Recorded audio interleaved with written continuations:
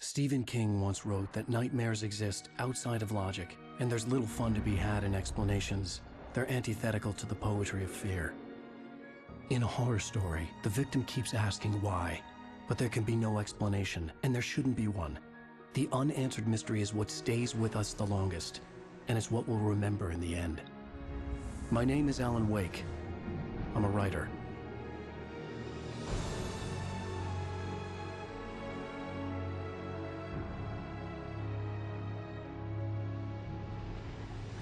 I've always had a vivid imagination, but this dream unsettled me. It was wild and dark and weird, even by my standards. So yes, it began with a dream. Following a typical nightmare pattern, I was late, desperately trying to reach my destination, a lighthouse.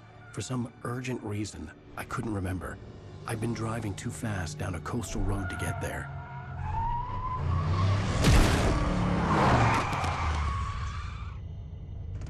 I'd seen the hitchhiker too late.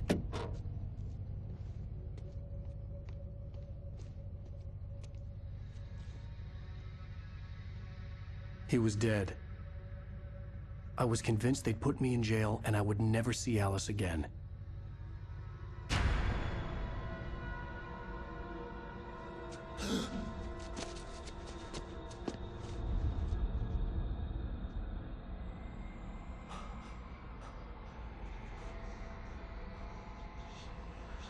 Suddenly, his body was gone.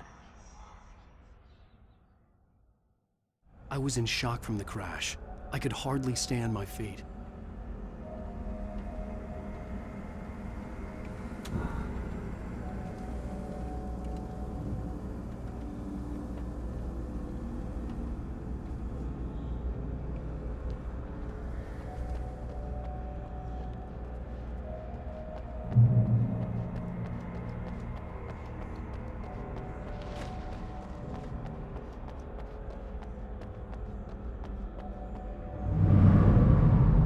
I had to go to the lighthouse. I knew there was something important waiting for me there.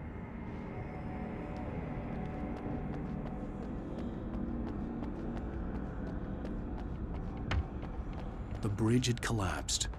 I'd have to find another way to the lighthouse.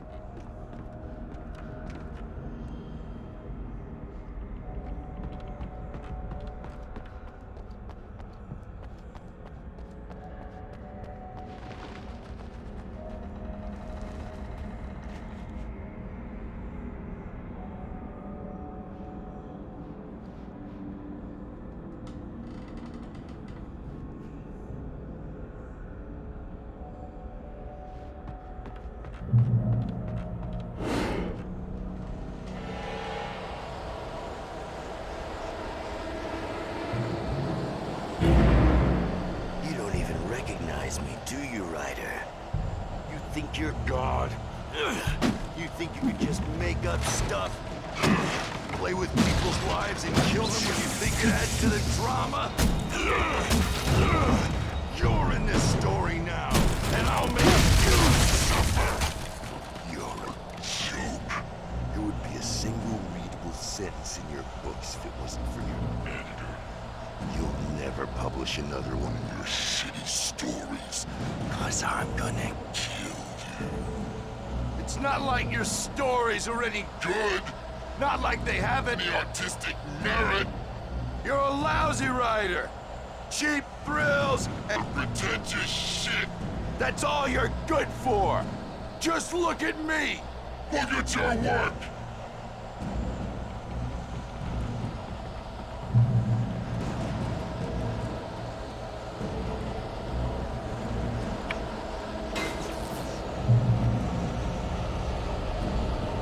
Missed your deadline!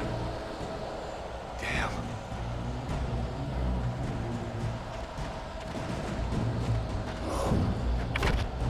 You can't stop me!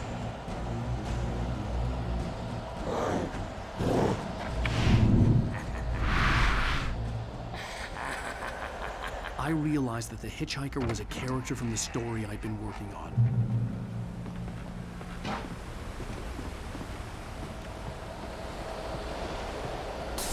does it feel to die by the hands of your own creation?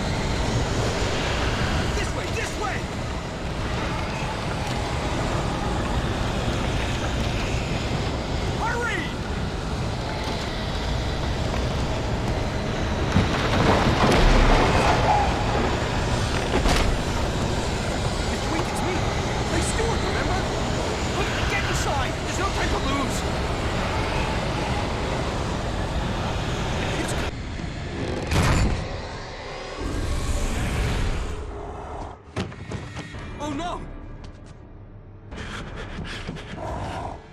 Stop! No! Damn it, die! No! No! No!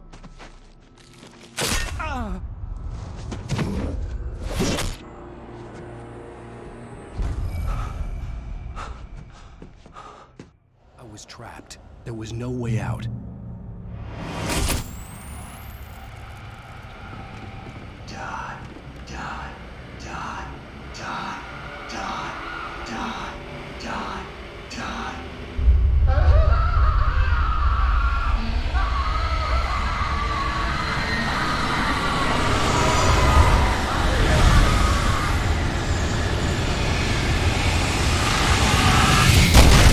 The cabin was a death trap. I had to get out.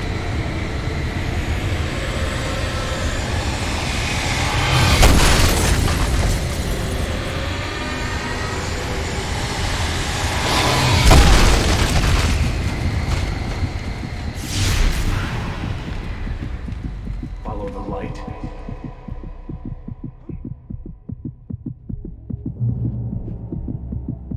You are hurt.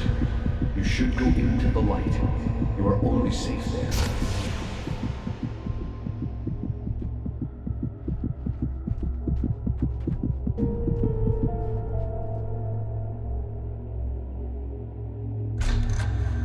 Well done. I have something important to tell you. It goes like this. For he did not know that beyond the lake he called home lies a deeper, darker ocean green, where waves are both wilder and more serene. To its ports I've been. To its ports I've been. Do you understand? No. Follow my light.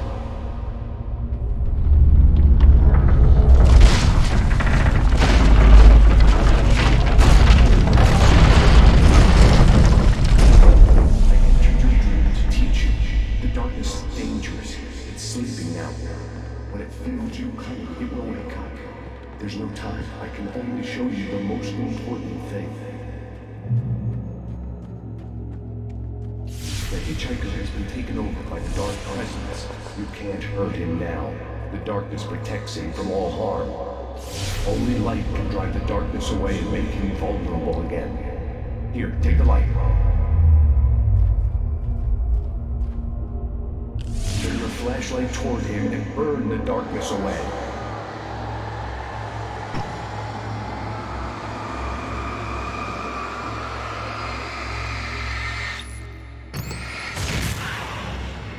You did it.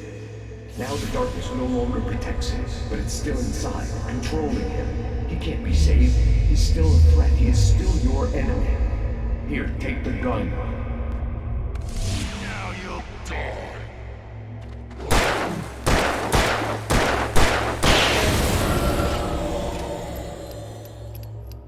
Good. You've done well. Remember what I've taught you. That is all. I will give you back your dream now. In the nightmare, a terrible darkness was taking over the world. The lighthouse was the last safe place on Earth.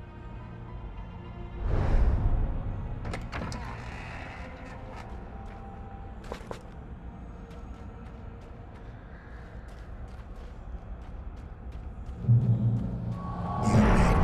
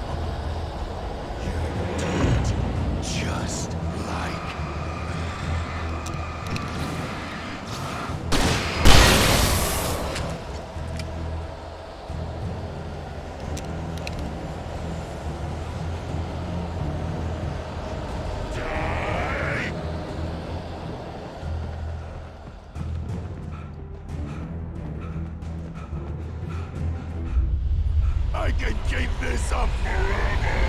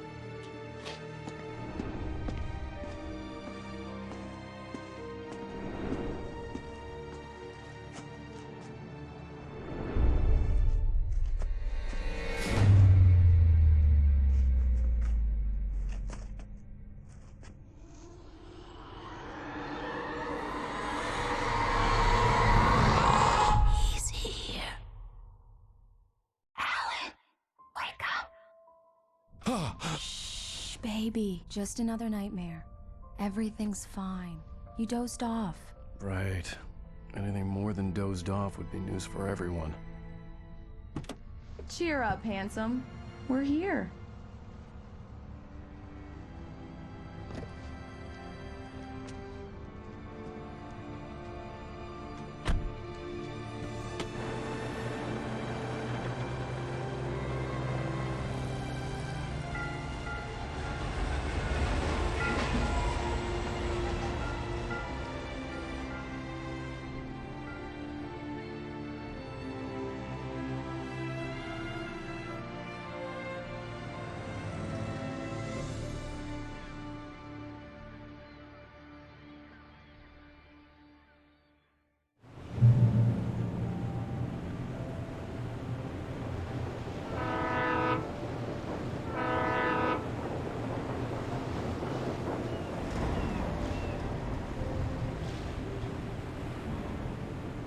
Let's act like we're on vacation.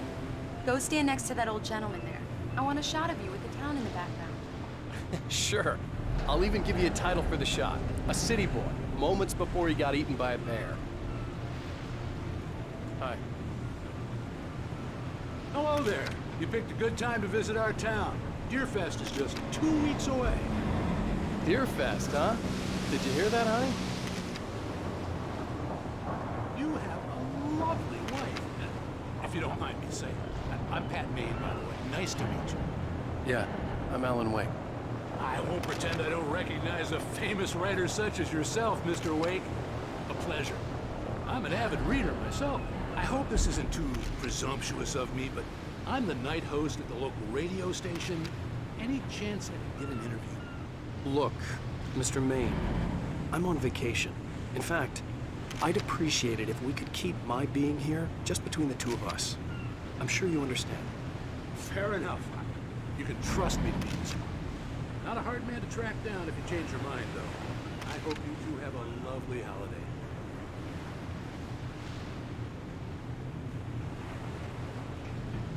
Very nice. I got a couple of really good ones. I see you made a friend. That's cute. Right. Yeah? Hey, bestseller. How's my favorite writer? Are you there yet? Barry. Yeah. We just got here. Are the locals giving you trouble? Just say the word and I'll hop on a plane and come make sure that you're left alone, Al. No, Barry, we're fine. Great, great. Just want to make sure you can relax and recharge. So, how is the place? Has it gotten your creative juices flowing? Barry, we're just settling in. Okay, Al. I'll call back later to make sure you're doing okay. And you call me if there's a problem, okay? Okay. Just looking out for you, buddy. Talk to you later. You too, Barry. You know he's going to be calling you every 5 minutes. Barry is Barry. I can always turn off the phone. What did I tell you? Text message from Barry. He says hi to you too. here. Come on, let's get back to the car.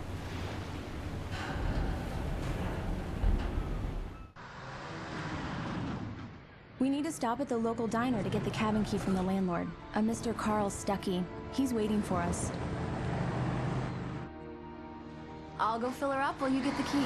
I'll pick you up here in, say, 15 minutes? Sure. Alan, thank you for coming here with me. I love you too. Go on. I'll promise to behave.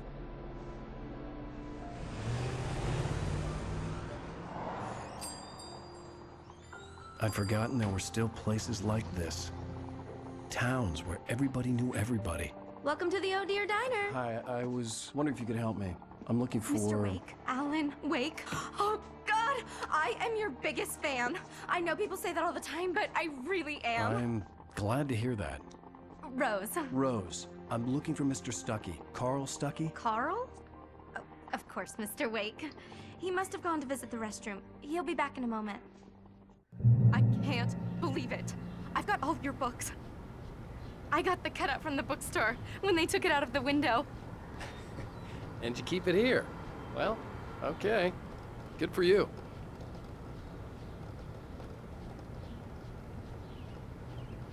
Try the coffee. Just don't blame me when you fall in love, 'cause it'll break your heart when you have to leave. Rusty here Do is me no a longer... favor, Sonny. I could really use a tune right now. Coconut, number 6 in the jukebox. I'd do it myself, but both of my legs have gone to sleep. Bad circulation. Yeah. Are you serious? Coconut again? You disgust me. Call yourself a rocker. Unbelievable. Ha! It does that. Get stuck. Yeah, you need to give it a good solid whack.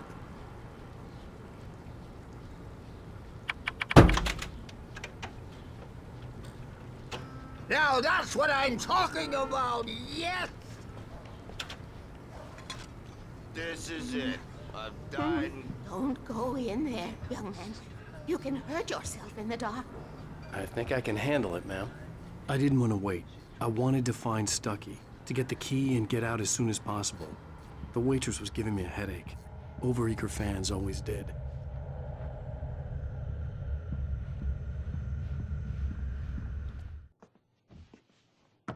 Hello? Mr. Stuckey? Carl couldn't make it. Unfortunately, he was taken ill.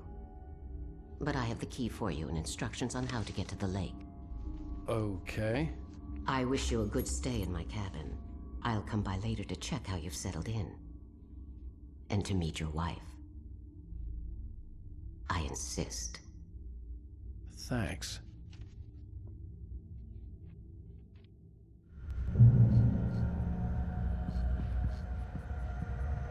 Cauldron Lake is a special place. Very inspiring.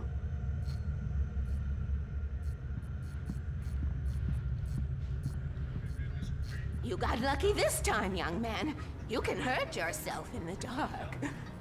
This really ought to be fixed, and then I must remind Sarah to change the lights at the station. It's been too long already. Even that sounds better than your singing. Are you all right?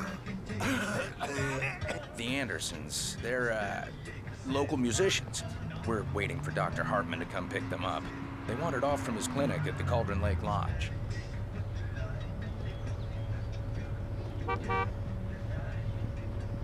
Bye, Mr. Wake. Mission accomplished. The key and the directions. My hero. I got some flashlights, just in case. Hey, wait! Mrs. Wake! Your keys!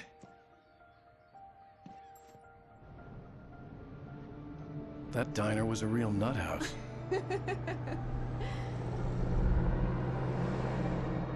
Can you believe this place? This would make a wonderful setting for a book. We're supposed to be on vacation, Alice. I'll figure it out when we get back home. Okay? Okay. We can talk about this later.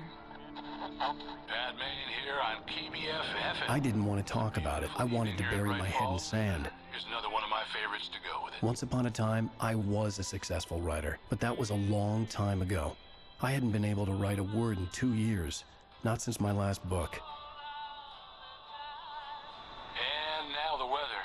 It's gonna be a clear night, so you folks in the big city might want to look up every once in a while. See those stars winking down at you? It gets pretty dark out here, but they'll light your way.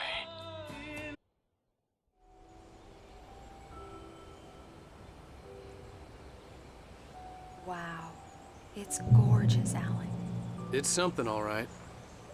Don't worry, honey. I'll get you inside safe and sound before it gets dark. And I've got the flashlight.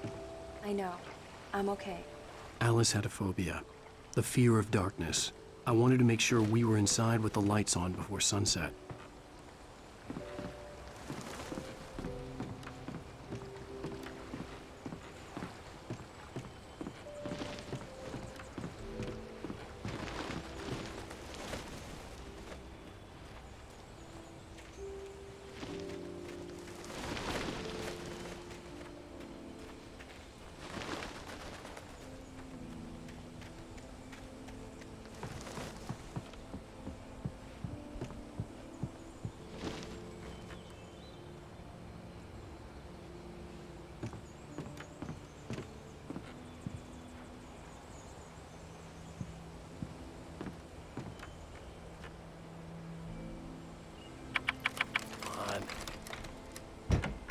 It's dark in there. We need lights. Can you figure out how to get the power on, honey?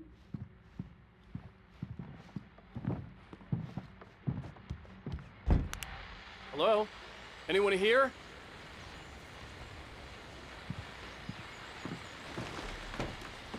The Deerfest guests have already started to arrive. Just ran into one on the ferry. A famous artist, no less. We'll see if we can rope him into an interview later on. Now, let's go to the phones. Caller, you're on KBF-FM. Hi, Pat. It's Rose. Why, hello, Rose. What's on your mind? I know who that famous artist was. It was Alan Wake, wasn't it? He's my favorite writer. Well, Rose, I just saw him at the diner. Oh, I am so excited he's here. I'm sure he's glad to be here, too. Well, folks, I guess the secret's out. This is Pat Main on KBF-FM.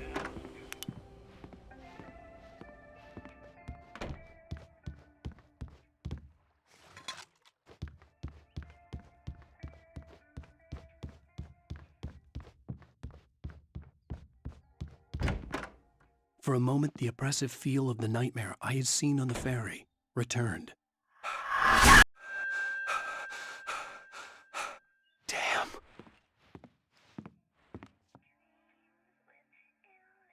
I needed to get the power running in the cabin. There had to be a fuse box or a generator somewhere on the island. The cabin looked like a time capsule from the 60s, or even earlier.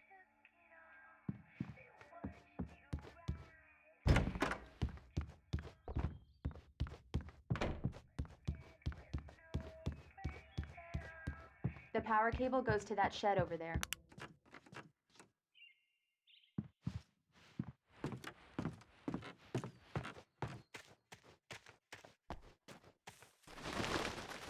The island had once been the site for a love story. Maybe it would be that again.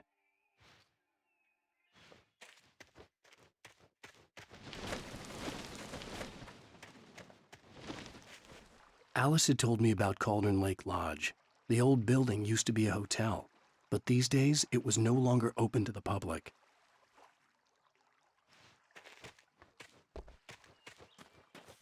An old generator had been connected to the power cable.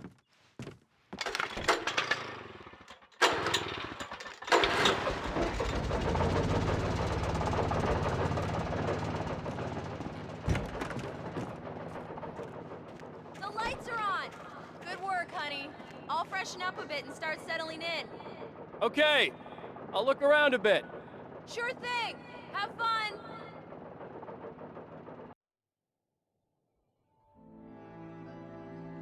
It was a beautiful place.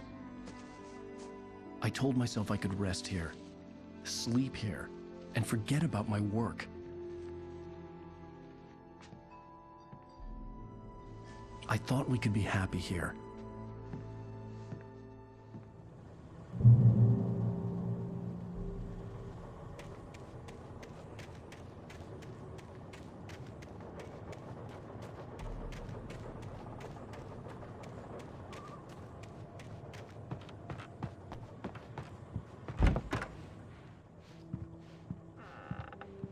Alice? Honey?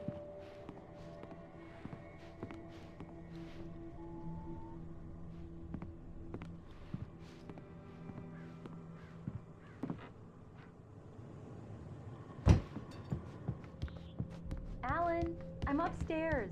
I have a surprise for you. Well, hello there. I'm not the surprise. It's in the study. Go take a look. Okay. Surprise! Alice? What is this? I guess I have a small confession to make.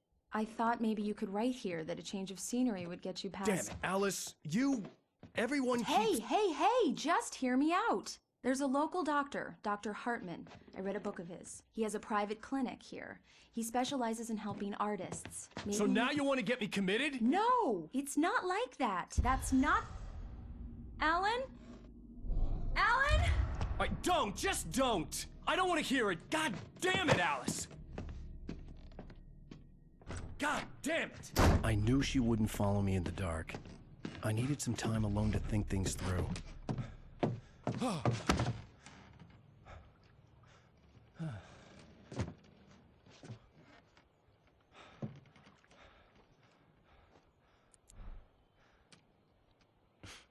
Damn it.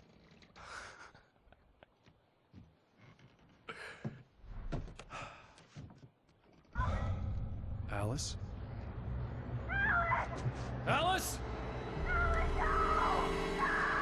Alice! The cabin had gone dark. All the lights were out.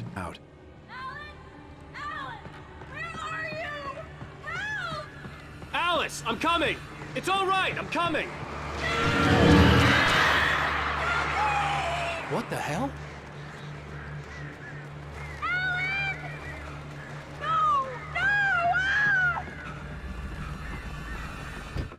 Alice?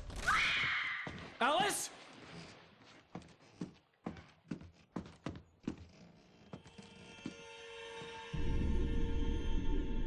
Oh no!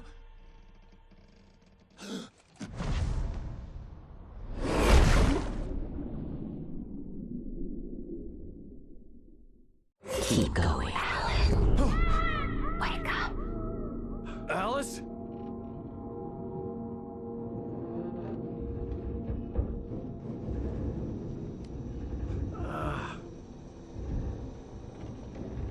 Waking up in the crashed car felt like I had woken from one nightmare and entered another. I couldn't remember how I got there. All I knew was that something terrible had happened to Alice.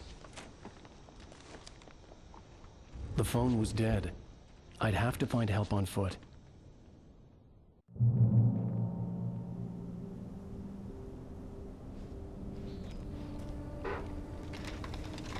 Among Alice's things was a book, The Creator's Dilemma, by a Dr. Emil Hartman. Seeing the book brought back my fight with Alice. I didn't like it, and I didn't like the guy's smug face on the cover either.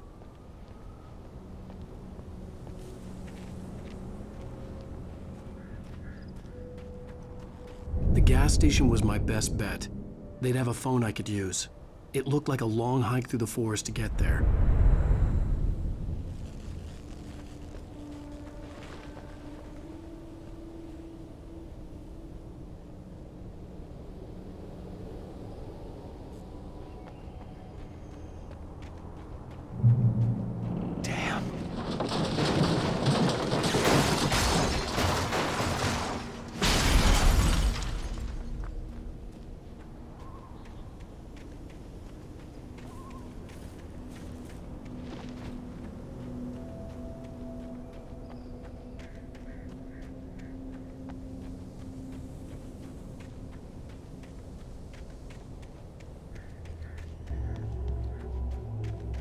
Hello?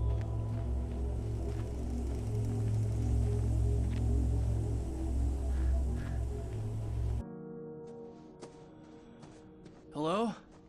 Is someone there?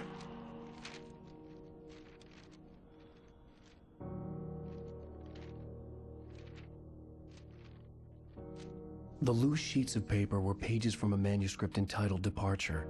That was the name I planned to use for the next novel I had never gotten started. I was named the author. I hadn't written it. I couldn't remember writing it. In the scene on the page, the hero was attacked by an axe murderer in the woods at night.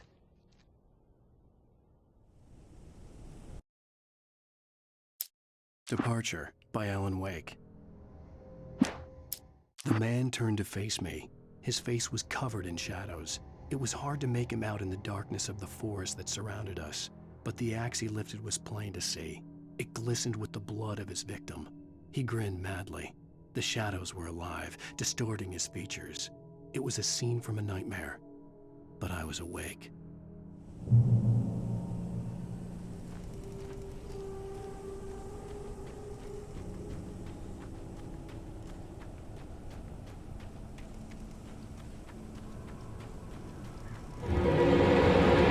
Anybody there?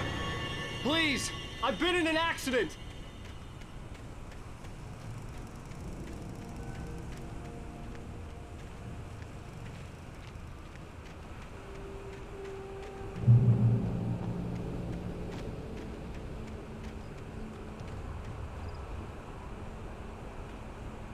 The lights up ahead were a good sign. Maybe I wouldn't have to hike all the way down to the gas station to find a phone.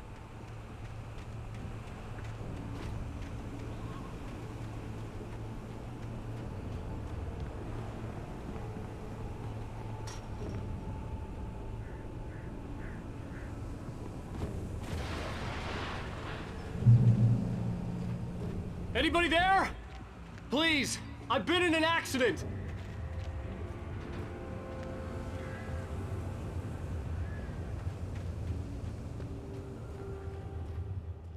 Hey! Hey, you! Phil! There's been an accident. I need help. Listen, I need to... Premium cabins for rent in... Nightfall! Oh, hell. Carl Stuckey. Pleased To meet you. non-refundable reservation Deposit required.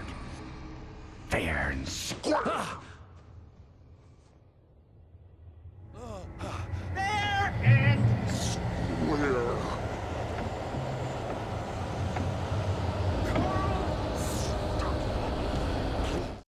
The Taken stood before me. It was impossible to focus on it, as if it stood in a blind spot caused by a brain tumor and eye disease.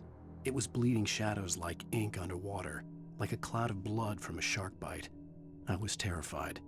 I squeezed the flashlight like my life depended on it, willing it to stop coming any closer. Suddenly something gave, and the light seemed to shine brighter.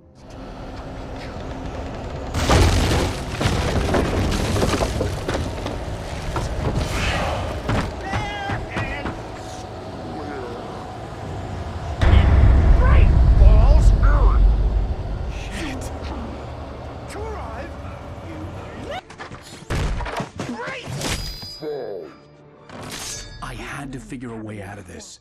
Any second now, and Stuckey would be knocking on the door with his axe like Nicholson in The Shining.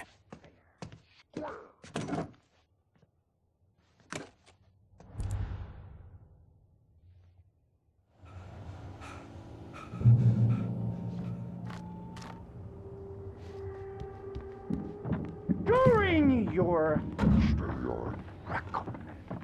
trying walking, it's the latest thing in testimony. Yes. Proven. Bright Falls Sheriff Station. How may I... Hello? Hello? You can see the sights and keep those cholesterol. The spat.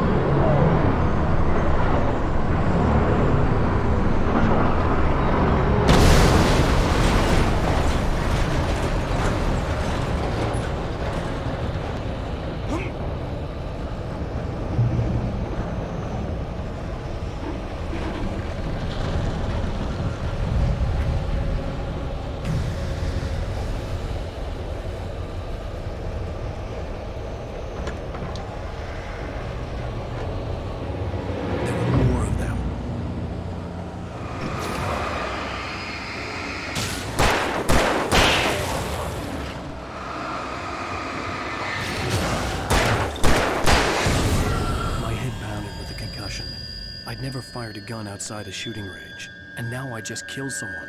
Or something. There were no bodies. They just disappeared. If I was dreaming, it felt real enough to make me sick. Eerie hand-painted graffiti was revealed by my flashlight. Someone had hidden a chest of supplies near it.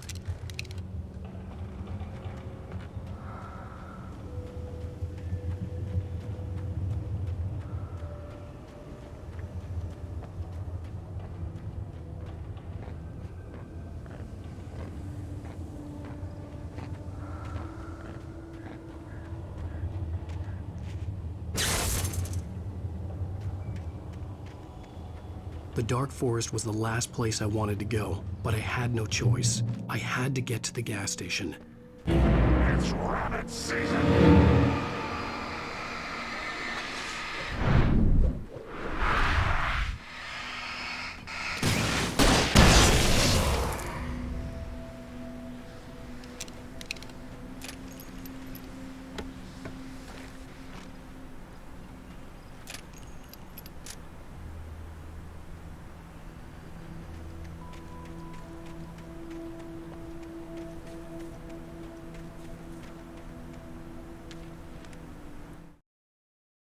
Rose knew she had been gushing, but right now, she didn't care.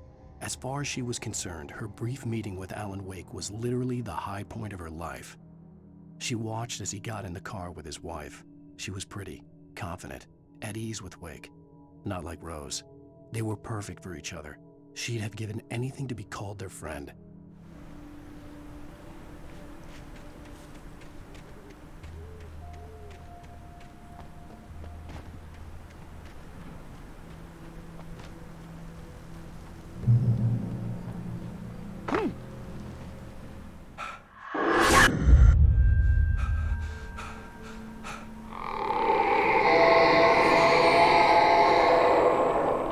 What the hell was that?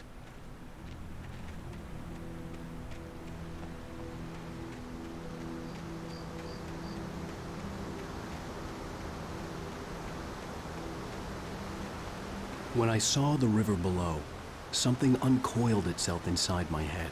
I realized that I'd have to find a way across. I didn't even want to look at the water.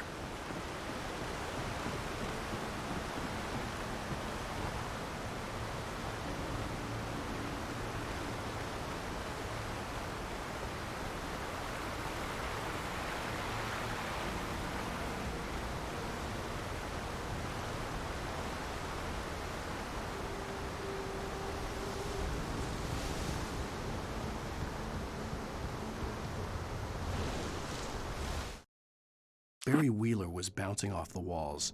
He jumped on a plane after his calls were ignored by both Al and Alice for several days. It could mean that they were both on a second honeymoon, but Barry didn't buy it. Al had been way too unstable for that, not sleeping, messed up. Barry had years of experience dealing with Alan Wake, and he couldn't ignore it. Something was wrong.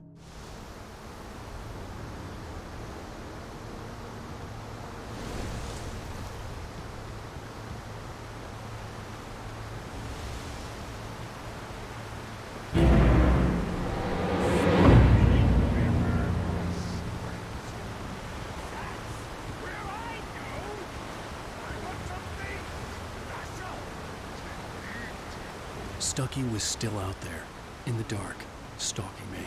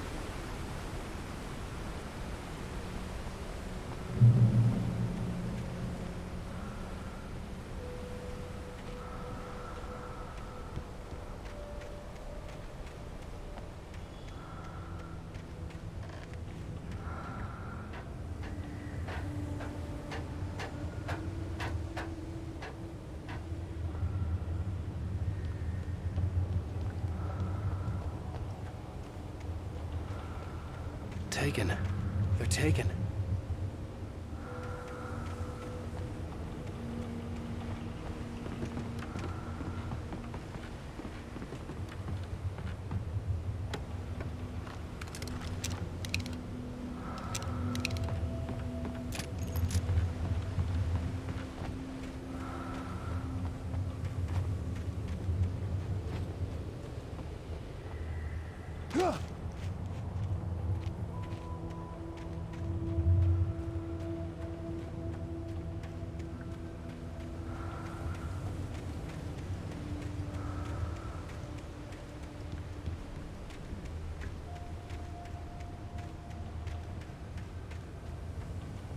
The staircase was broken.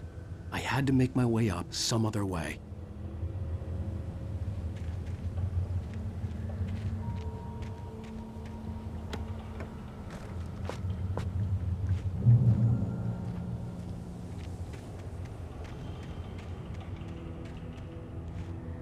There was no power. There was bound to be a generator somewhere at the logging site.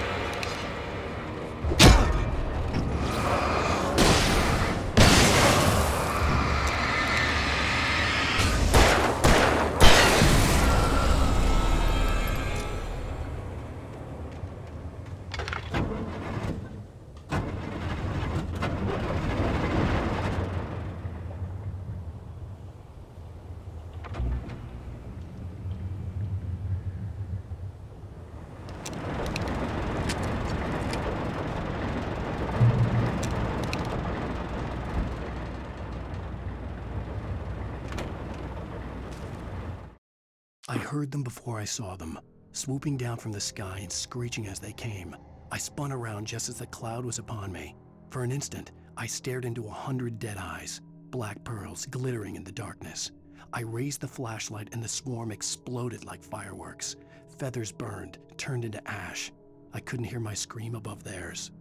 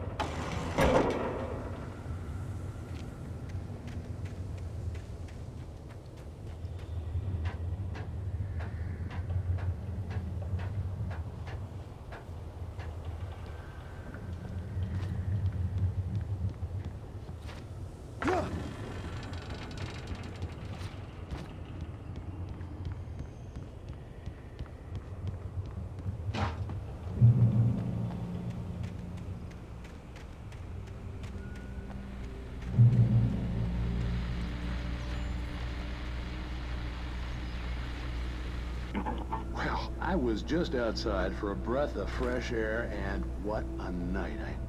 I know most of you are probably in your beds by now, but if you're still up and around, take a moment. Step outside for a spell and breathe in deep. The weather is absolutely still. The sky is crystal clear. It's like the forest is quietly breathing along with you. You listeners know I'm a night owl, and it's on nights like this I wish I wasn't cooped up in the studio. Makes an old man like me wish I could just roam wild. But here I am, and it would keep you company all night long if I weren't.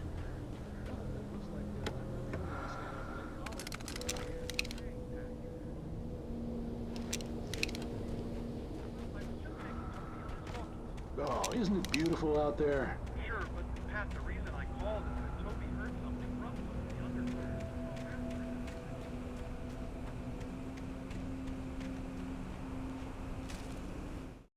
At first, I kept finding the pages as if by accident. The book I couldn't remember was either a terrible and true prophecy or an act of creation that had rewritten the world. I began to hunt the pages feverishly, for they held the answer to the mystery. With it, I could save myself. With it, I could save Alice.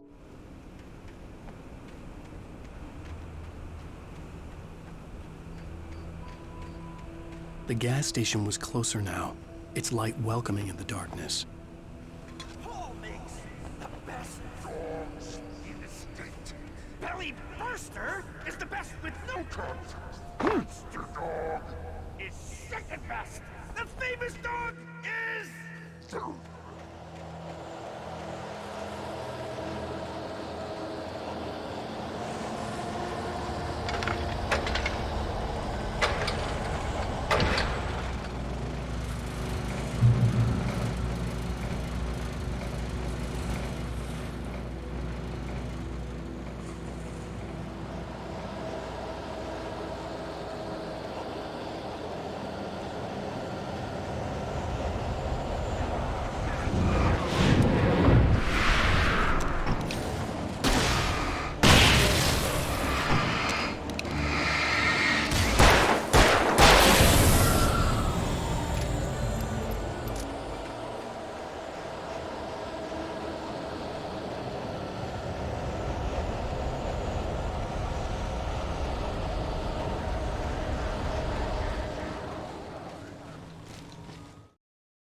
I stepped into the gas station's garage. It was dark and quiet.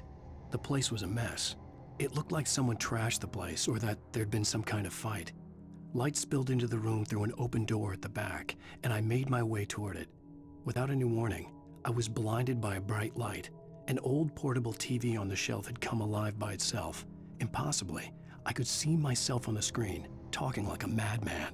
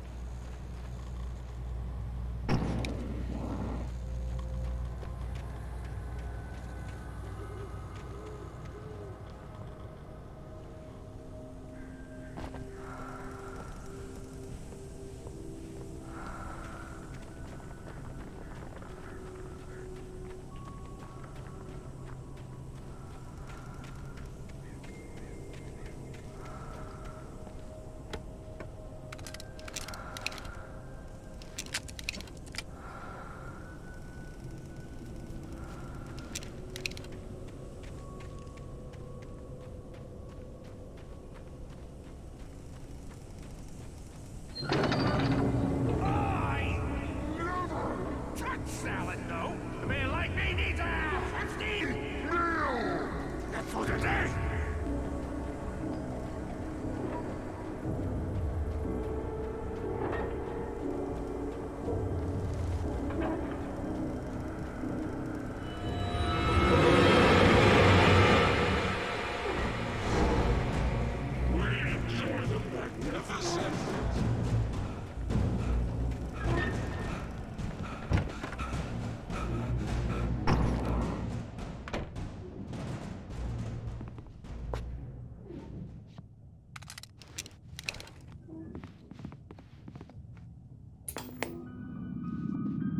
Science. It bestows immortality on those who advance it to elevate all of mankind. Newton, Einstein, Sagan, princes among men. But the price for such a legacy is steep indeed. In Night Springs. Tonight's episode, a quantum suicide. If our lives are already written, it would take a courageous man to change the script. Having called a press conference, Dr. Barclay Colvin is about to demonstrate that very courage.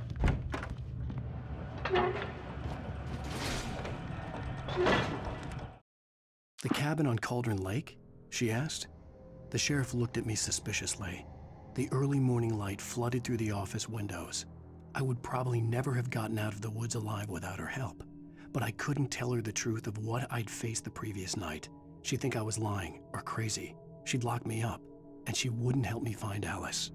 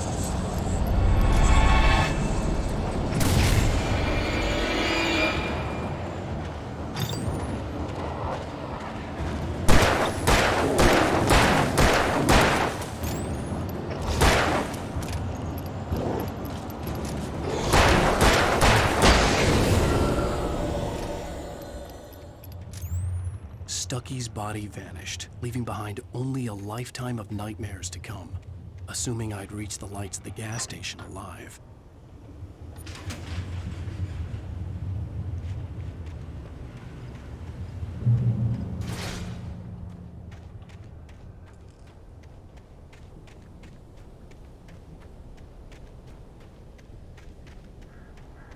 I recognized the parade float I had seen in Bright Falls when I first arrived with Alice.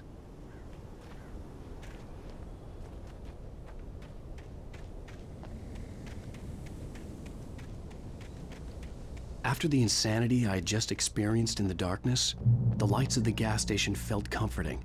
At least for a moment, the sane world reasserted itself. Stucky spat on the garage floor and tried to shake the cobwebs from his head. Ever since the couple never showed to pick up the keys, things had been fuzzy. A feeling caught his attention. Stucky looked up and stared as his brain tried in vain to process the horror before him. He stumbled back, knocking over a can of oil. A black pool spread across the floor while he struggled for a brief moment, then let go as the unrelenting darkness engulfed him. The Deer Fest had been 2 weeks away when we arrived. If the day count on the banner was right, I was missing a whole week between the night we got here and now. The garage was a mess. It looked like someone had trashed the place, or that there'd been some kind of fight. I'll write. I'll keep writing. Outside there's only darkness. Outside the cabin, outside the story, there's only darkness. I can feel her presence in the dark. Just now, I could smell her perfume in the room. I'll reach her, I'll fix it up. I'll bring her back. The story will come true. If I stop, she's lost. I don't believe this. It'd been me on the TV, talking crazy. Was I losing my mind?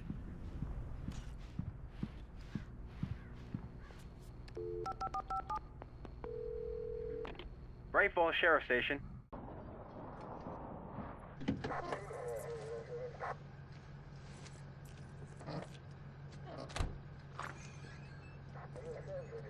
Oh, thank God, Sheriff. Sheriff Sarah Breaker. You are... I'm Alan Wake, but listen. I was in a car crash. My wife, Alice, she's missing. Calm down, Mr. Wake. We were staying in a cabin on the island, on Cauldron Lake. There's no island on Cauldron Lake. Not since the big eruption in the 70s. Please, I can take you there, okay? You look like you've taken a pretty bad knock to the head. Are you okay? Listen, we'll figure this out. Please get in the car. We'll swing by the lake and then we'll go to the station, okay? Mr. Wake, have you seen Stucky, the guy who owns this place? I realized I couldn't tell her what had happened in the forest. She wouldn't have believed me. And then she wouldn't have helped me with Alice.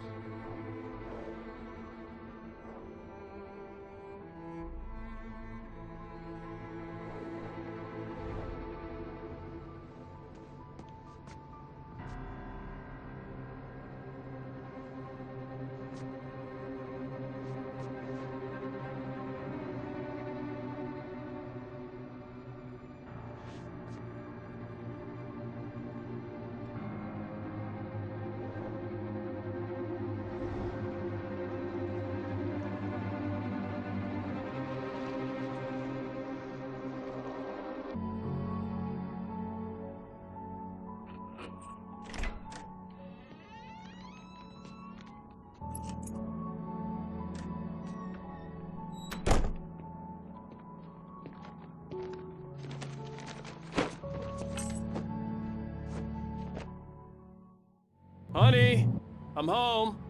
Back here, sweetie. How was it? Worst weather I've ever seen.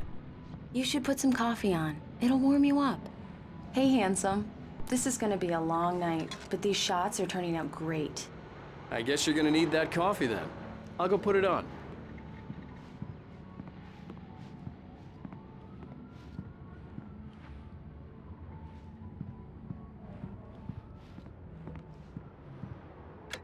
Coffee's on. Great, thanks. I'll need it if I'm gonna finish this by tomorrow.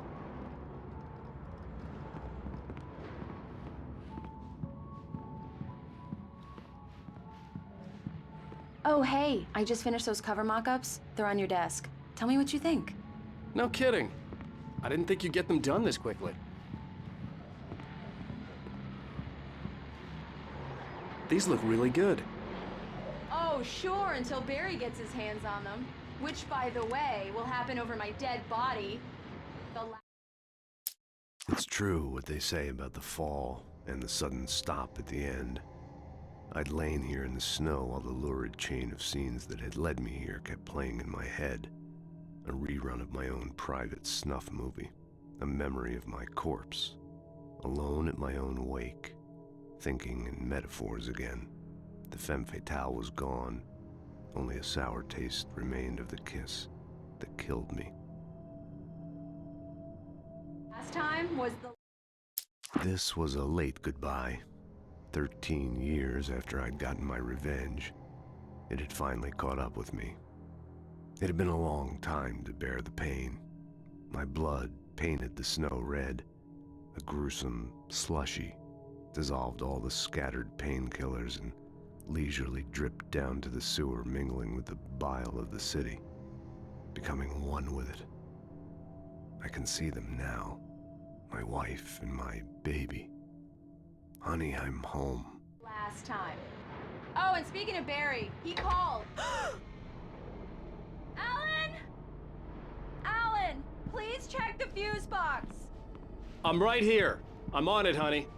Please hurry. I'm right here, baby. I'm fine. Just get the lights back on, now, please. Honey, it's a power outage. I've got the flashlight. Okay. Hi. You okay? I'm sorry. It just really spooked me. Don't worry. We'll just break out the candles. I know it's stupid, but it's just... Especially when I'm not prepared for it, you know? It gets to me. I love you. Tell me a story, writer. Okay. I used to have these nightmares when I was a kid. The dark really spooked me, too. When it got really bad, my mom gave me this old light switch. She called it the clicker. The clicker, huh? Yeah. If I ever got scared of the dark, I could just flip the switch and a magic light would scare the monsters away. Oh, sure. Here it is. Alan. Maybe it'll help you, too. Yeah, nice story, writer boy. You made that up right now, didn't you? No. Seriously. I love you, even if you are a liar. Thanks for this.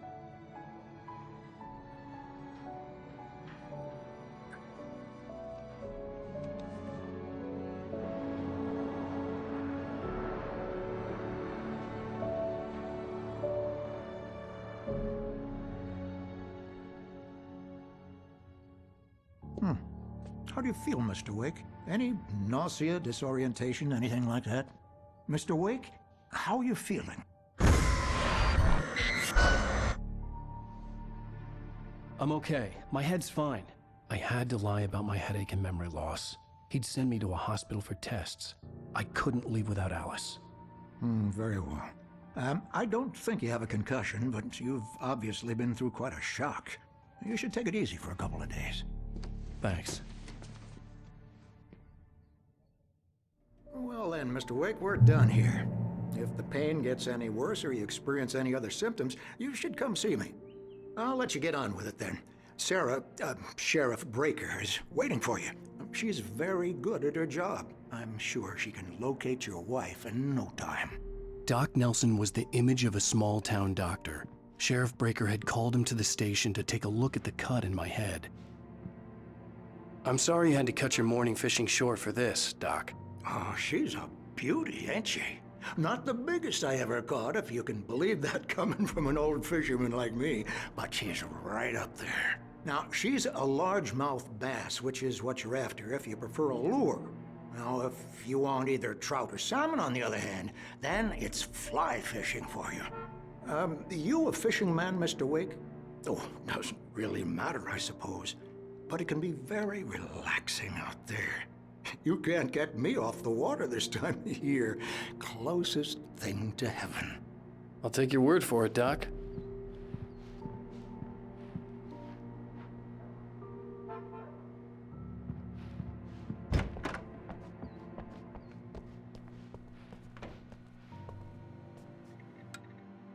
Thank you for testing the lights, Miss Weaver.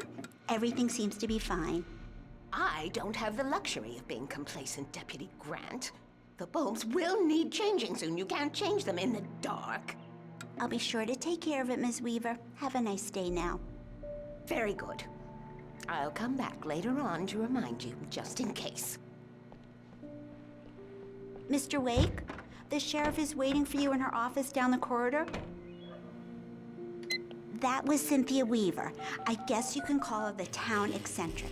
She used to be the editor of the local newspaper, but she's focused on, other things these days. She'd fit right in where I come from. As you can see, she's a little obsessed with maintaining the light bulbs of the whole town, refuses to step on shadows, things like that. Back in her day, she wrote about all sorts of weird things in the paper. Bright Falls has a colorful history. Of course, what small town hasn't?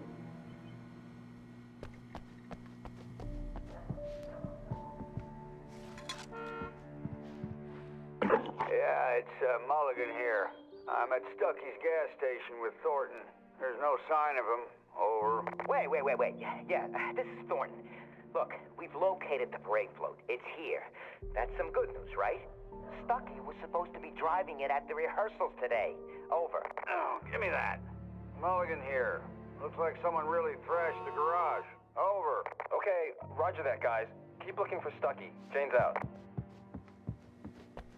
The sheriff wants to see you in her office, Mr. Wake.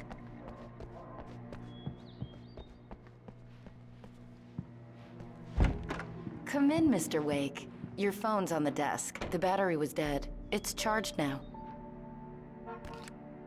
Have you started looking for my wife yet? My men are already on it. Now, can you tell me what happened? I'm not sure. I can't remember. We were arguing. I walked out of the cabin. The cabin on Cauldron Lake? How did you end up at Stucky's gas station? I wanted to tell her what had happened last night, but I couldn't. She'd lock me up. Excuse me. I need to take this. Hello? Alan, please help me. Alice? Stop talking to the law. You'll do exactly what I say if you ever want to see your wife. Who is this? Go to the back lot. There's a hole in the fence on the left. Look inside the junker. I left a little something there to convince you we're all on the same page here. After you ditch the cops, you're gonna meet me in Elderwood National Park. There's a spot called Mr. Lover's Wake, Peak. can I help you with anything? Midnight. Don't do nothing stupid, pal. We're watching you. I need to get some air. The sheriff said I could go out back. Hey, mister! Mr. Wake, Hey, can you get turn the into light? corridor. The light's on!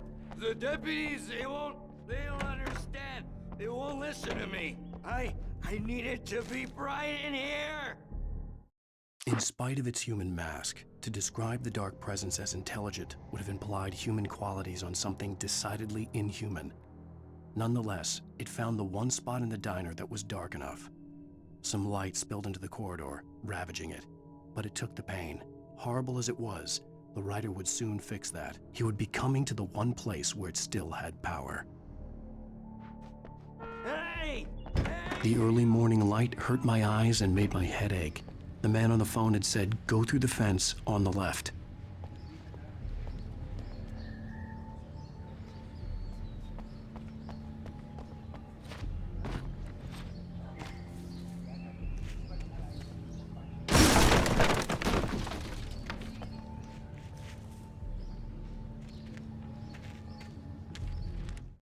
The kidnapper fired his gun one last time, and the shadow vanished into the darkness it had come from.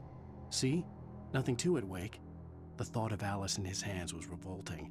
We stood on the wooden platform of Lover's Peak, the waterfall on the mountain behind us, the lights of the radio mast blinking red in the heights above. I fought with the urge to take a swing, force myself to speak. Let's cut the act now. Where's my wife?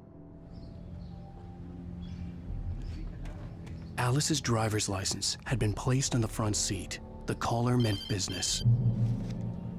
Barry? Ow! Ow! Thank God! Where the hell have you been? I've been trying to reach you for a week, you and Alice.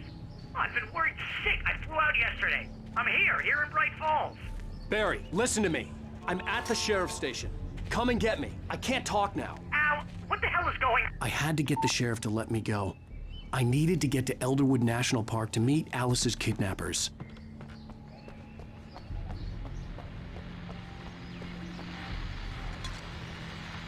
Well, folks, it's been another long night, and it's about time for me to sign off for a while. God knows I need my beauty sleep.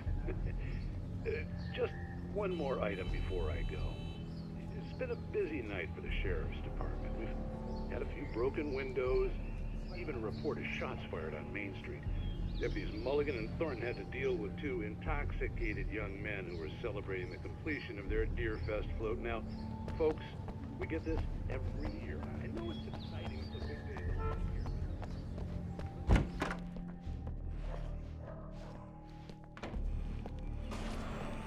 A writer is a light that reveals the world of his story from darkness, shapes it from nothingness. The way a sculptor carves a statue from a block of granite. If I stop, the world I'm making dies. Darkness will reclaim it. It's a long, hard journey into the dark.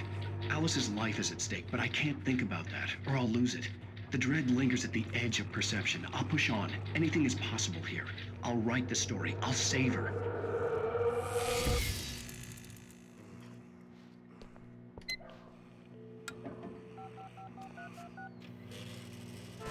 Marvelous, Sarah. I just wanted to settle all the damage the Anderson brothers might have inadvertently caused on their recent and regrettable little outing. They are not accountable for their actions, of course. I can assure you that my staff has been reprimanded. Tor and Odin never caused any trouble to anyone when they were still living at their farm. Indeed. All we can do is to slow down the progress of their dementia. Are you feeling any better, Mr. Wake? I'd like to leave. Am I free to go? Well, we still need to talk about... Am I under arrest? No, of course not. But I need to know where you'll be staying so I can get in touch with you. I'd avoid the motel. The Majestic is known for its roaches. The cabins at Elderwood are pretty nice, though. That sounds perfect. I'm Dr. Emil Hartman. I'd like to invite you to stay at Cauldron Lake Lodge. Did you talk to my wife? I had the pleasure of discussing your situation with her on several occasions. Did you set something up with her? I invited her here. My clinic is a place where... Oh! Hey! Oh, my! Take it easy. Hey, nobody move! Get your hands off of my client! Who are you? I'm Barry Wheeler, his agent. If you have business with Mr. Wake, you talk to me. You yokels won't know what hit you once I sick my lawyers on your asses. No harm done, Sarah. I'm all right. I don't want to press charges. Mr. Wake, my offer still stands. Get me out of here. What the hell was that about, Al? We don't need a replay of that thing with the paparazzi. I thought they were gonna lock you up. I had to talk to someone. I told Barry everything. He thought I was certifiable, but when he heard about the manuscript, I had him. The fact that I'd written something, even if I couldn't remember it, was enough for him. He smelled money. And he believed that Alice had been kidnapped. Anything beyond that was another story. I had a midnight appointment with the kidnapper in a place called Lover's Peak, somewhere in Elderwood National Park. The plan was to rent a cabin. I don't like it, Al. I don't like any of it. It's not good. In fact, it's the absolute opposite of good. Mr. Wake! Barry, you found him! Hi, Rose. Oh, wow, I was just thinking about you, too. Great. I was just bringing Rusty some coffee. He's on the balcony, looking after Max. Poor thing. I really need to go. Great to see you again, Mr. Wake. Later! Who's Max?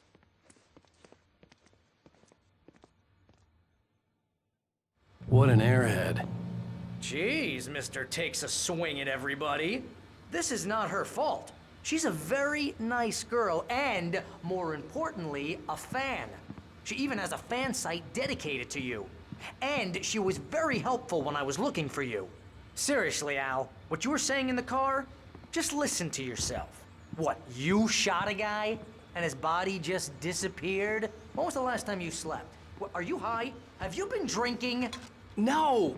Look, Barry, I'm missing a week, and someone's got Alice. Do you and everything's understand just... what it sounds like when you say stuff like that? Don't get me wrong, it's a good story, could be a bestseller. But when you start confusing fiction with reality, you're buying yourself a ticket to the funny farm. All right, wait here.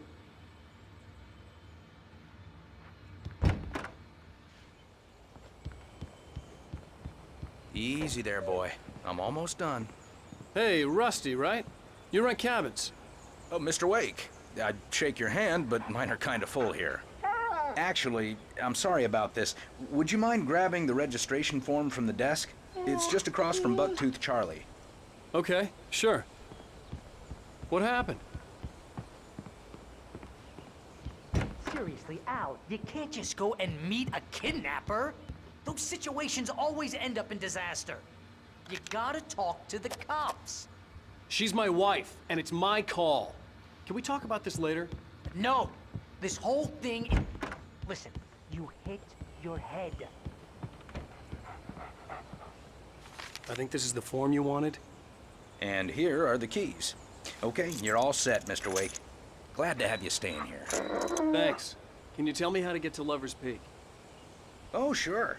It's at the end of the nature trail. Just follow the paths, you'll get to it eventually. It's an easy walk. Nice spot, too.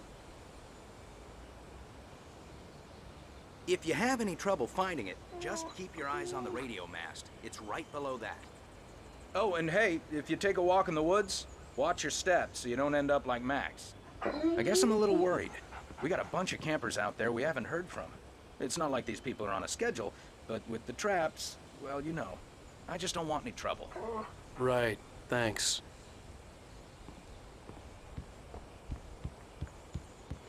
If you're trying to pull a joke on me, freak me out, it's working. Ha ha, let's have a laugh on Barry. Well, you had me going there real funny, Al. You can quit it now. Look, Al, you're asking me to believe that you shot a dude who went poof into thin air, a guy who was bulletproof until you pointed a flashlight at him. You hear that from people who end up spending time in padded rooms, strapped to their beds, wearing white shirts with too long tangled up sleeves, and eating a healthy diet of pills. Al, you make cruel jokes about people who believe that kind of stuff. You're the skeptic. You gave me an hour-long lecture on homeopathy last month. What was it? If there's no proof, it's pure bullshit. Period. Guess the laugh's on me then. Al, come on! I mean, okay. Okay, maybe something weird happened to you, okay? Well, thanks for the heartfelt vote of confidence. All I'm saying is you gotta throw me a bone here, bestseller. What would you think if it was me? There's no way you should be going out at midnight with a gun. No one asked you to come here, Barry. Either work with me on this or go straight back to New York. Your choice.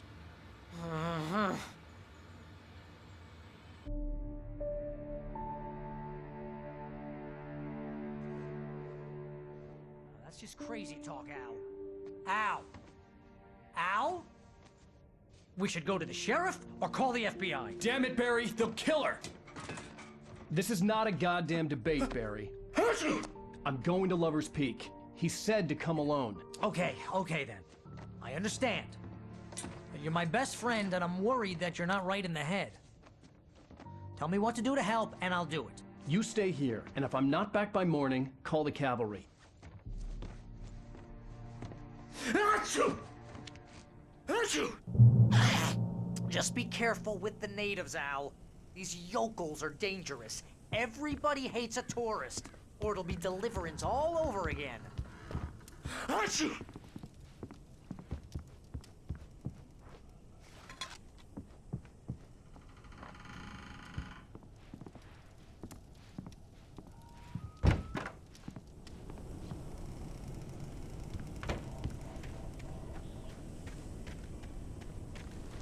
I'll wait here, Al. I'll hold down the fort. I'll be with you in spirit every step of the way, Al. Walk through the door now. Barry had never gotten along with Alice, but he knew Alan loved her with an almost frightening intensity. And now something had happened to Alice. And here was Al armed with a gun and saying things people got put in padded cells for. It was as if his friend had experienced a massive psychotic episode and was now totally disconnected from reality. It scared the shit out of Barry.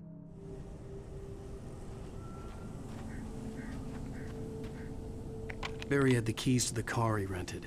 Wasn't a long walk to the visitor center, and it wouldn't be any use to me in the forest. I knew I should have gone to the cops. This wasn't the smartest thing I'd ever done, but I was still angry with Barry for trying to talk me out of it. These people had called me right in the sheriff's station. The cops wouldn't scare them, and they had Alice.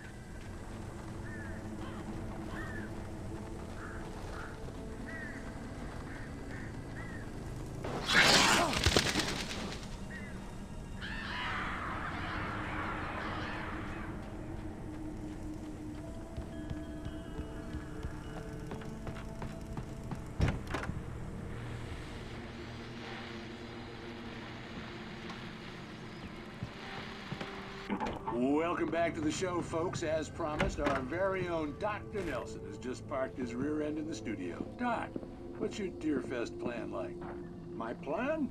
You make it sound a lot more organized than I ever seem to manage.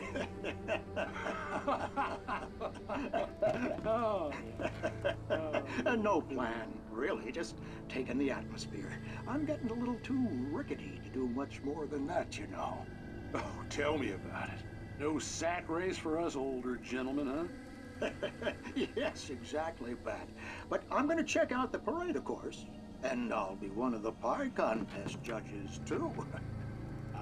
Well, that takes a different kind of constitution. Oh, yeah. It's my kind of exercise. Now, Doc, seriously, you're in pretty good shape. Maybe I can notice that.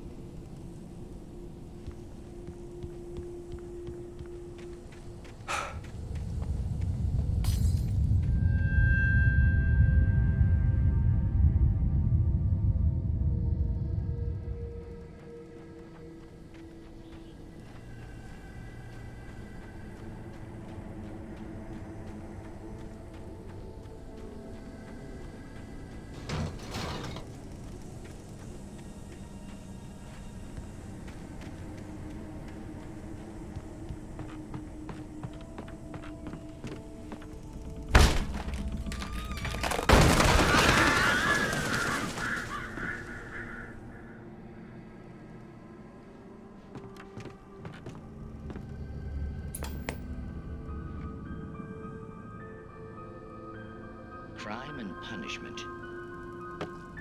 The cancer and cure of civilization. But some crimes are impossible to punish, especially in Night Springs. Tonight's episode, The Man in the Mirror.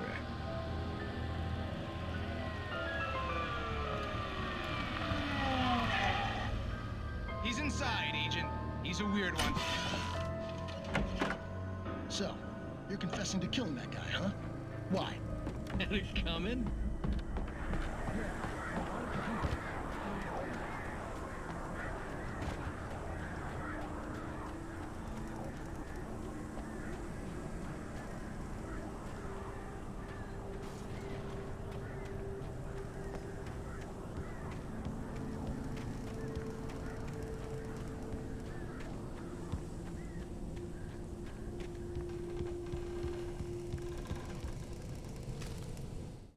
Rose knew that Rusty was in love with her, and she liked him too. She liked him a lot. He taught her to dance, and life had certainly taught her the value of a man who was gentle.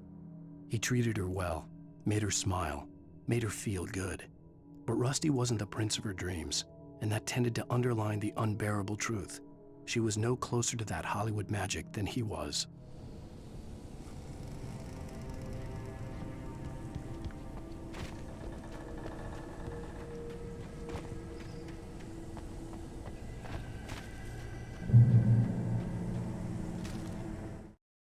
The air in the visitor center was heavy with an awful smell, as if some rotten drowned thing had crawled up from its grave.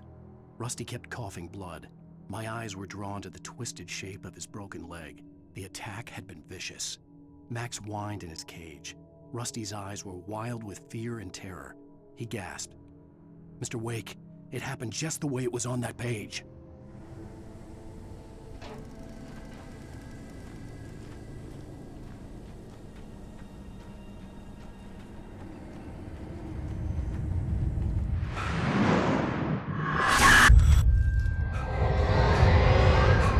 The vision left me weak. This was no head injury. Rusty, damn. Rusty, hang on! I'm coming! Please, help me!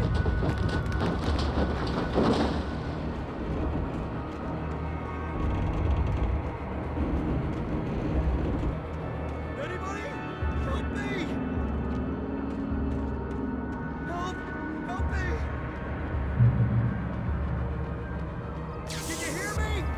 Anyone? Please help! Help me! Hello? Back here! I'm back here! Hey!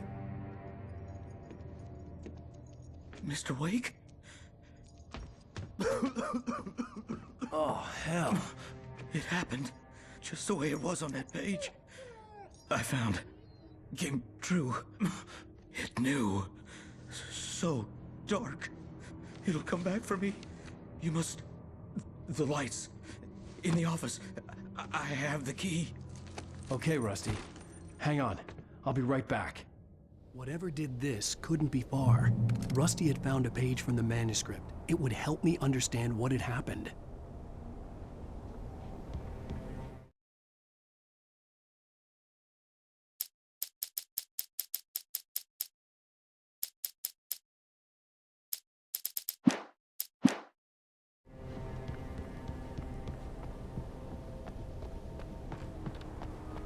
The only way to make sure that Rusty was safe was to get the power running and the lights back on.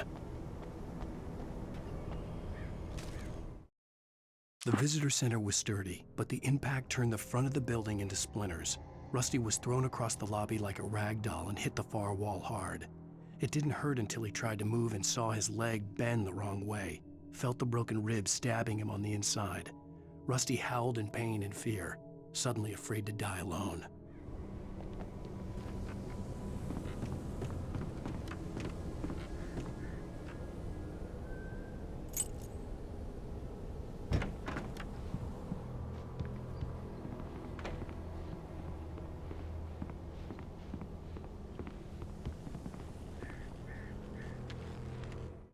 At the last instant, I changed direction and threw myself down. The axe splintered the trunk of a tree. I stumbled into the pool of bright light. My lungs burned. I was too exhausted to move. I tensed as I waited for the killing blow, but it never came. I raised my head. Nothing moved in the darkness beyond. For the moment, bathed in the cold light, I was safe.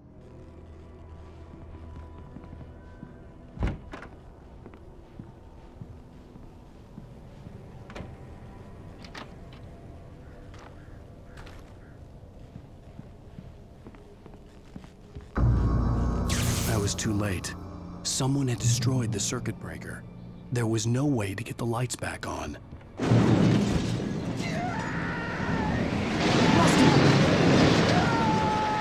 Rusty!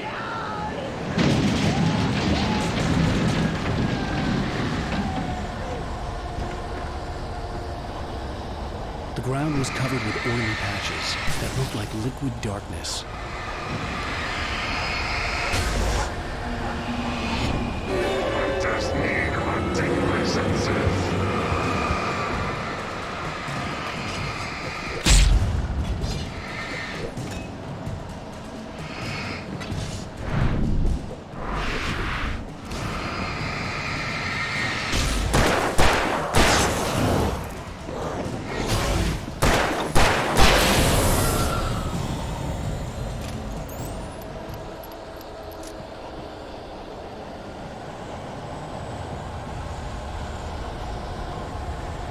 Something had torn a mammoth-sized hole in the wall. Please don't feed the animals.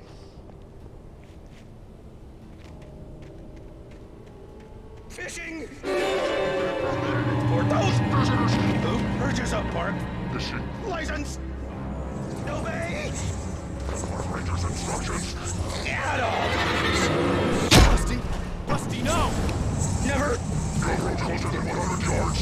Two bears and wolves never approach any other wolf closer than. That must be least. Never leave your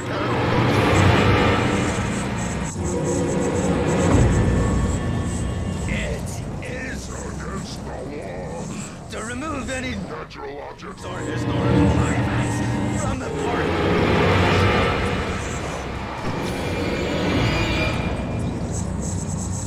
This includes even you may or even simple berries.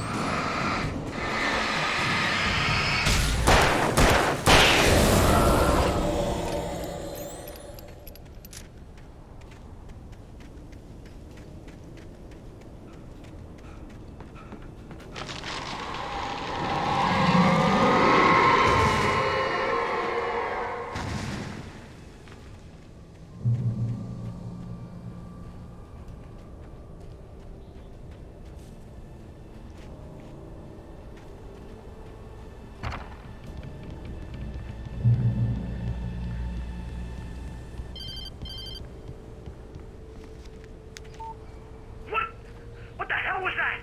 I saw from the window. I saw something. Forget about it, Barry. It's just me going crazy. Oh, jeez. Oh, jeez. You're not crazy. I wish you were crazy, but you're not crazy. Ow, be careful.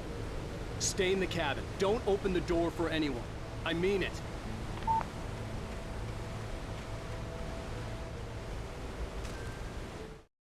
In that last instant of consciousness, Rusty thought about Rose. He was older than she was. Rose was barely out of her teens, but she made him feel young and forget what a train wreck his long-dead marriage had been. He still wore the ring. He'd been waiting for her to tell him to take it off. Now she never would.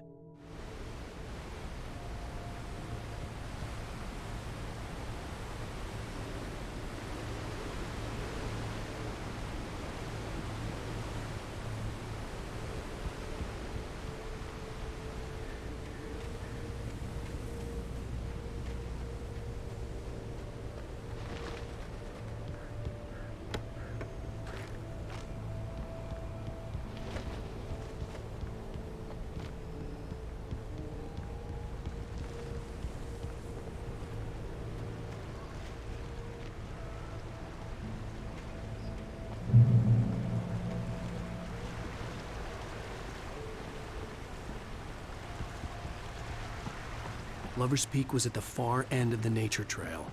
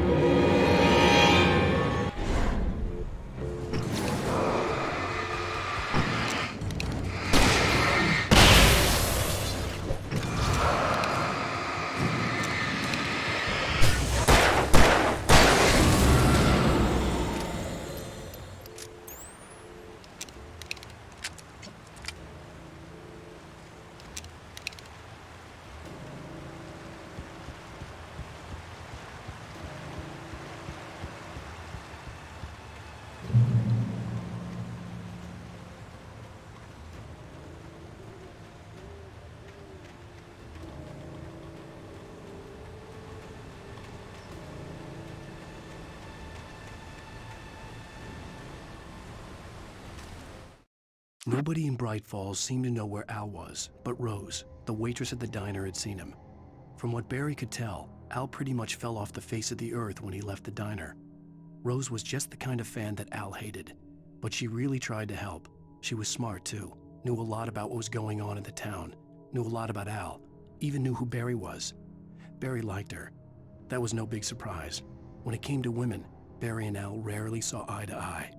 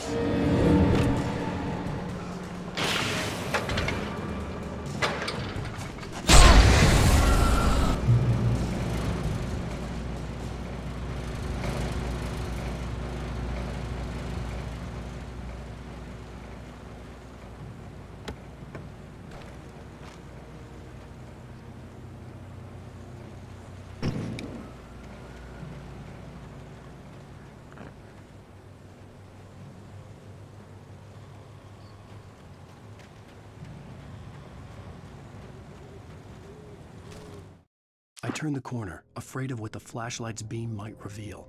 Suddenly, a roughly painted symbol of a torch glowed in the light. Behind it, hidden by a rock, sat a battered metal trunk. It was here for a reason, packed with supplies, batteries, flares, ammo, things you need to make it through the darkness of the night. Something left behind by someone who knew what I knew, and more.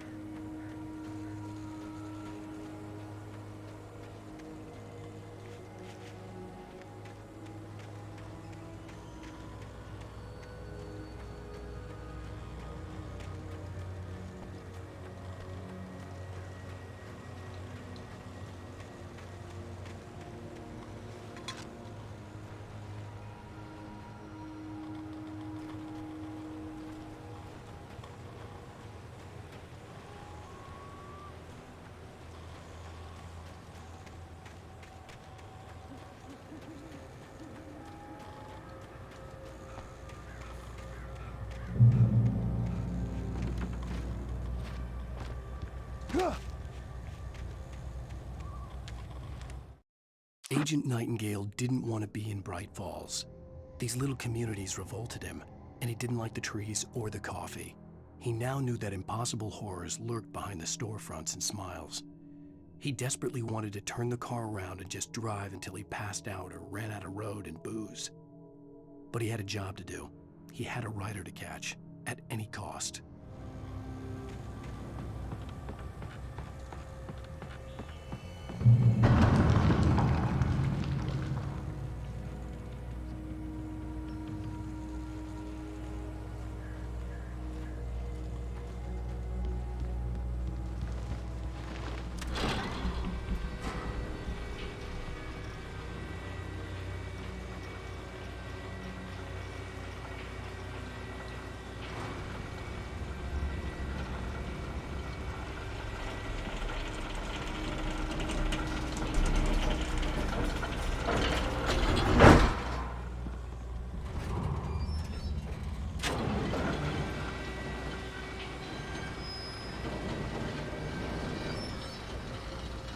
Shit.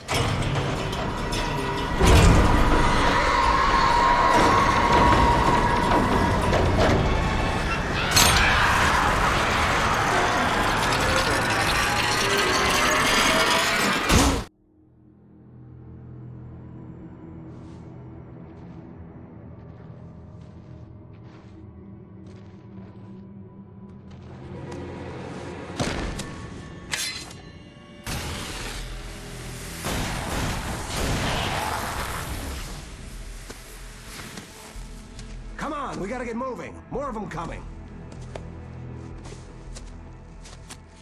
That flashlight's kid stuff. The flares will keep the bastards away.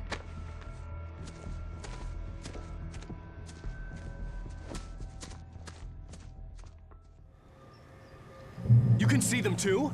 Hell, of course I see him. Come on, we gotta move. Why? Because that's the way the story goes. Yeah, but... Let's move! I lost my gun back there. Oh, I've got a gun. Just keep that light steady on him. It took a moment, but then I recognized him. He'd been on the ferry when I first arrived here with Alice. He knew my name. We were headed in the direction of Lover's Peak. There was no way this was a coincidence. He was the kidnapper. Come on, Wake! You better keep up.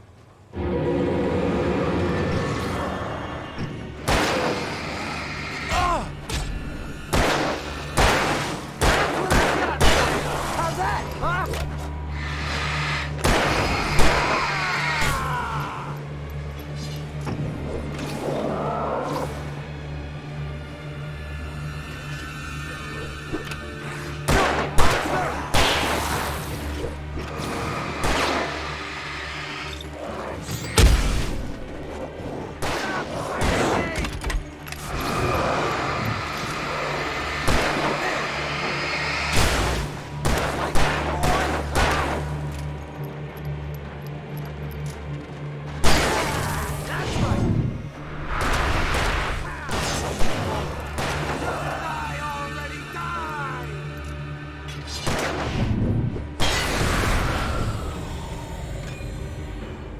Lover's Peak.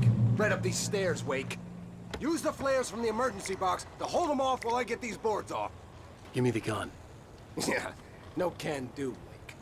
Are you kidding? Give me the gun! No time for back talk. Pull them off, damn it!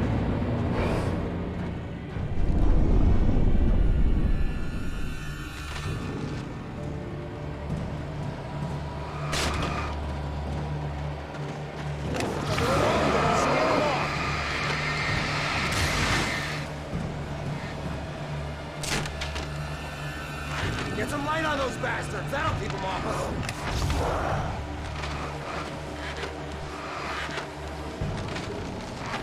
Just a little longer. I almost got it. Okay, it's open. Move it or lose it.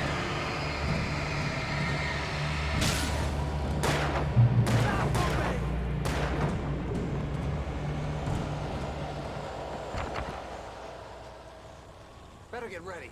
They'll be on us soon.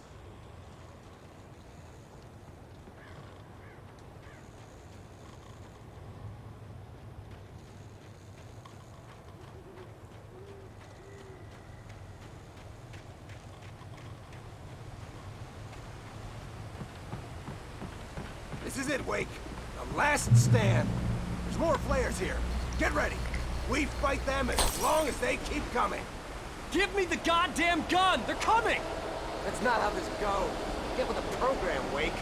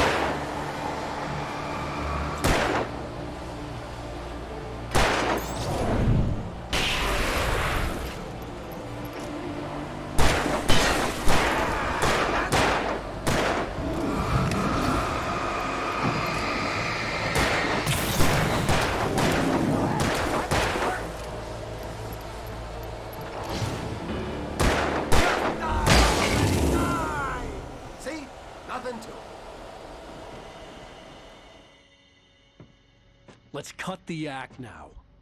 Where's my wife? I knew you were gonna say that. I read it all before. You're a hell of a writer. Congratulations. You're gonna bring about something glorious and terrible once we get you some proper editorial control. What the hell are you talking about? Where's Alice? I want the entire manuscript, or she's gonna suffer bad. You touch her and I'll...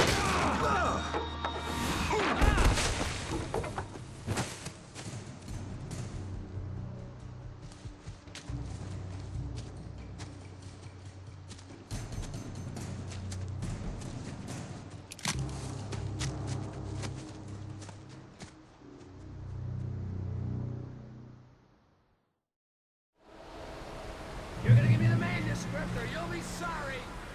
No! Come back here! I swear I'll kill you if you hurt Alice! Do you hear me? Come back here! He had Alice, and he wanted the manuscript because he thought it held some magical power. But I had no manuscript to give him. I had to get back to Barry and figure out my next move.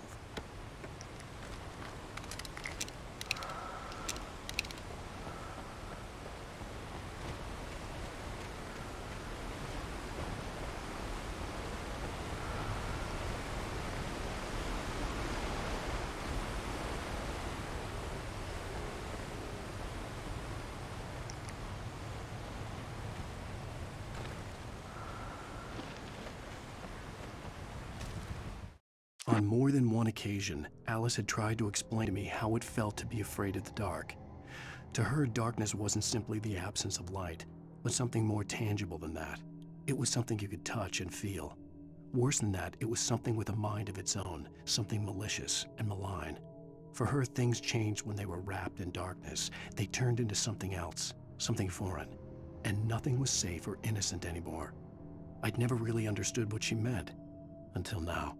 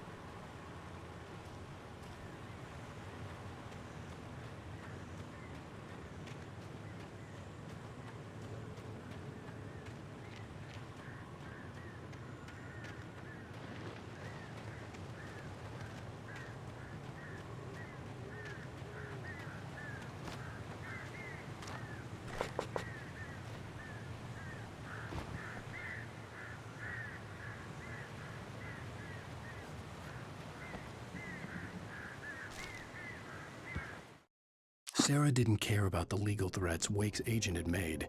She let Wake go without argument, because there was something about him she couldn't quite put her finger on, something that reminded her of her father.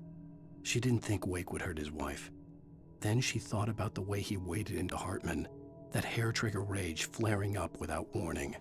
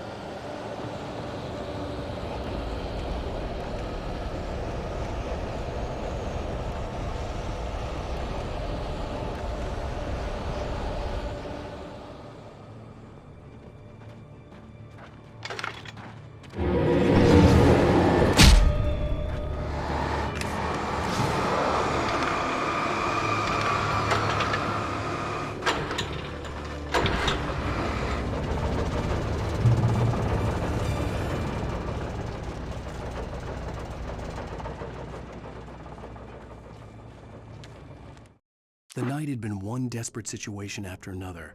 I was exhausted, and my body felt as though it had been chewed up and spat out. The flashlight was heavy in my hand, and each pull of the trigger sent a painful shock up my arm. But I was finally out of the woods, and things were looking up. That's when I heard the chainsaw.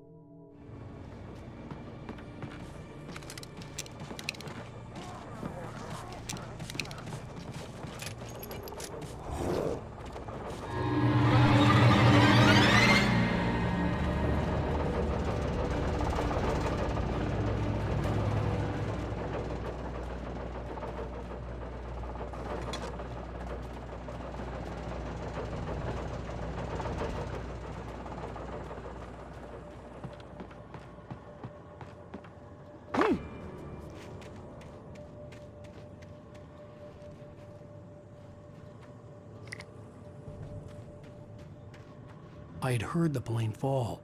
It made no sense. It was clear that it had just fallen here, but it was very old and obviously hadn't flown in decades. Looking at it sent a shiver down my spine.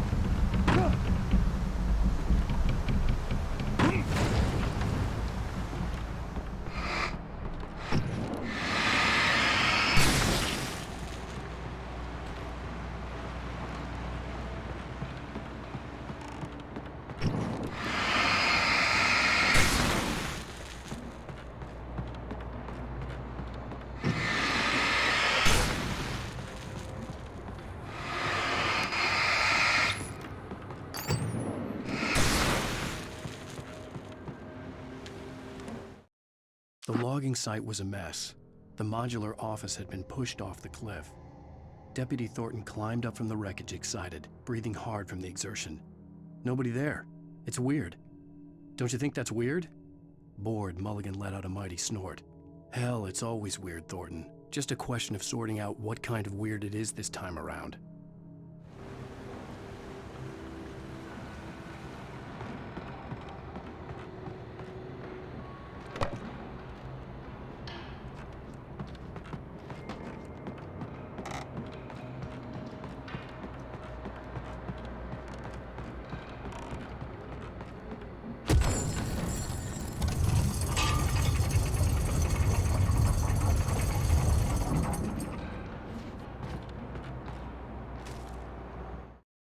When Barry saw the darkness attack the visitor center, it made him a believer. The men Al said he'd shot, they hadn't been just locals on crank. Somehow the world had changed, like the channel had been switched without warning. You think you're watching a sitcom, and you're really watching a horror show. When the birds started attacking the cabin, Barry wasn't surprised, just terrified.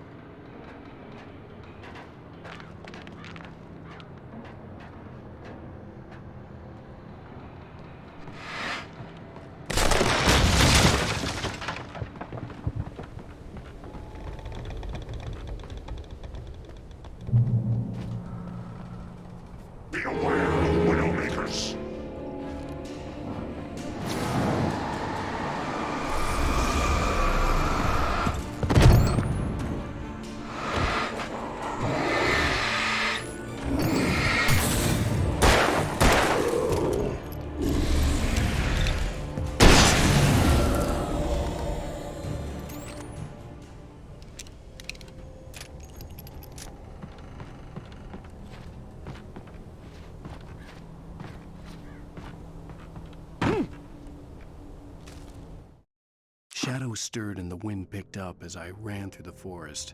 I felt the dark presence turning its gaze toward me. Then the moonlight was blotted out by dark shadows that raced violently across the ground, moving too swiftly to be natural. Darkness gathered between the trees and melted again to reveal the Taken. No natural path had brought them here.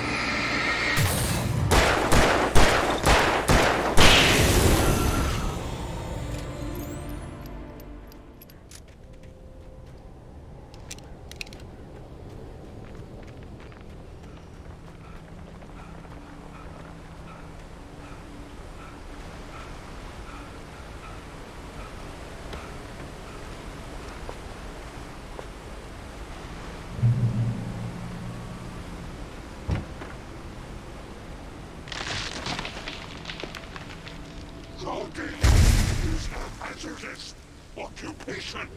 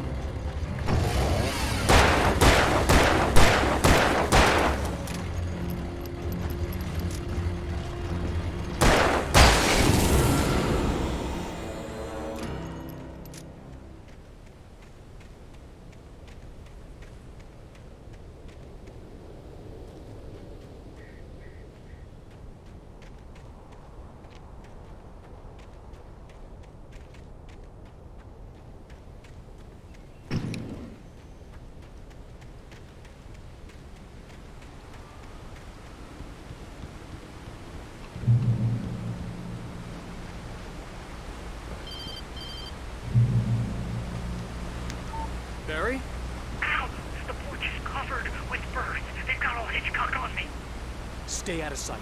I'm on my way. Don't open the door. What are we, crazy? Stay hidden. I'll be there soon. Just make sure you keep the lights on.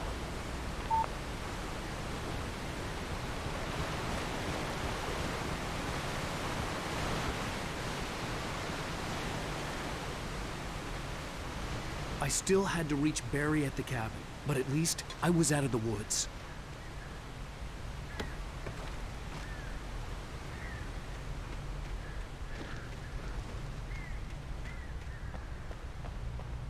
I'd have to get the car from the locked garage.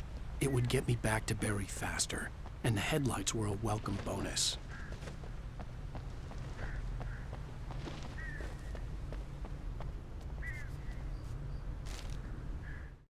The FBI agent's command froze me in place.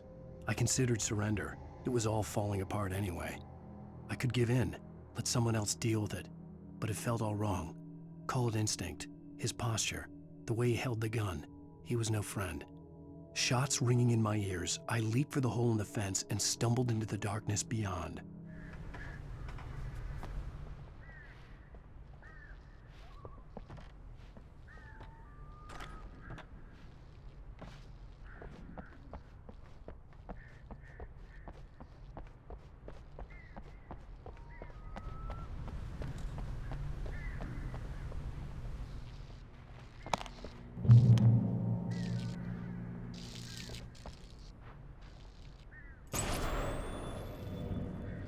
A story is not a machine that does what you tell it. A story is a beast with a life of its own. You can create it, shape it, but as the story grows, it starts wanting things of its own. Change one thing and you set off a chain reaction of events that spreads through the whole thing. The characters have to be true to themselves. The events need to follow a logic that fits the story. A single flaw and the magic is gone. The story dies. Alice dies. You can harm my nature and yourself.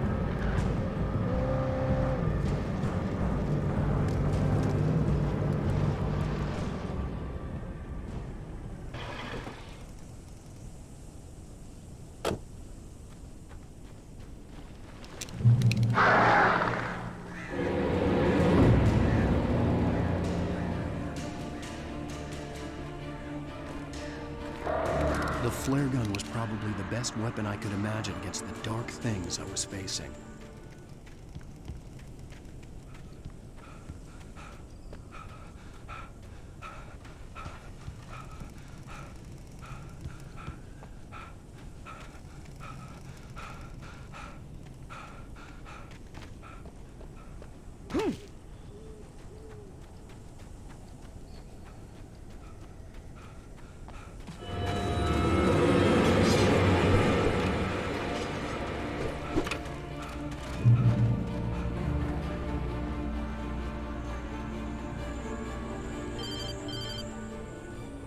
It was the kidnapper. You son of a bitch! Where's my wife? Enough horseplay, Wake. You deliver the manuscript, and you can have your woman back. Simple as that. I don't... Listen.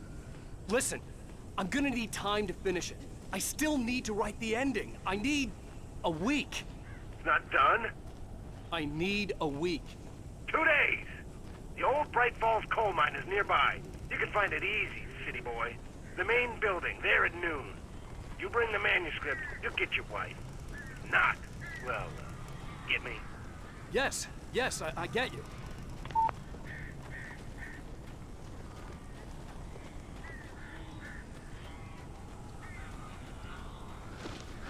Barry had talked about birds over the phone.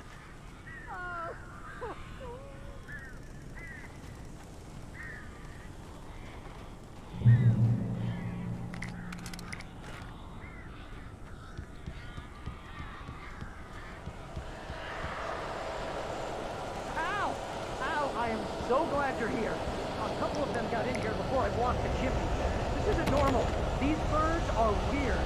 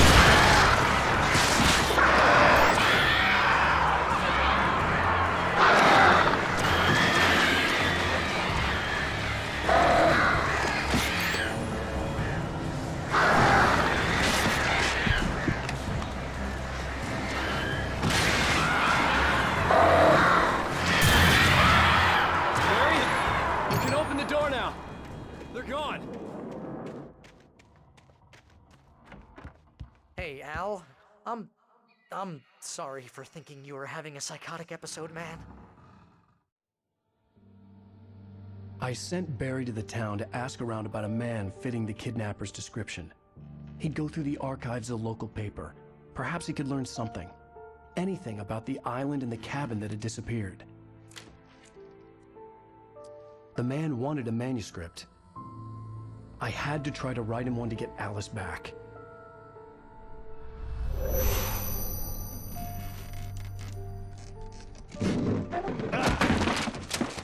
For me, the supernatural had always been nothing but a metaphor for the human psyche, a tool to use in writing fiction. Now, it was happening for real, and I couldn't put a single word on paper.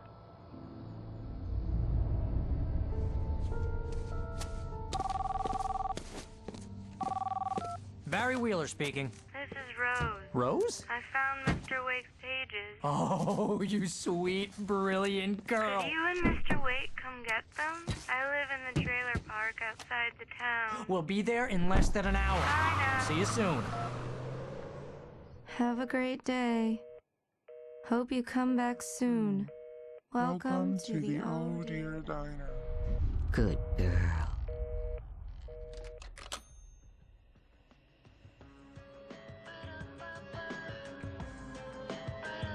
How the hell did she get her hands on the manuscript anyway?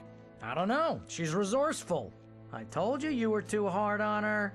Listen, I found out all sorts of interesting stuff while I was digging around. Yeah. Mr. Wake, it's Sheriff Breaker. We have an FBI agent here, Agent Nightingale. FBI? He's anxious to see you. You'd better come to the station. Okay, I'll be right over, Sheriff. Let's make this quick, huh? Help you folks? Name's Randolph. I'm the manager. We're looking for Rose. Works as a waitress down at the diner? Rose, sure. Nice girl. Who wants to know? I'm Alan Wake. The writer, huh? I heard on the radio you were visiting. Well, I'll show you her trailer. That Rose, she's a nice girl. Always pays her rent on time.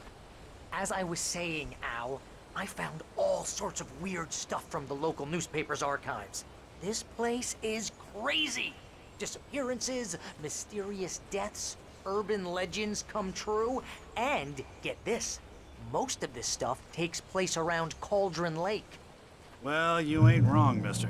The Indians thought the lake was a doorway to the underworld. I'm the God-fearing type myself. I don't hold with that sort of thing. Yeah, okay. Anyway, there was an island there owned by a guy called Thomas Zane.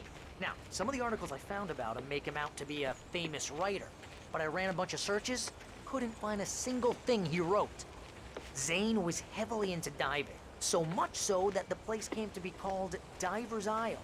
But the volcano under the lake erupted in 1970, and Zane went down with the island.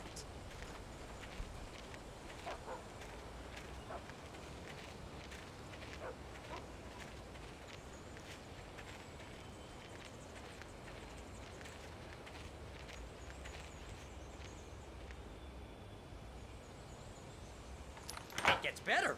A local girl, Barbara Jagger, drowned in Cauldron Lake just a week earlier. They were lovers. Sure, Jagger's a local spook story. The Scratching Hag comes for you in the dark. Childish stuff like that. Anyway, Al, I'm just getting to the best part. All of the articles about this stuff were written by Cynthia Weaver. I asked around, and she's that crazy bag lady you met. What, the lamp lady? She can be a little loopy, but she's not homeless or anything. Yeah, anyway, she knew both Jagger and Zane before they both died, and she had some kind of a breakdown.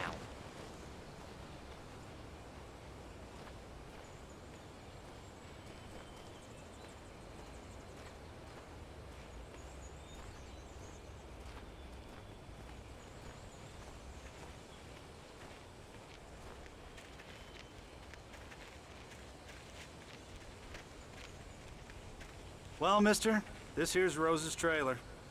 You mind me asking what you want with her? We're just here to talk to her, pal.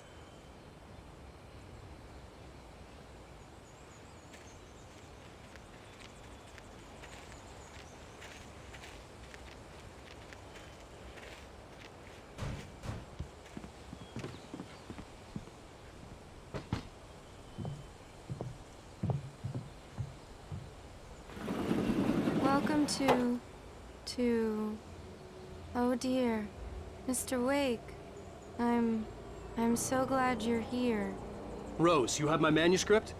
Oh. Oh yes. Yes. Please, come in. Hey, this is really good. Rose, Yes, my manuscript. I really need it. I understand. I know what you need. A muse to inspire you. Oh, for Barry? She doesn't have anything. Yeah, hey, Al? Al, what's... Oh... Barry! What? What?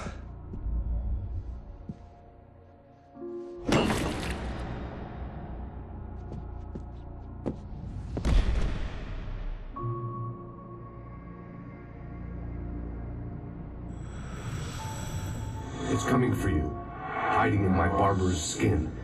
I'm too weak to stop it. You must turn the lights on. I promised I'd come visit you and your lovely wife. You must finish what you started. I insist. You must turn the lights on. Turn the light on. Back to work, boy.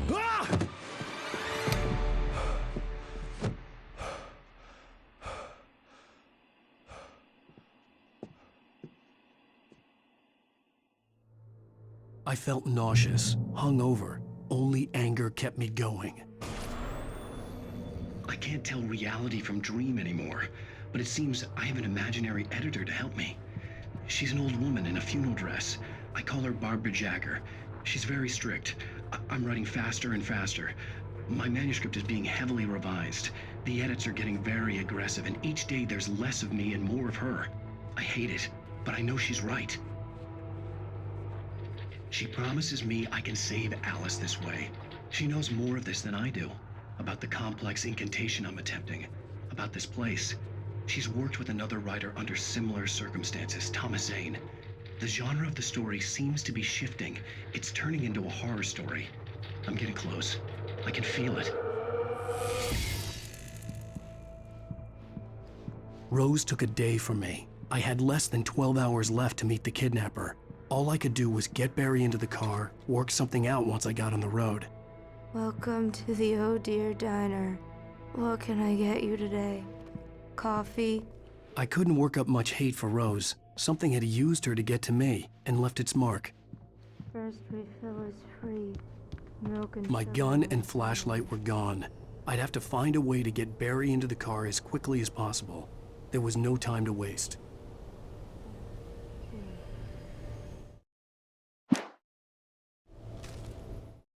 Mr. Randolph liked Rose. That little smile she had. How she was still sweet when life had tried so hard to make her bitter. It wasn't any of his business what she did in her trailer. But those strangers, the writer and his smart-ass sidekick, looked like trouble. And they'd been in there for hours, way past her normal bedtime. He reached for the phone and called the sheriff's station.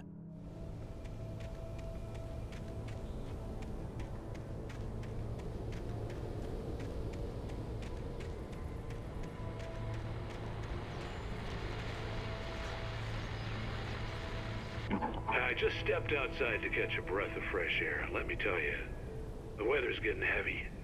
Nights like this make me especially glad I'm here talking to you and not home in bed. Once the weather takes a turn like this, I can't sleep at all. It's all tangled bed sheets and dark thoughts, punctuated by the occasional plunge into nightmare. Is it just me? Well, perhaps it is. But I hope I can make the night a little bit easier to get through. Caller, you're on KBF FM. Hey, Pat, it's Walt Snyder. What's on your mind, Walt? Well, I ain't the way you are, but, well, I can't sleep either, you know?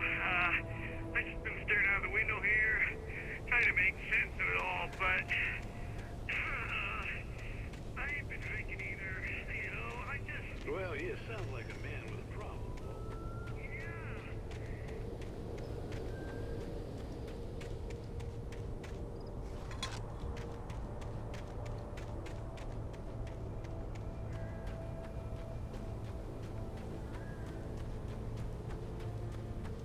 Oh, you're gonna get it now. God knows what you've done to that poor girl.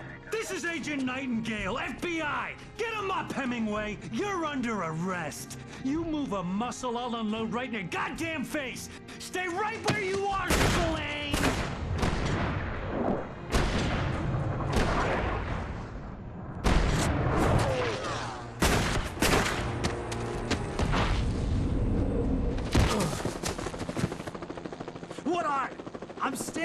here, you goddamn maniac!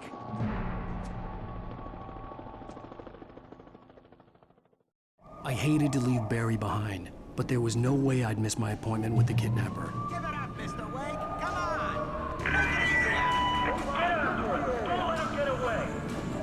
Move it, move it, move it! I'll have you shot if you let him get away.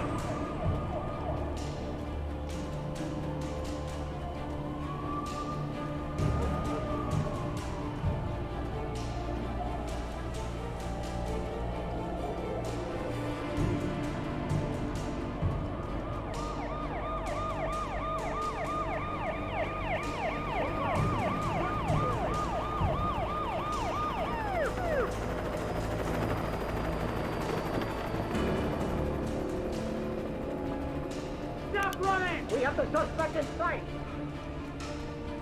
Okay, men. Keep your eyes peeled. He's gonna try to make it through here. Where did he go? Oh, damn. Man out! Over here! I'm leaving! Wait! God damn it! Where did he go?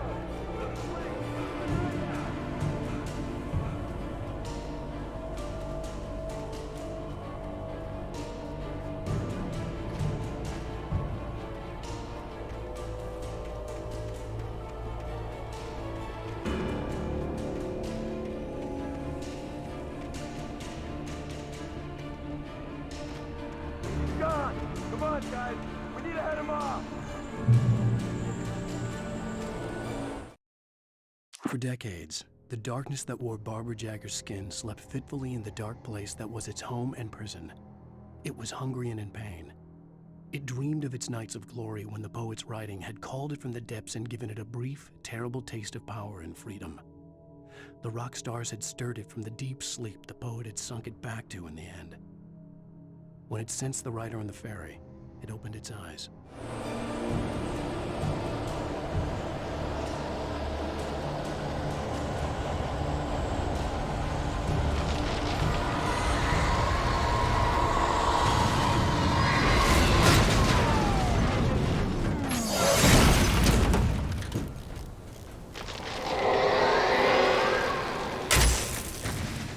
Come in, Agent Nightingale. This is Sheriff Breaker. Over. Nightingale, over. What on earth is going on? My deputies tell me you fired at Wake and he didn't have a gun.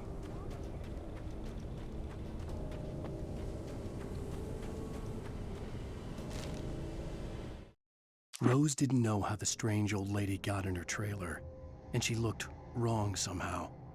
The woman showed her teeth in an approximation of a smile and lingered down Rose's cheek. "Pretty girl," she said. Rose felt as if she was falling asleep, but her knees didn't buckle. The crone spoke in a whisper, her words ice cold and dark in Rose's ear.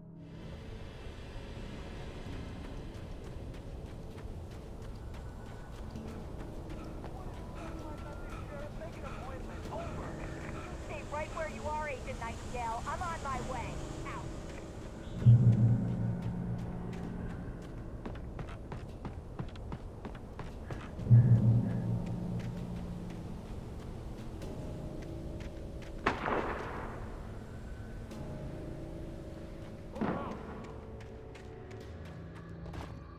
Search the area.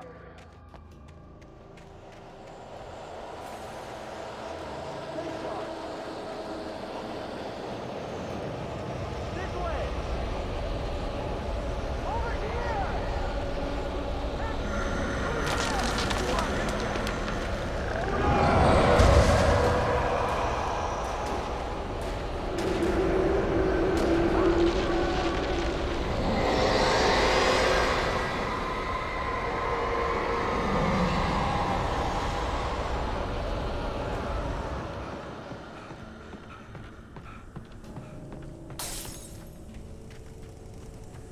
This horror was everywhere I went, circling me.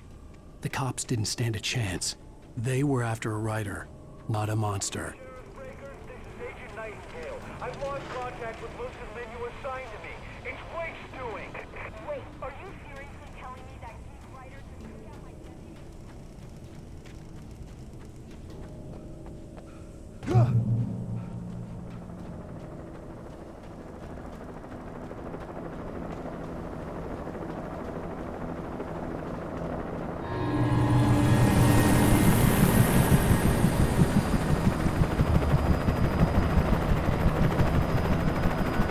you on the ground. Hold it right there. There's nowhere to run. Freeze!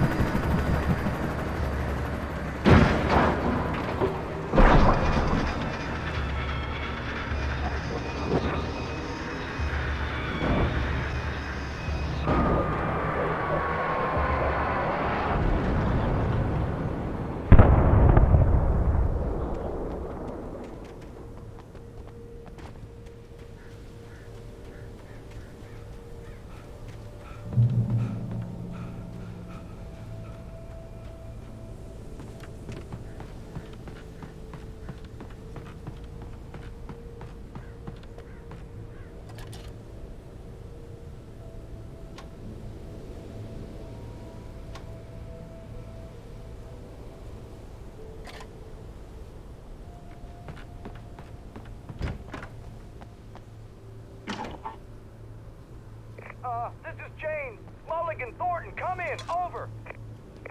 Thornton here. James, we got both Wheeler and Rose in custody. They didn't put up a fight or anything. Why, they were... Hey, Mulligan, what are you doing? Come on! Sit down and give me that. James, Mulligan here. Over. Go ahead, Mulligan. Over. We got Wheeler and Rose here. Wheeler's drunk or hopped up on something. Speaking of which, that Fed had a pretty distinctive whiff of Otis Scotch about him, you know what I mean. Over. I don't have anything on that, Deputy Mulligan. Over. Well, whatever. Anyway, Rose is just being plain weird here. You better get Doc in to take a look at both. Over. Gotcha. You better get them here quickly. The, Fed's gonna want to interview Wheeler. Over. Oh, yeah, I'll bet he does. Looks like they have a lot in common. Mulligan out.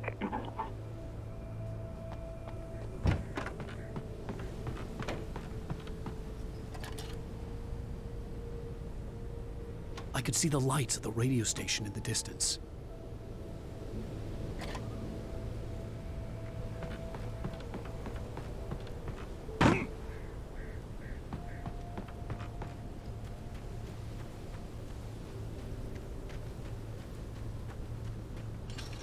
I imagined that the broadcast tower in the distance was part of the local radio station. Maine seemed like a decent guy. Perhaps he could give me directions to the coal mine.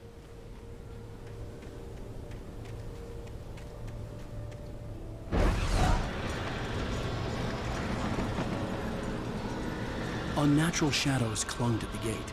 The darkness that was after me was trying to stop me. I wouldn't get through without a light.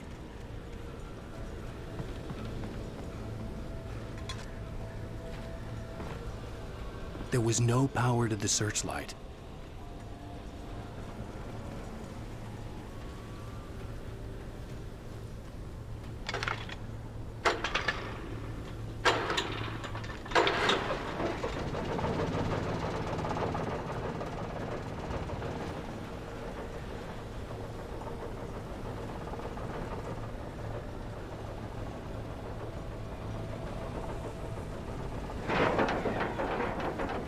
The old generator conked out.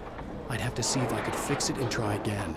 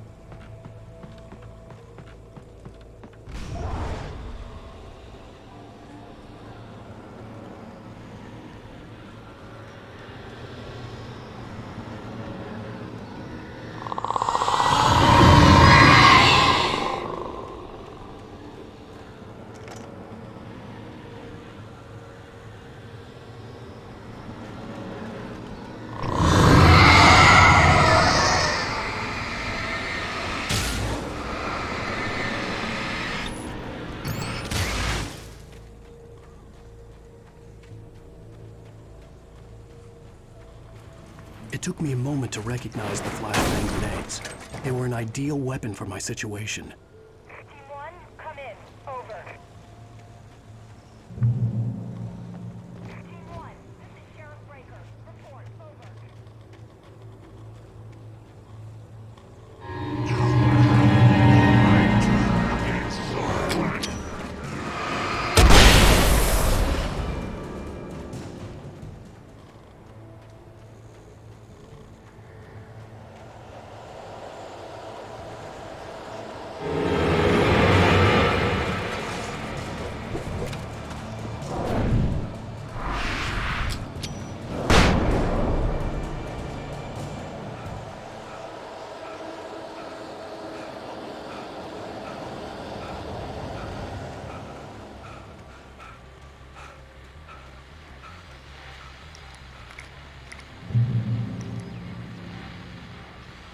And here's another call. You're on KBF-FM with Pat Maine. It's Milt Peabody, Pat. What's on your mind, Milt? Well, I live near the trailer park, Pat, and there's a big ruckus going on over there. Well, that's just up the road from me, too. What's going on, do you know? I don't know, but there's a bunch of police cars there, lots of sirens, a helicopter buzzing around, and I think I heard some gunshots. Gunshots? Yes, sir, like from a pistol. So can you find out what's going on? Because it's just next door and they're popping off guns there. They're still shooting? No, it was maybe 10, 15 minutes ago.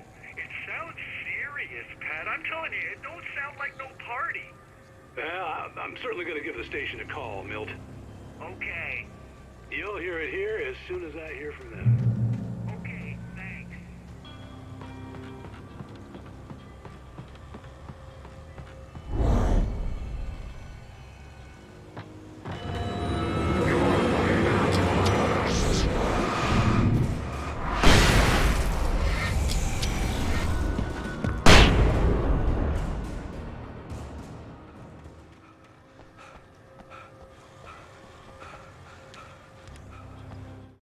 Touched by the dark presence, Rose was lost in a dreamland where everything was drawn in black and gray crayons.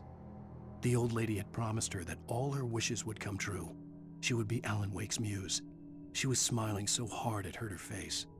She crushed a bottle full of sleeping pills into the coffee. Deep down inside, she was screaming in terror.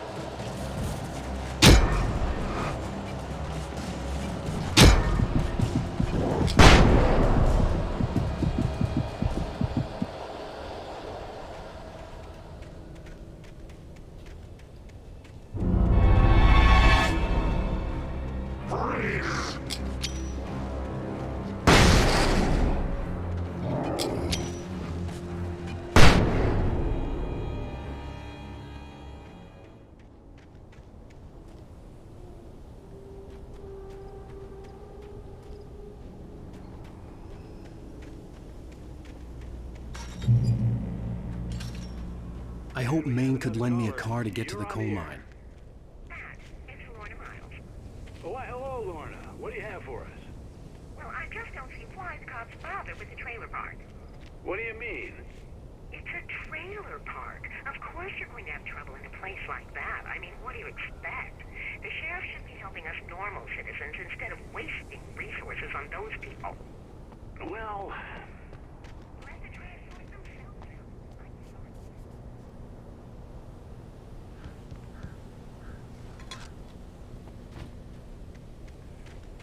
Viewpoint, Florida.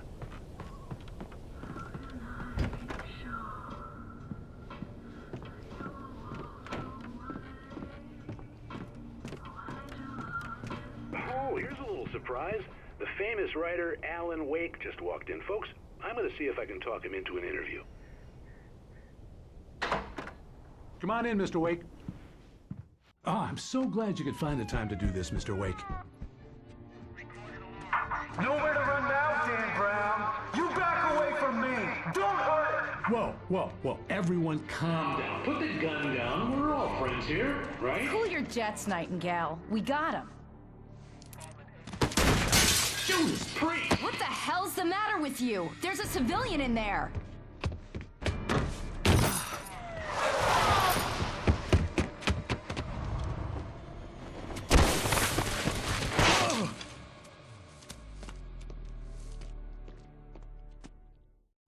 I'll get you yet, even if it kills me. You hear me? You hear me, H.P. Lovecraft? I had fallen off so many cliffs it was ridiculous. That's what you get for naming a book The Sudden Stop. It was probably good I hadn't had the chance to tell Maine where I was going. I'd have to lose the cops and find my own way to the mine. Nightingale stared through the broken studio window into the dark woods. He turned around, started to walk out, but Maine grabbed his arm. "Young man, you almost shot me. You don't shoot off rounds at people like that. What's the matter with you?" Nightingale shook his arm free, marched out. His cheeks burned with rage and humiliation.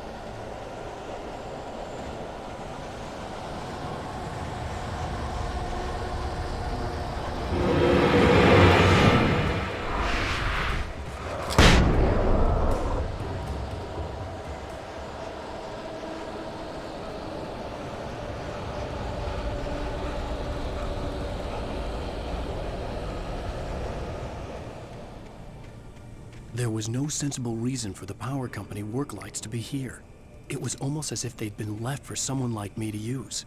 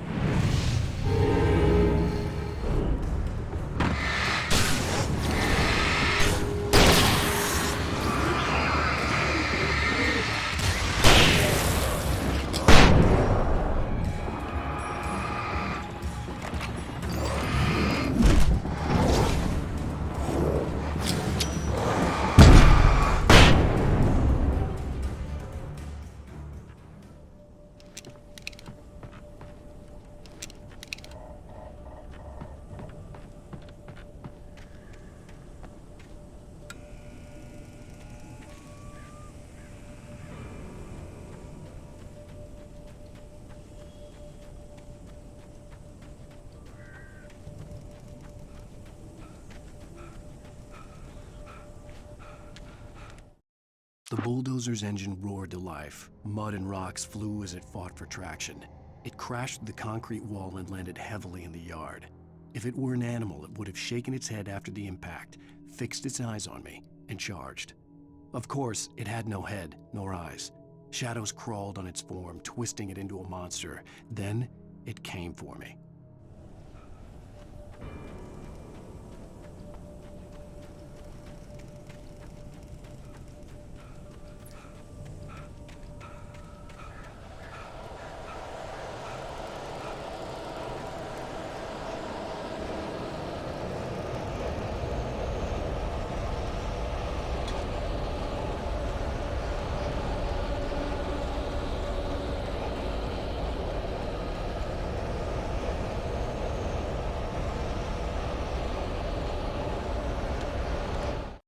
Sarah trusted her gut, and her gut said Agent Nightingale was an asshole.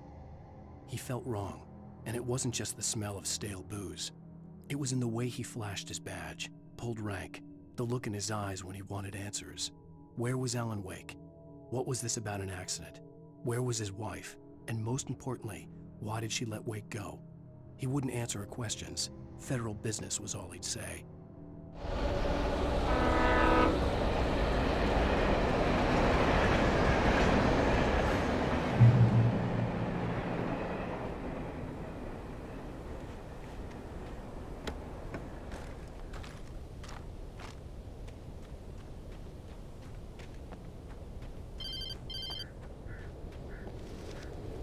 Hello?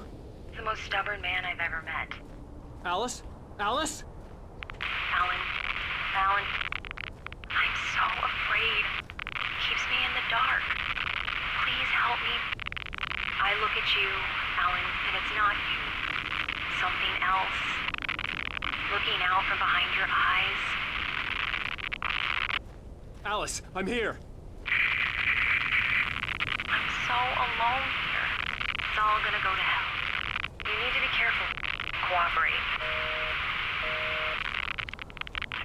The connection had been terrible, but that wasn't the only thing that hadn't been right with the call. She sounded wrong somehow, but she had called me. The pipe wrenched itself loose from the bridge's steel framework. Wrapped in darkness, it floated in midair, twitching. For a moment, I didn't understand what I was looking at. The heavy object lurched at me with impossible force. I threw myself out of the way, but just barely. When I turned my flashlight on it, it shook in a dark rage before it flew at me again.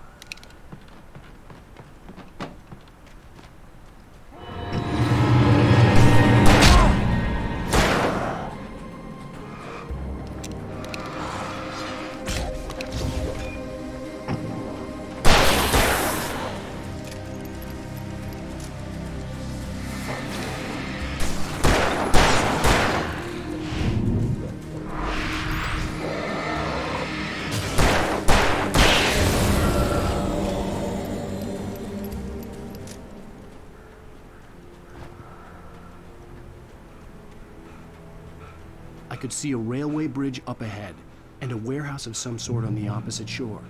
I hoped I could find a car from there.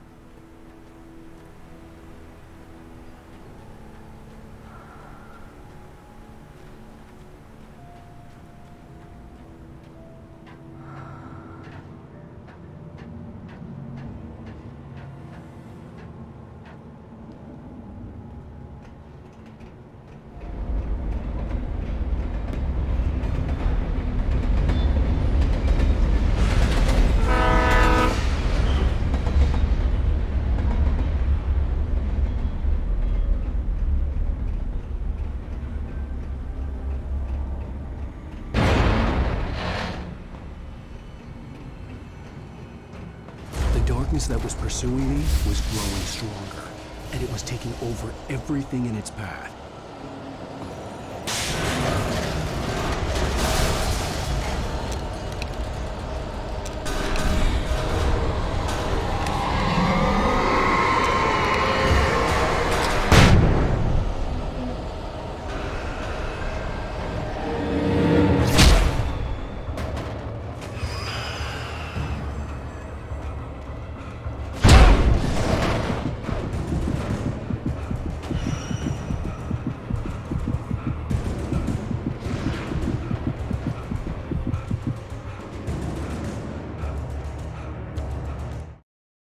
slammed the door shut right in his smug face. He pleaded for me to open the door. True to form, the asshole actually thought I would obey. I had no sympathy left, no guilt either, not for him. I took a moment to savor the scream. I bet I had a smile on my face. It was all that I had time for. The dark presence was inside the lodge with me.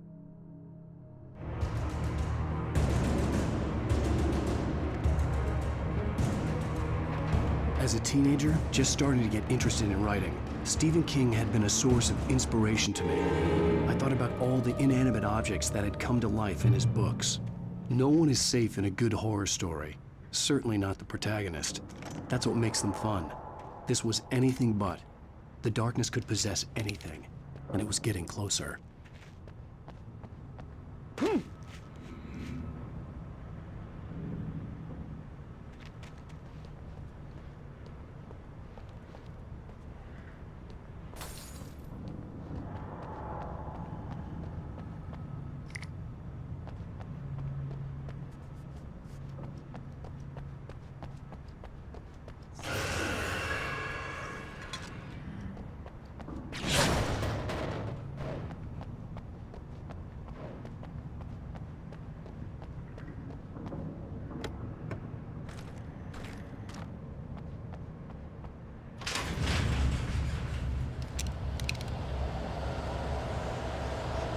Did you call anyone?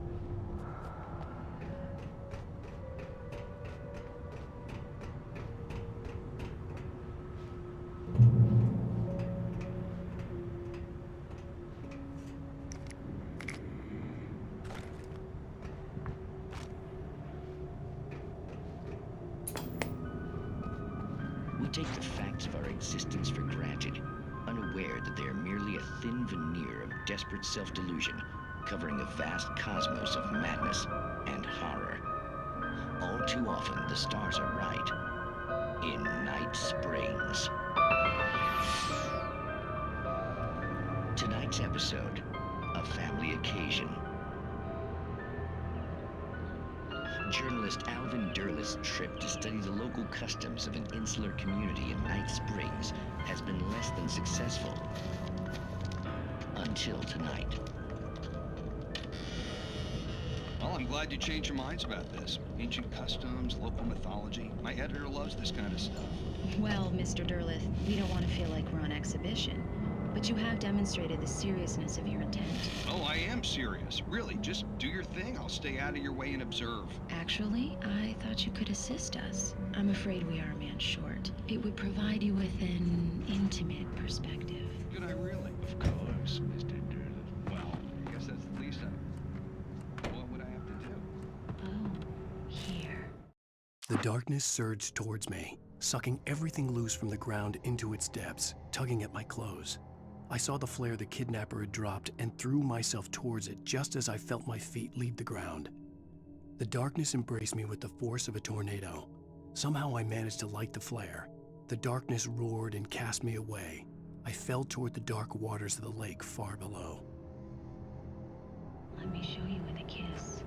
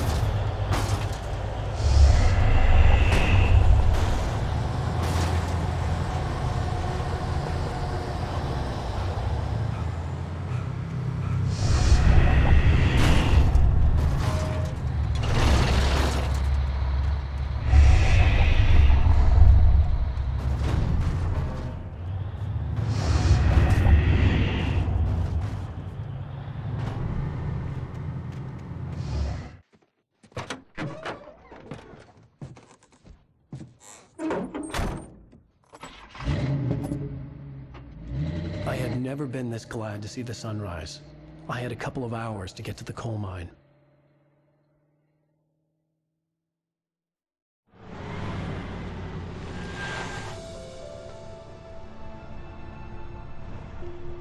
The coal mine wasn't far now.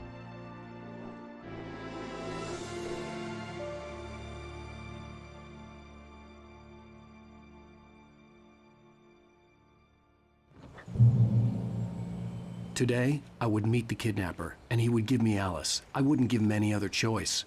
A drowning man will clutch at a straw.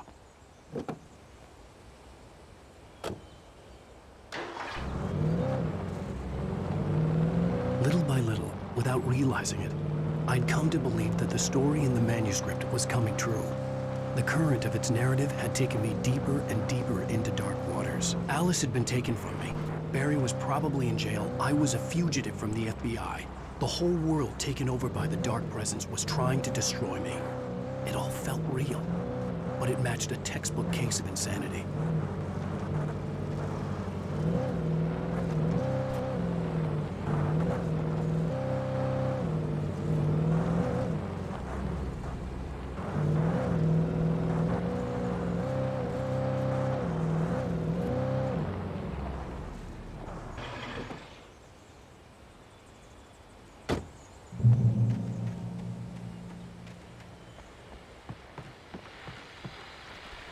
This is Pat Main, and you're listening to KBF-FM. Folks, I want to apologize for kind of abandoning you to that looping music track last night, but I was detained. You see, I encountered a big-shot G-man with an itchy trigger finger who could use a lesson in manners and a boot in the ass. Not necessarily in that order, either. Now, folks, I know I'm not being very informative here, and I apologize for that. I really should just keep quiet, but I'm just so peeved right now, because some people just shouldn't be carrying badges. And I'm just glad that our Sheriff Breaker was there to straighten things out. And if someone I met last night is listening, let me just say, I'm sorry if my mouth got you in trouble. I'm pretty sure you're not the bad guy here. Godspeed, son. I hope you know what you're doing. Now, on a lighter note, I'll be talking to Dr. Nelson all morning. But first, a little music.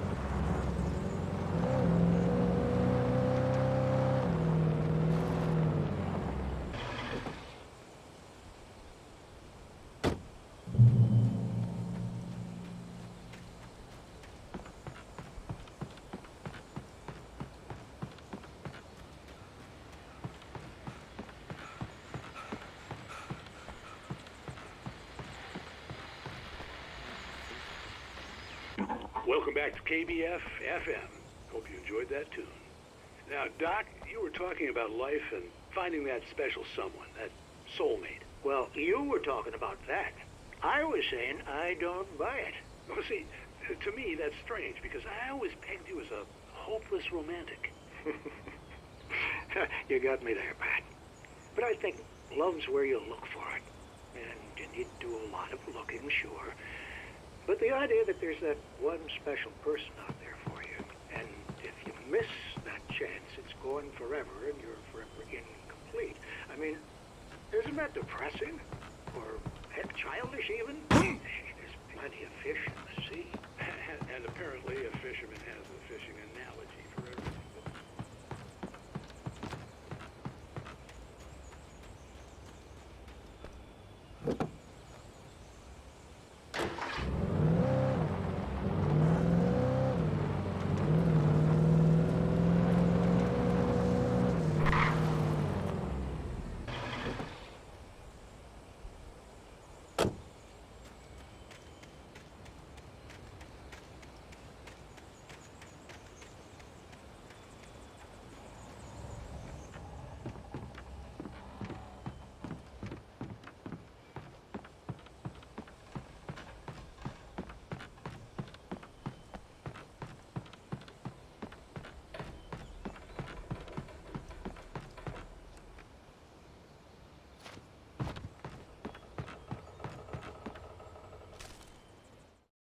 For Mott, spying on the writer on the ferry had been a disappointment.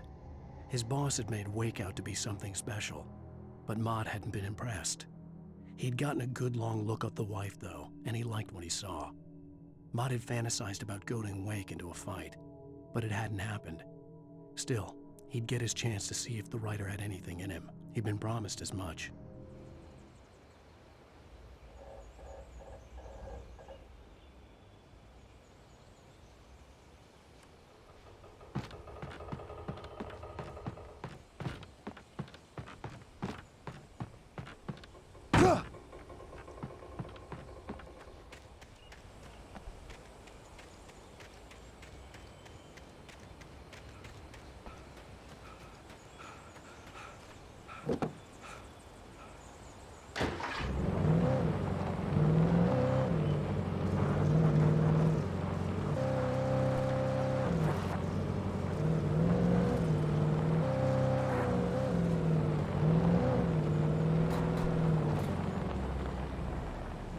I was early. I was supposed to meet the kidnapper at noon in the main building. The coal mine was quiet. It was a museum now.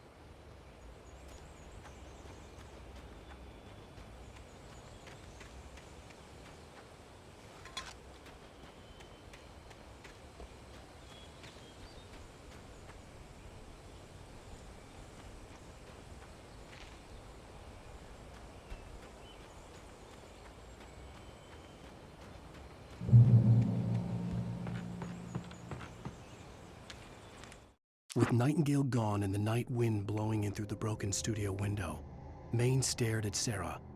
The sheriff looked away. Maine's voice shook with barely controlled anger. That boy's doing more drinking than thinking. I hope you know what you're doing, Sarah. He's got a sickness in his eyes. You take my word for it. He wants Wake for a reason, and it's not for anything good.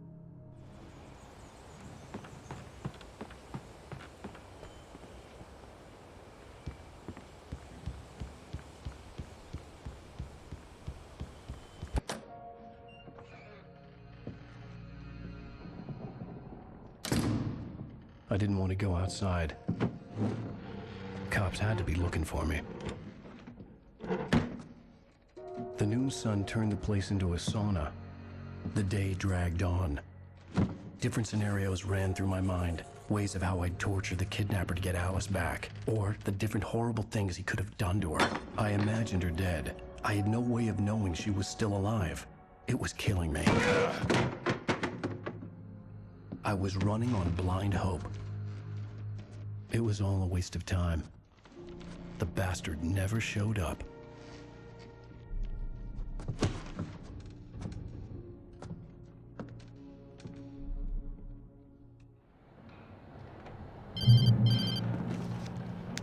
Wake! Where the hell are you? Change of plans. You know where Mirror Peak is? It's a big mountain north of where you are.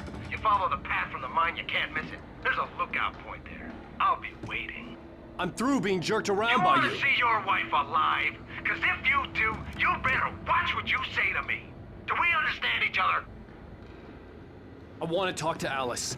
Yeah, and I want the manuscript. Don't keep me waiting, Wake. Hello? Hello? Ah! I'm gonna kill him. I had to get to Mirror Peak.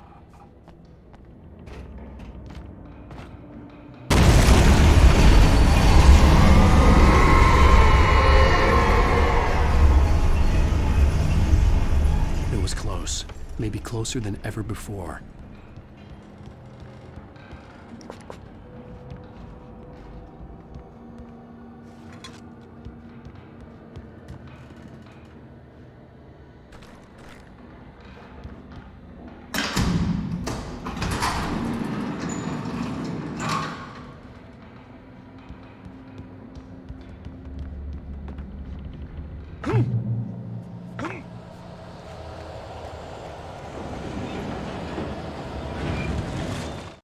When Thomas Zane fell for Barbara Jagger, it happened fast. She was young, vibrant, and beautiful, full of life.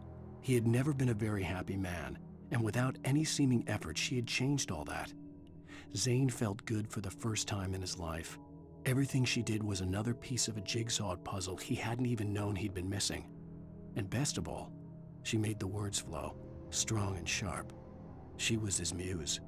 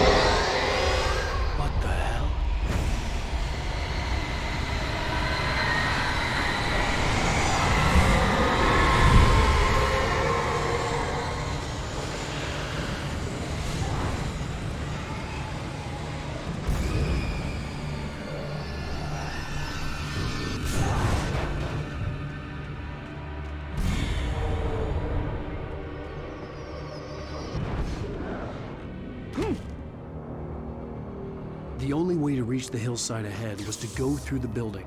I had to find a way to avoid electrocution.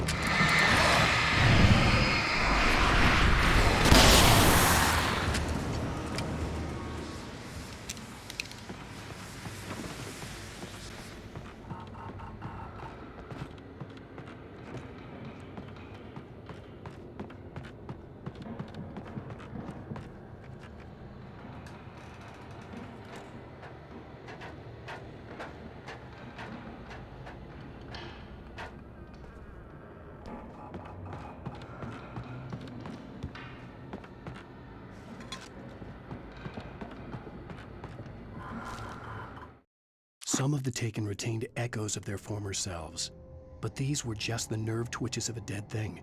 Nothing remained but a shell covered and filled with darkness. In most cases, these puppets were enough for the purposes of the dark presence. But for anything more elaborate, as with the writer, it was different. It needed his mind. And so rather than taking him over completely, it merely touched him.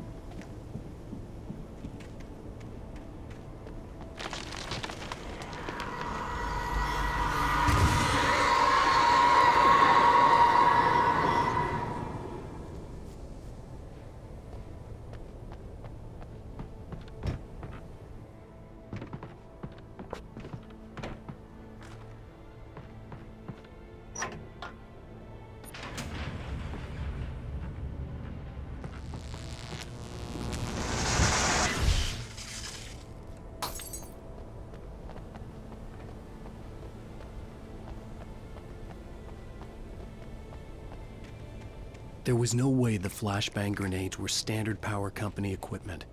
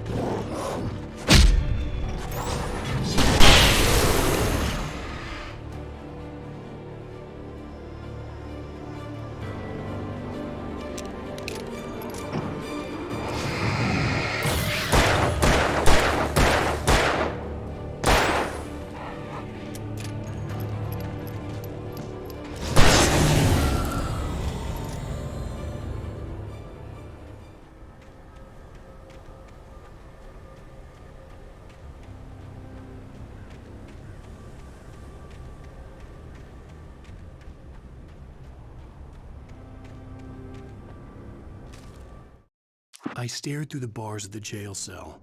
Barry stood behind me, swaying on his feet, looking as ill as I felt. Agent Nightingale stood on the other side of the bars with Sheriff Breaker. Nightingale had a stack of manuscript pages in his hand. He seemed unhinged as he gloated. "Well, I've got you now, Raymond Chandler. It's all here. All the evidence, including conspiracy to murder a federal agent."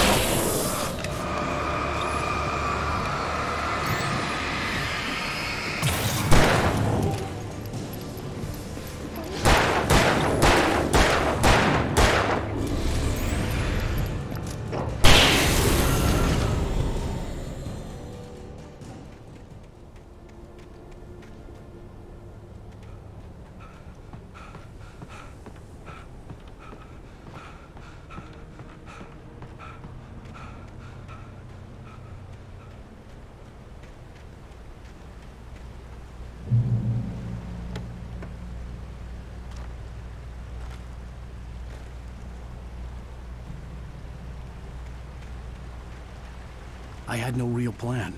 I was going to give the kidnapper all the manuscript pages I had for Alice.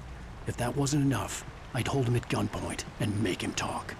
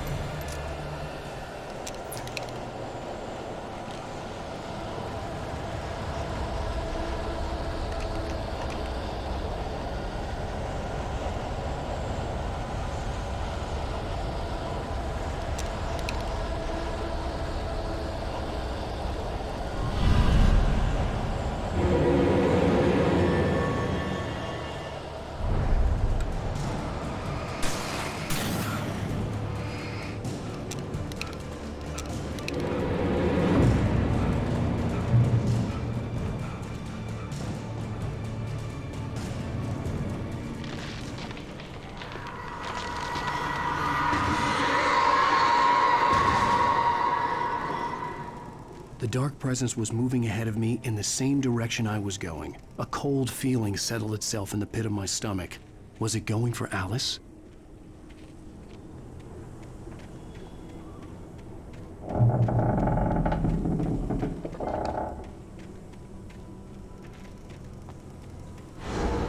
The graveyard shift may cause cancer.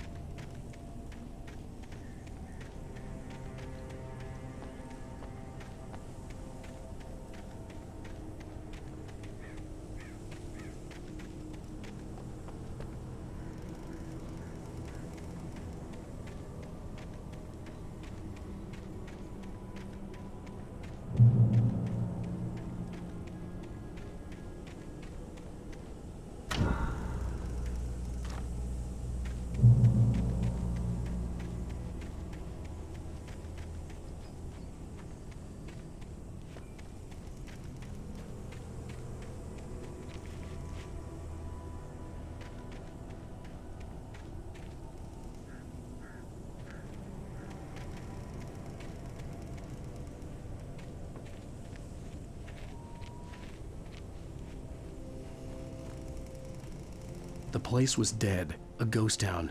Had been for decades, maybe a century.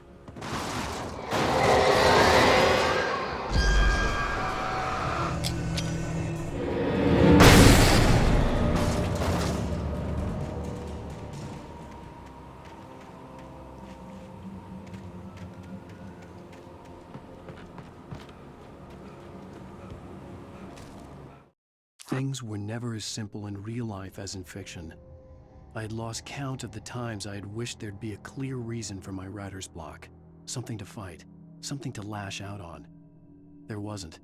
I was filled with doubt. I was nothing like the hero in my books. Alex Casey had gone through his life with single-minded determination, never wavering from his goal. Even now, I was angry at myself, angry at Alice, angry at Barry. I was fumbling and I had no plan.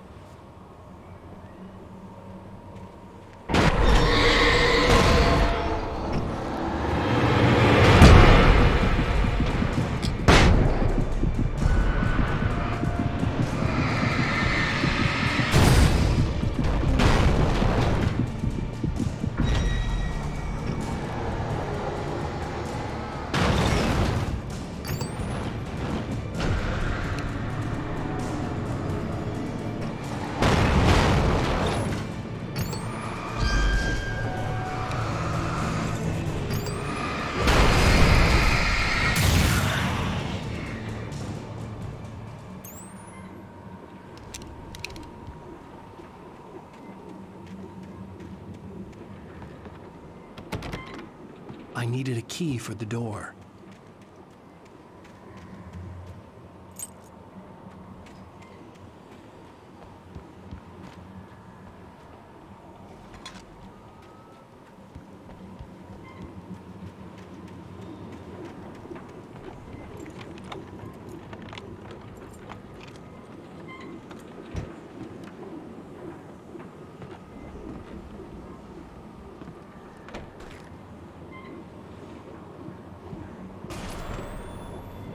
Anything outside of writing is a struggle.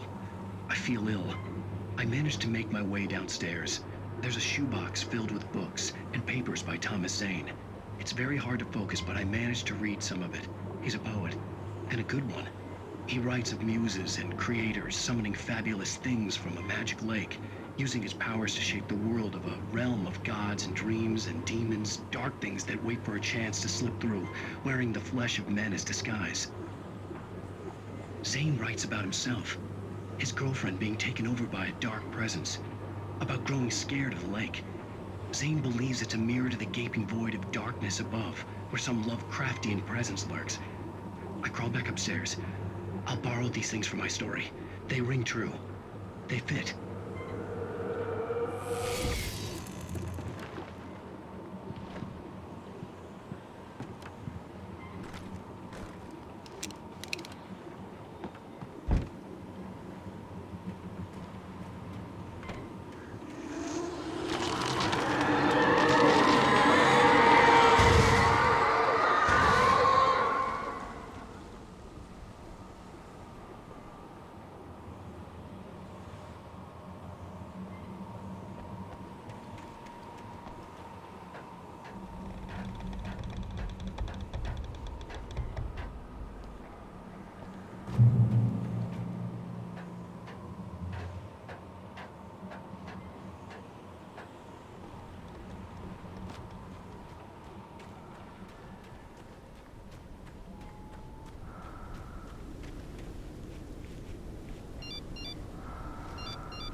The kidnapper had sent me a text. The message was full of spelling errors and insults. It was telling me to hurry up.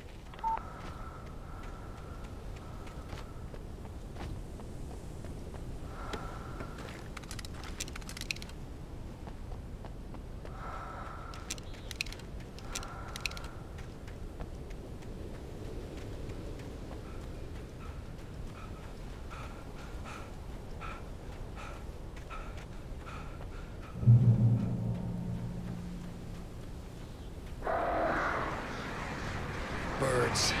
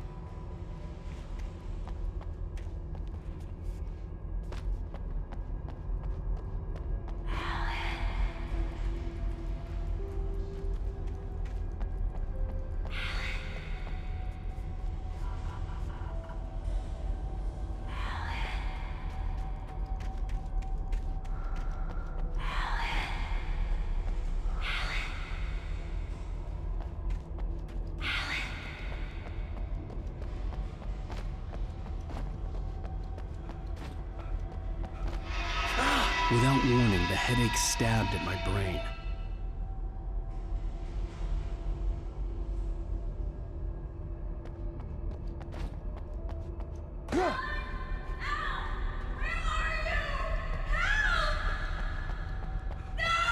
Alice?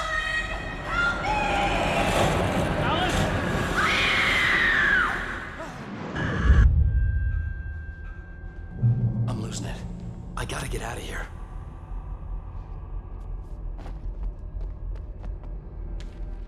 The hunters were big, thick-set men, confident and at home in the woods. They were feeling good, running on beer, ghost stories, and camaraderie late into the night. It did them no good, as they were taken by the dark presence, sucked deep into a darkness far worse than any ghost story they ever told or heard.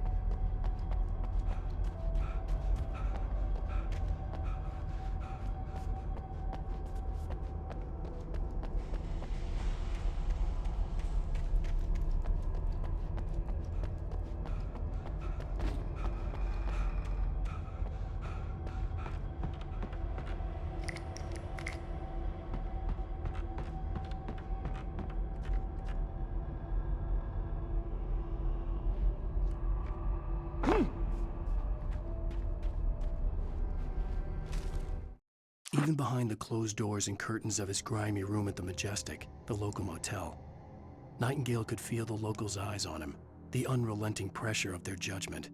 He forced it out of his mind. For all he knew, they could all be under Wake's spell already. You do what you have to do to get the job done. He took comfort from the bottle in his hand. Please, he thought, just let me get through this.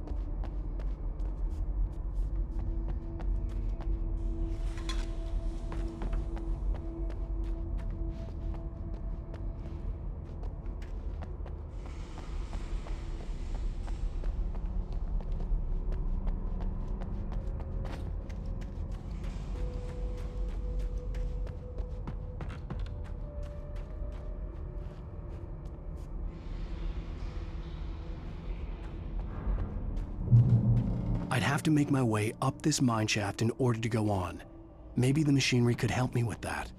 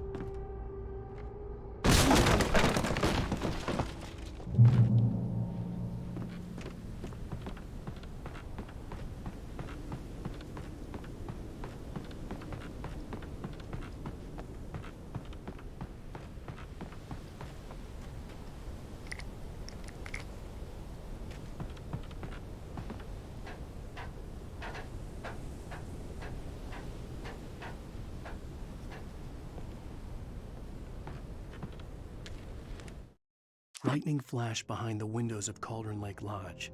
Tor Anderson laughed and held the steel hammer above his head. Nurse Sinclair was trying to calm him down without success.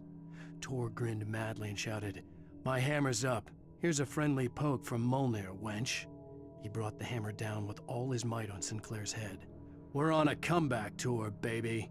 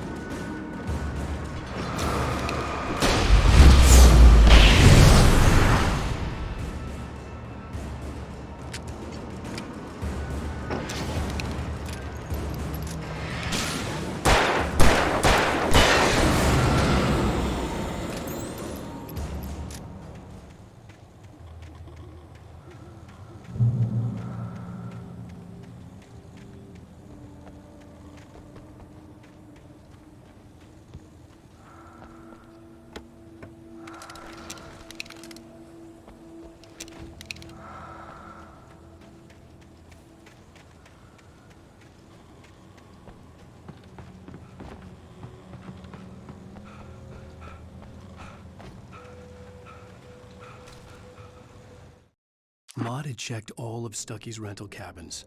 There had been no sign of the Wakes. It was dark when he'd found their car parked at the end of the road by Cauldron Lake. It made no sense. They must have taken a wrong turn, but there was no sign of them, and the car had been there for hours already. Frustrated, Mott stood on the rotten ruin of the footbridge that had once led to Diver's Isle before it sank beneath the waves years ago. The boss wouldn't be happy.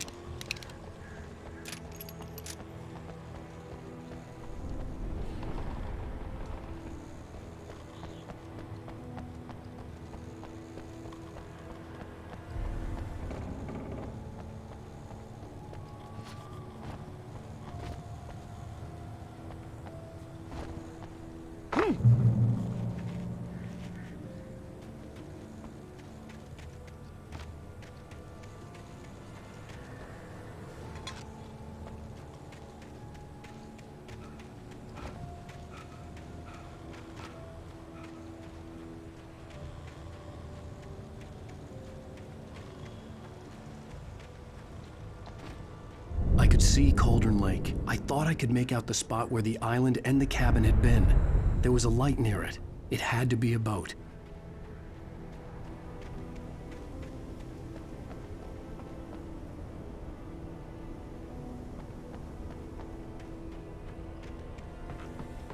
I was close now. I had to get there fast. I tried to hold on to Alice, but her form melted away. I was losing control. Dr. Hartman stood in her place. I wanted to hit him, but my arms were jelly. He smiled. It was a reassuring smile, and I hated him for it. I had to give you a sedative. Don't fight it. You went through another rough period. Right now, it's very important that you stay calm. We don't want you to have another episode. You're a patient at my clinic. Have been for a while now. Dreaded what I would find.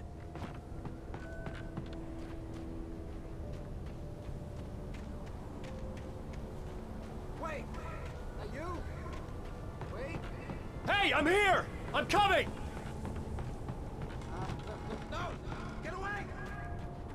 Sorry. Please, leave! The boss didn't know who he was messing with. I didn't know. I swear, I didn't know. We don't have...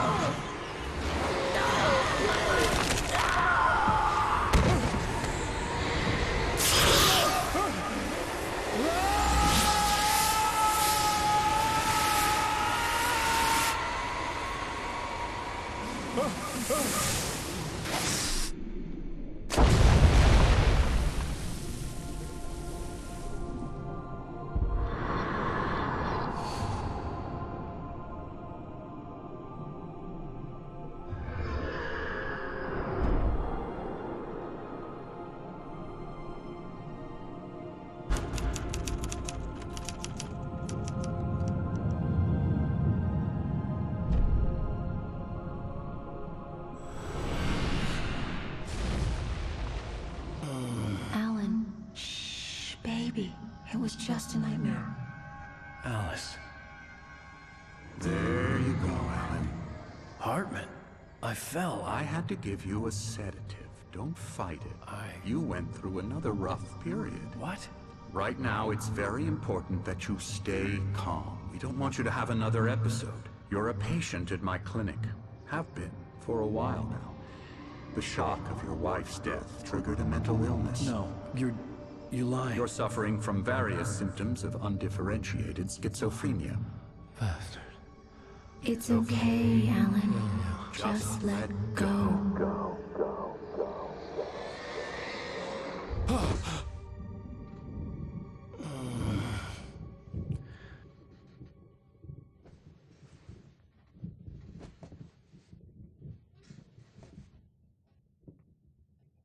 Felt groggy. Whatever Hartman had bumped in me was making me numb. I felt like this was happening to someone else. Someone I was watching on television. I couldn't think. Couldn't focus. There were only empty sheets of paper here. No manuscript pages. The door was locked. I was a prisoner here.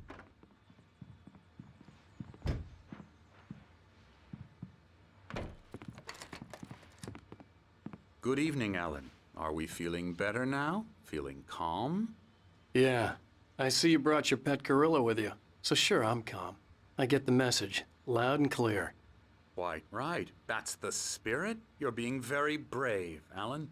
I understand you're confused. I would be more concerned if you weren't suspicious of me. I don't blame you for it. Big of you. Now, why don't you come with me? We'll reacquaint you with my clinic and go over everything you might have forgotten. Little walk and some fresh air? Yes, it will do you good. This corridor is for patients. Most of them aren't here right now. Jack took them out for a fishing trip, except for the ones who are particularly vulnerable, of course. I encourage creativity as a part of the recovery process here at Cauldron Lake Lodge. I specialize in treating artists. I bet you do. Splendid, Alan. I honestly believe we can get this thing under control if we work together. This way, Alan.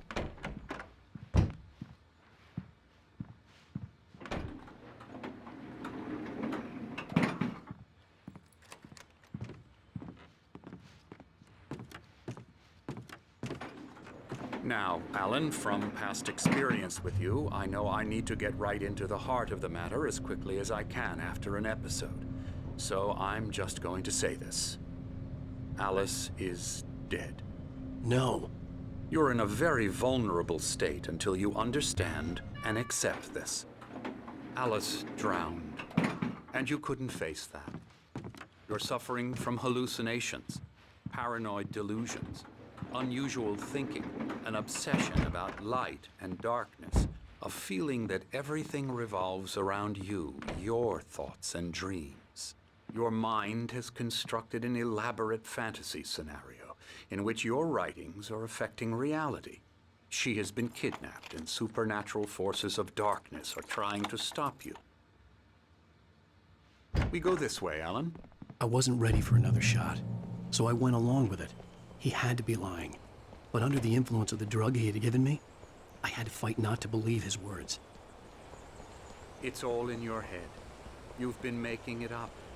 Apart from the tragic accident with your wife, no one has been killed.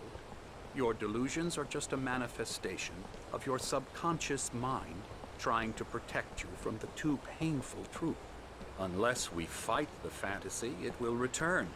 I know the instinct is to resist me, but think about it.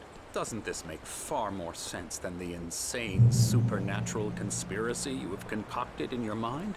You're a skeptic by nature, Alan. We both know this. Everything can be explained logically.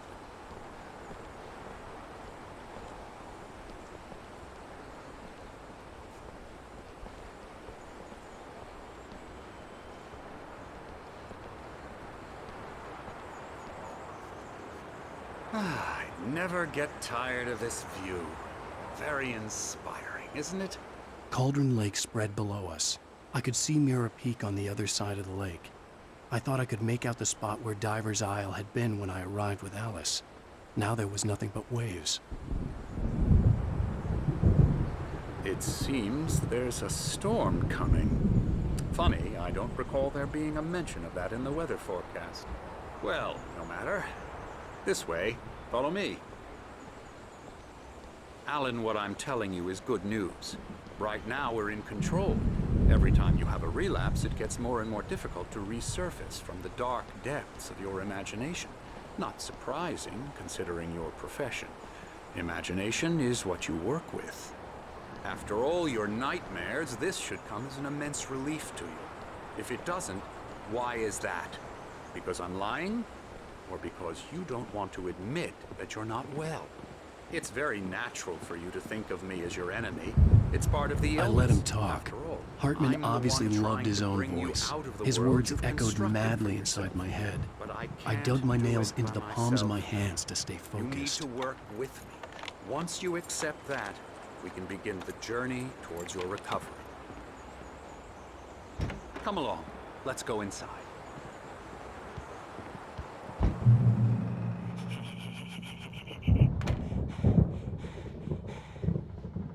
Here's the entrance to the office wing. That's for staff only. You were impressed by my trophies when you first arrived here. I do love to hunt.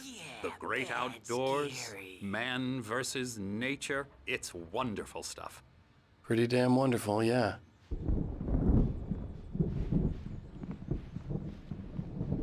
Scary, scary, scary.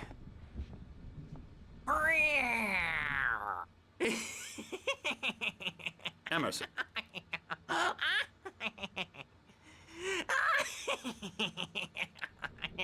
I'm a real bad dream, mister. You should be afraid of me. Don't want to run into me in the night, that's for sure.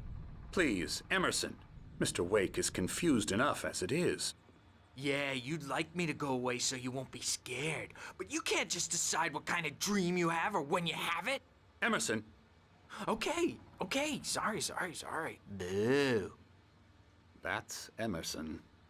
We're actually making some progress with him, I'm happy to say.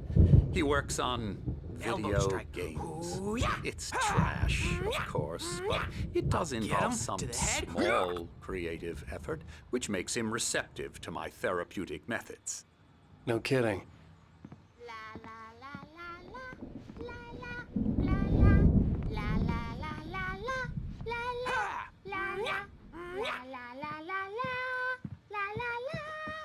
Now, you might have noticed the typewriter in your room. You've been writing as a part of the therapy. As soon as you feel up to it, you should continue.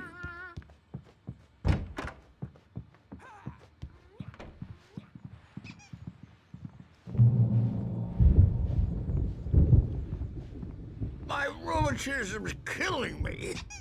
There's a storm coming. Oh, what a storm. I hope it wipes this place off the face of the earth. And these two are the Anderson brothers, Odin and Thor. They had how should I put this? A heavy metal band in the 70s and 80s called Old Gods of Asgard. They even adopted new first names to complete the image of Viking gods. After the band broke up, they lived on a farm nearby. They are, well, in advanced stages of dementia. They're well cared for, TLC and all that. There's nothing more that can be done. I'm afraid that the rock and roll lifestyle has left its mark. Oh, that won't do. I'm so sorry to cut this short for now, Alan. The power has been acting up. I'd better go check on it. We'll continue this soon. Meanwhile, when you feel up to it, return to your room and try to write. It really is for the best. Don't you think? I'd like to bash his head in with a hammer. Oh, he'd love to fish out our secrets, but he has no clue. He's not crazy enough. Not crazy like us, Sonny.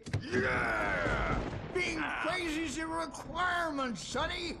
Who else could understand the world when it's like this? It takes crazy to know crazy. That's the sanest thing I've heard in a while. Zane! You're all right, Tom. Hey, we like him, don't we, bro? He's got to go to the farm. The Anderson farm. Valhalla! We wrote it all down, lest we forget. A crash course. All you need to know to get your head right. You need to find the message. Here, Sonny, here's something for you. Gave me a rash, but I kept it safe from these bastards. Zane could feel the poems, taking form, shaping things. As he experimented, he imagined he could almost feel the power surging through the keys of the typewriter. It exhilarated him. But there was fear, too. If not for his young assistant, Emil, he would have given it up. But Emil convinced him otherwise. He, too, had a way with words. My head was clearing up, or according to Hartman, I was sinking back into the fantasy. I was convinced he was lying to me about everything. Crazy or not, the Andersons made more sense. Tom, you got any booze on you? Tom just lost is all. Baba Yaga got to him too, the damn witch.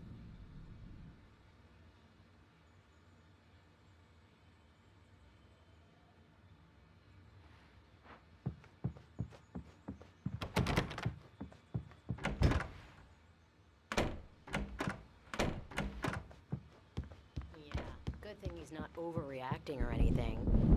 Well, he's the boss. I may need a hand here later on, Birch. The storm's bound to make you-know-who jumpy. You know how they get. Gotcha. The doc's got me looking after Wake here, but holler if they get too Something's wrong. I'll do that, Birch. I'm not myself. It's hard to think that there's a shadow inside my head. I can only focus on writing. Everything else is a blur. I'm trapped in this cabin. Have been for days, but it's always dark outside. My editor is real. I saw her again. She's not human. It's not human. A dark presence is wearing the old woman's face. She was covered in clinging shadows. There's a hole in her chest where her heart should be. I think I've made a horrible mistake. I don't think I'm any closer to saving Alice. It's been lying to me, using me to get the story it wants, and the story will come true.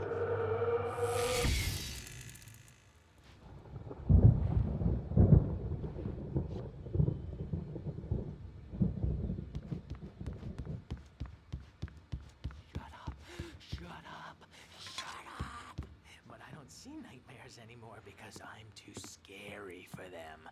I take 2 pills every morning and 1 with every meal and 4 when I go to bed, and that makes me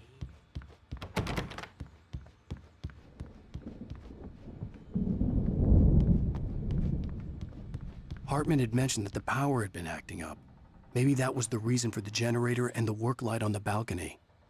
The generator hadn't been activated, and there was no key. Hartman wanted me to write. I knew I couldn't, but I figured I should just play along for now.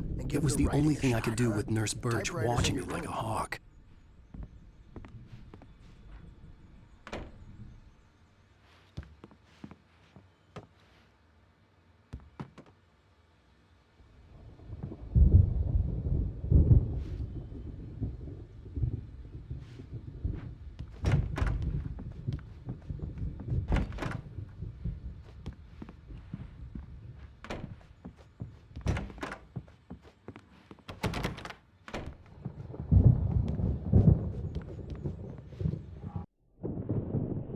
The white glare of the blank page in front of me hurt my eyes. My hands began to shake uncontrollably. Everybody, calm down. Put that down. Bert, I need help. Hey, Wake, you stay here. I'm gonna go see what's up. You just keep doing what you're doing. Be cool, okay?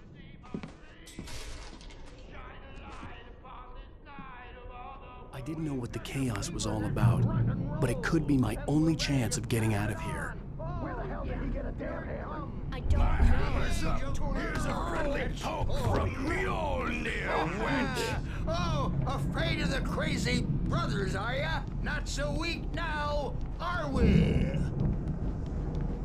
Sinclair looked bad. That wasn't a love tap. The crazy old fart hit her hard. And if she was one of Hartman's goons, she had it coming. I had to get to Hartman's office. He had taken all my manuscript pages. That's where he'd been keeping them. It's my store. I'm taking it. We're on a comeback tour, baby. The photo on the wall caught my attention. In it, the clinic staff was standing outside the lodge. I knew the man next to Hartman. He was the kidnapper. Hartman had been playing me all along. The markings on the tape said they were recordings Hartman had made of the sessions with his patients. I saw Alice's name on one of them. For a moment, I couldn't breathe right. Now, Mrs. Wake, can you tell me about Alan's problems? He's more and more out of control all the time. The parties, he's so angry all the time. He's getting violent. Do you mean with you? No, not with me. No, never. Sometimes I almost wish Alan would take a swing at me, because at least that lead to a conversation he couldn't just march out of. But no. Alan doesn't really sleep. And the work, well, he's not writing at all. He sits there for hours and just gets more and more frustrated. And I can't talk to him. Yes. Tell me, Mrs. Wake. What would you say to him if he'd listen? I don't know. I want to say, I look at you, and it's not you. Just some stranger who resembles you. Looking out from behind your eyes, and I don't like that guy much. And now it's all gonna go to hell. But you don't ever say this. No. I've tried, but he's not listening. He's too deep in his own problems, always going on about something else. I'm so afraid I'm gonna lose him, and we're not even talking anymore. He doesn't let me in anymore. He just keeps me in the dark. I'm so alone here. He's home. Please help me, Doctor, because I'm at my wit's end. Well, if you can just get him here, I'll absolutely do my very best. Yeah, but Doctor, you need to be careful with him. He's not just going to listen to you and cooperate. He's the most stubborn man I've ever met. Well, I'll be sure to bear that in mind. Hearing her voice, what she was saying made me happy and sick and guilty all at once. Worst of all, I recognized the words. The phone call from her. It had been a cut-up of this. Just a recording. Hartman wasn't happy. Maude could see it in his eyes. He quickly lowered his own. He had made a mess of it, and he knew it. The shame of failure was hard to bear. He hadn't expected Wake to say he needed more time, and he blurted out 2 days. less than Wake had asked for to show him who was in charge. But that wasn't part of Hartman's plan.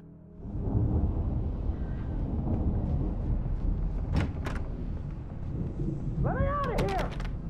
Hartman, do you hear me? I'm gonna chew your crazy quack ass to shreds! Barry? Ow! About time! Barry, man, am I glad to see you. We need to get to Hartman's office. It's right next door. You okay? Yeah. I mean, no! The cops found me at Rose's trailer, but they didn't hassle me too much. I'm obviously a victim in this, and I demanded to be treated as such. Or else I'd sue their asses. Speaking of asses, that vet gave me a real hard time, but I had no clue where you were. That guy's crazy, Al. But he let me go, and then I get a call from Hartman, that son of a bitch, who tells me you're here, and I should come pick you up, but when I got here, 2 goons clobbered me and stuck me in there. What's with the cutout? I stole it from the diner to piss off Rose after what she did to us. That'll teach her. Yeah, that's a harsh punishment. Come on, pal, we gotta get going.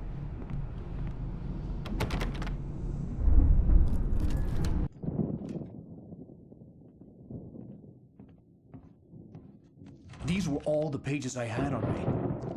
And more.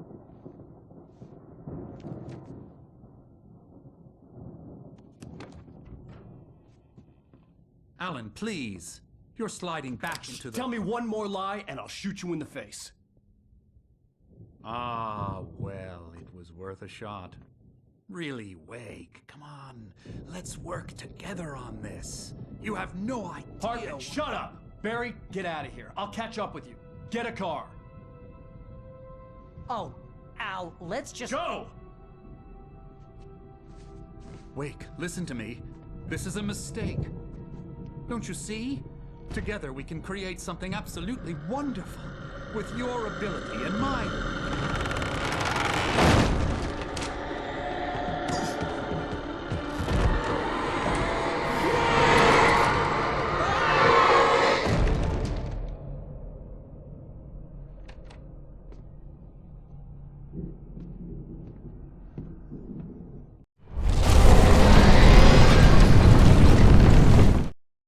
Hartman followed the fall of Alan Wake with his binoculars. When the rider hit the water, he ordered Jack to take the boat to him. The spot was easy to see in the dark, even with all the extra lights in the boat. The flare floated and kept burning even in the water. Jack turned the radio louder as the engine sputtered. The music was rough and clanking, something the Anderson brothers would no doubt have enjoyed. But Hartman chose to ignore it. Wake was finally within his reach. The dark presence would be on me in a moment. I had to find a way out.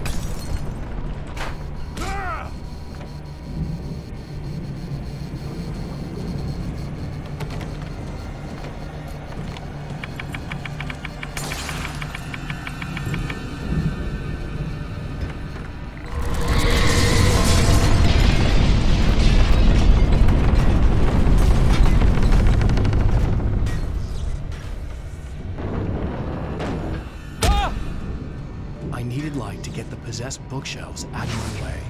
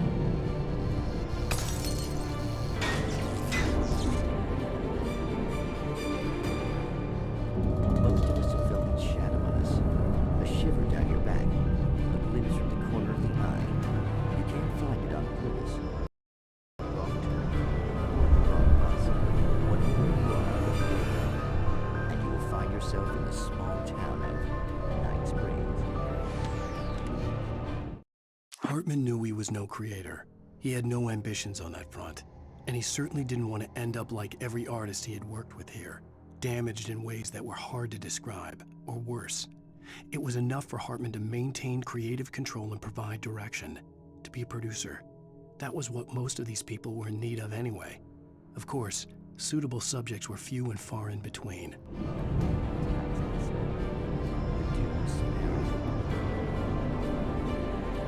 Sometimes the simplest things prove impossible.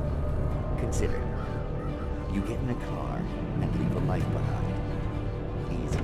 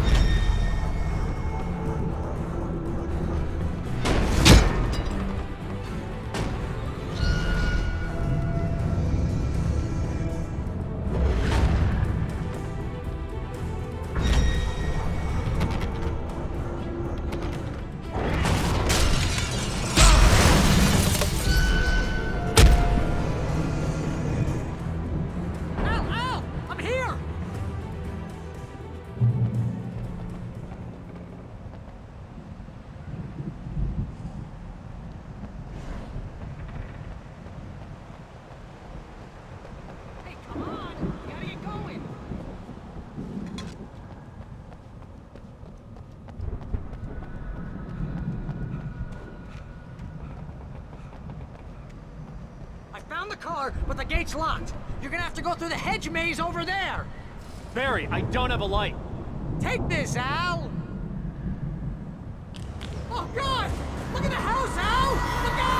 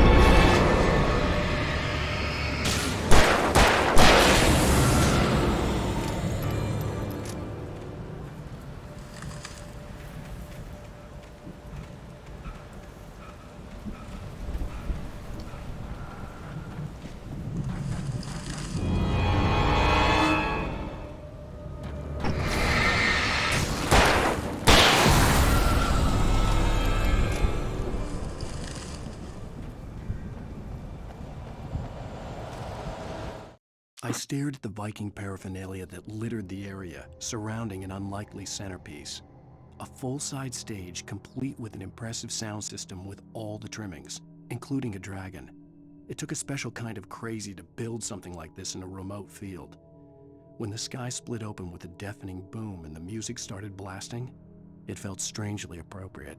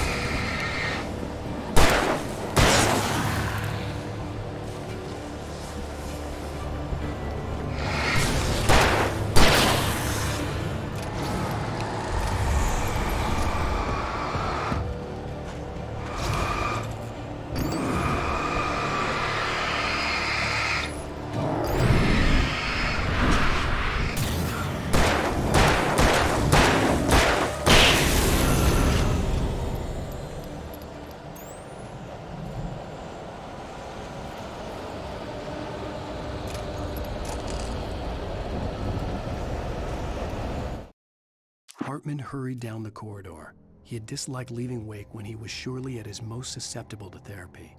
But this was not an ordinary storm. Wake had been writing, and he had woken something up in the depths of the lake. Now, it was coming for him. Hartman had naturally prepared for a situation like this. The idiot brothers would keep Wake distracted while Hartman double-checked everything, just to be sure.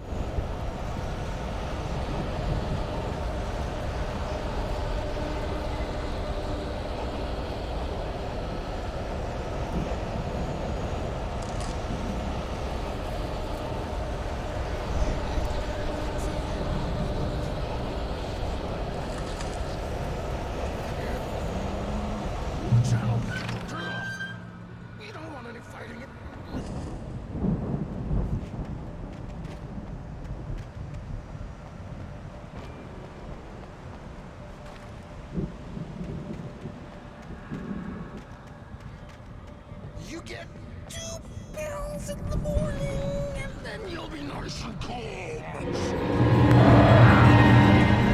You get 3 pills in the evening. You'll sleep like a baby.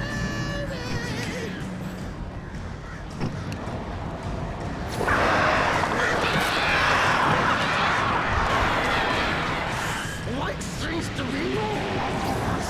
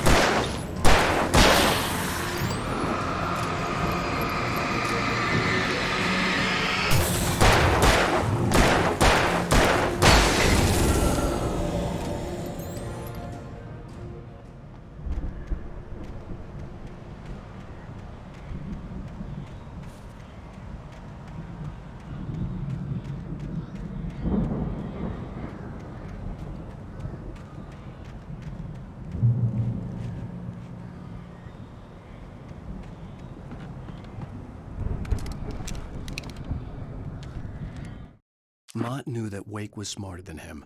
Wake had more money, a beautiful wife, everything. And Hartman said Wake was important.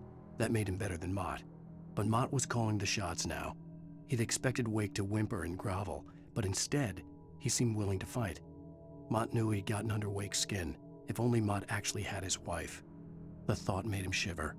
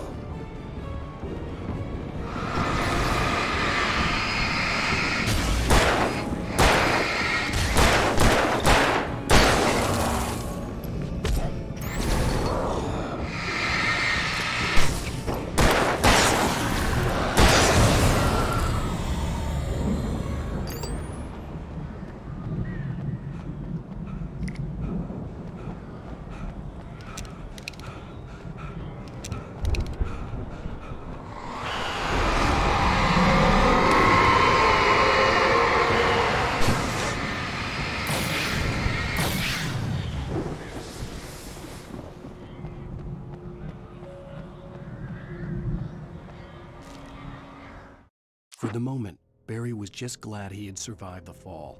He had been separated from Al, and there was no easy way to climb back up. He told himself he'd be okay in the gloomy forest at night. He would just have to wait for a while for Al to find his way down. Barry turned when he heard the heavy footsteps and saw the movement. The man-shaped shadow lunged at him from the bushes, an axe held high. Barry screamed and threw up his hand. The world exploded.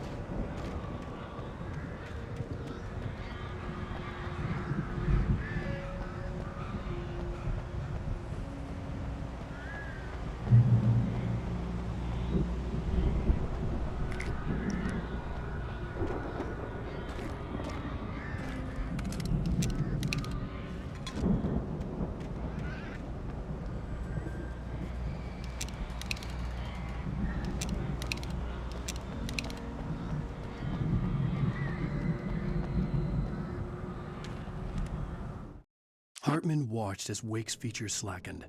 The man was bullheaded, no doubt.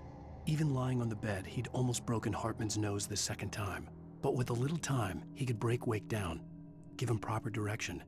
Wake was easily the most promising subject he'd had. Well, since Tom, really. "Sleep well, Alan," Hartman whispered with a smile.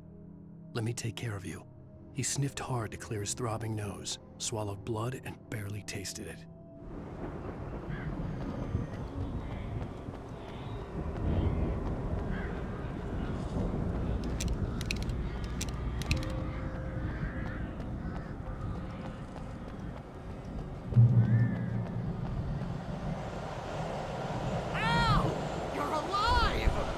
Let's get out of here. Can you open this gate? Maybe. Barry. Well, I slammed it shut when the nasty showed up, and the key fits kind of loose in the lock, so, Barry! I'll find it! Don't worry about it!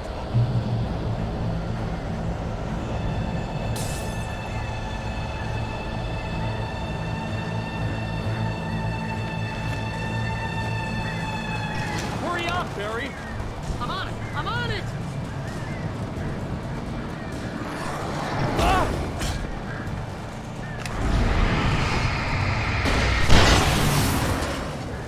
It's gotta be here! Just hang on, Al!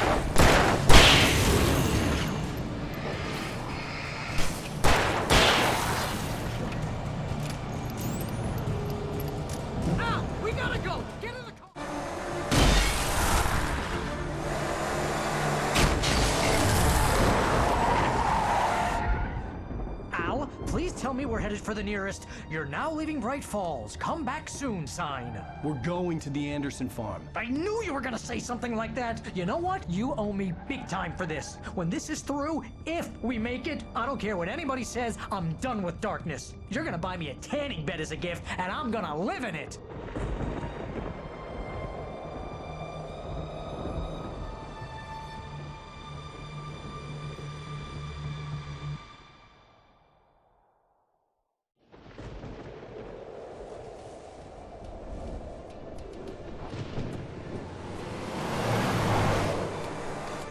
I'm crazy, but that's fine, Barry. Oh, you got that right, Al. You're barking mad. You are by far the craziest. But maybe that's inevitable when you deal with crazy stuff like this. It helps. This is happening, Barry. Alice, they never had Alice. She's trapped in the darkness at the bottom of the lake, but she's not dead. Al, how can you know that? I know, Barry. I can... Al, No, listen. I can bring her back. I can find her. There's something special about this place. The lake, it does something to the works of art created here. It makes them come true.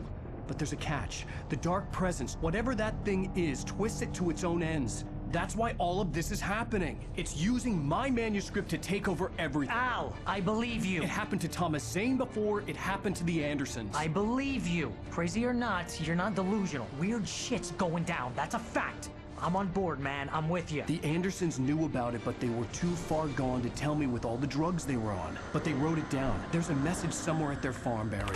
We just need to find it. Look out!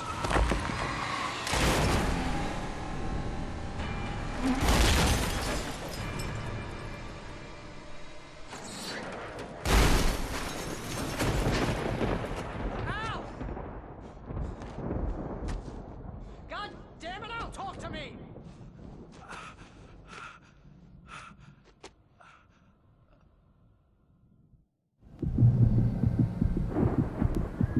I had lost my gun in the crash. Barry was nowhere to be seen.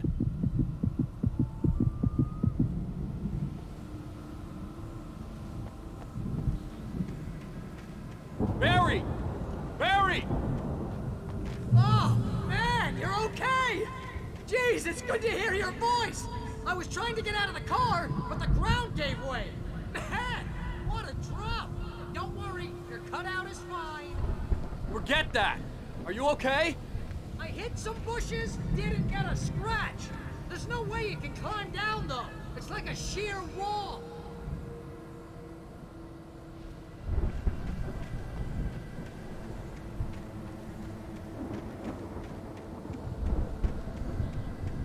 Ah! Al! There's something moving down here! Barry, it's a taken! Use a flare, Barry! Woo! Yeah!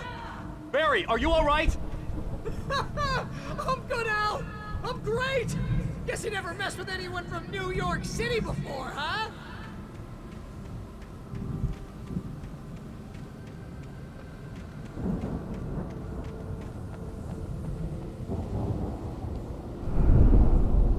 You're gonna have to find your way around to the farm, Al! I'll be waiting! Barry, just wait for me, okay? Al! I'm not staying here! It's suicide! I'm going to the farm! I'm gonna go ahead and secure the area. You can catch up. Don't worry about it. I'm on the case. Now he's a Rambo. This would turn into a disaster if I didn't catch up with Barry.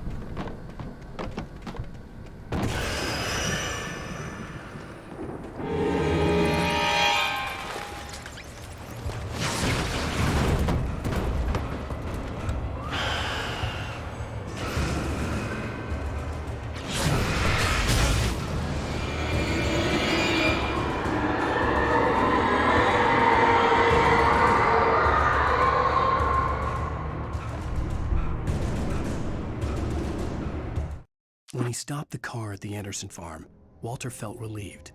Oblivion was close at hand. The brothers wouldn't miss a jar of moonshine or two in the booby hatch. But then he saw the man on the porch, and he knew who it was. Driving for his life and knowing it was useless, he didn't realize he was crying until he couldn't see the road for the tears.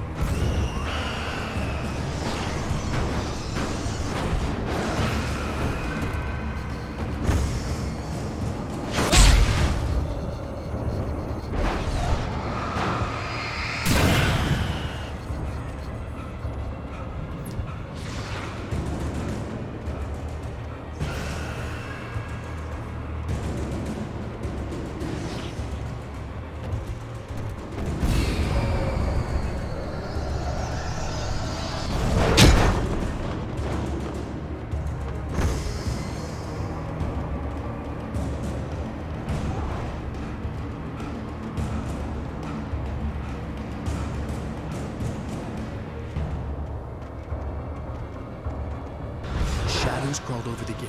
I needed a light to destroy them to get through.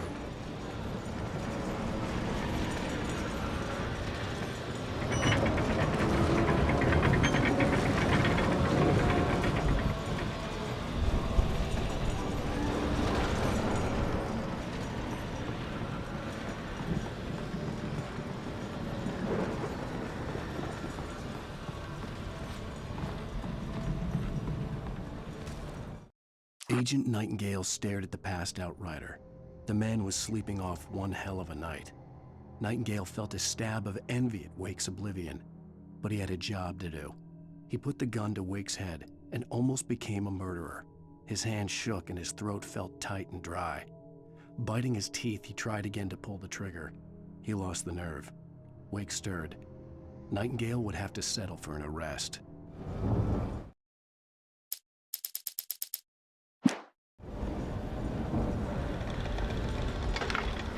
I hoped there'd still be a working generator somewhere around here to power up the old lights by the gate.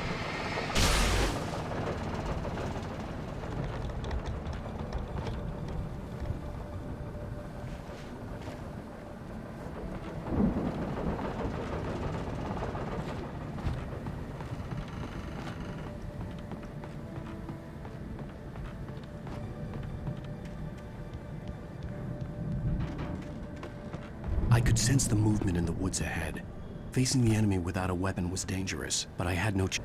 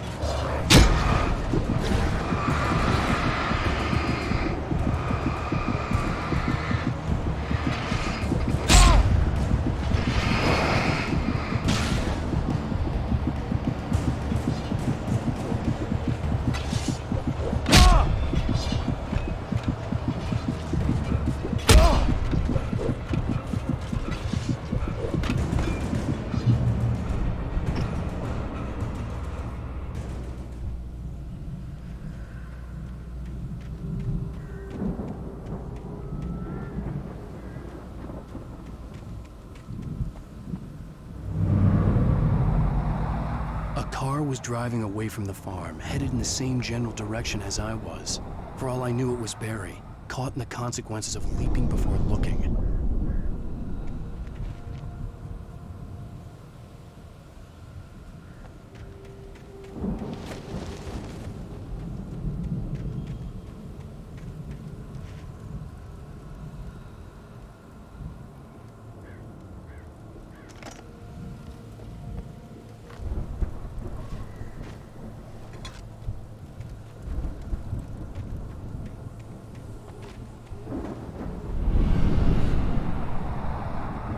The car was heading for the cabin up ahead. It wasn't far. If it was Barry, I would see the damage soon.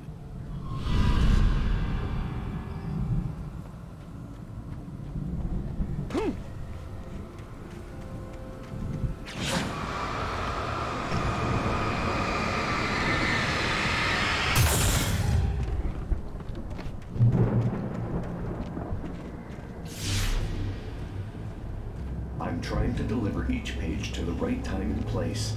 I'm trying to show you how the story goes. I had seen glimpses of the light before. I had seen it in my dream. It was a strange spaceman or a diver in a bulky suit. He was the one who'd been placing the pages on my path. The dark presence followed the choreography laid out to it in the manuscript, growing stronger and stronger, moving like a storm from one scene of destruction to the next. But it was still bound to follow the story and chained to the dark place it came from. When the story reached the end it longed for, it would finally be free.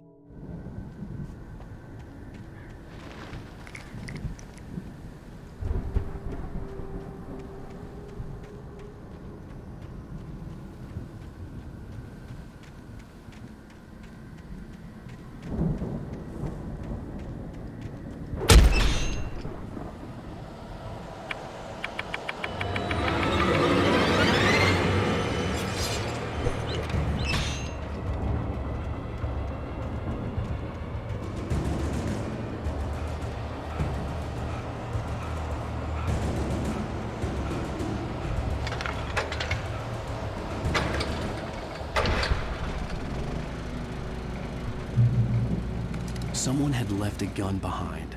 Now I had a fighting chance of reaching the farm.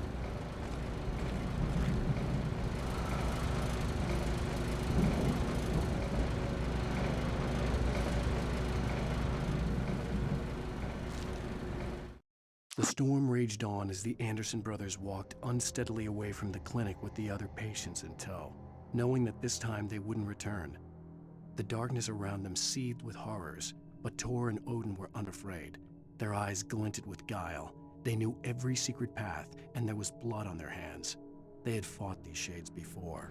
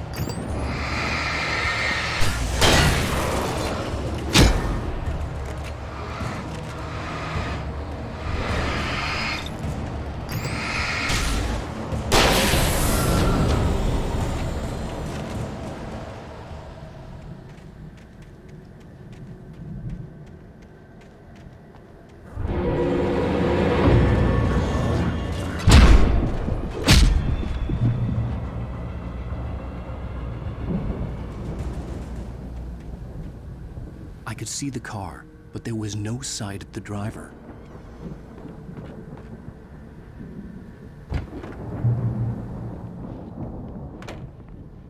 Hello? Anybody here?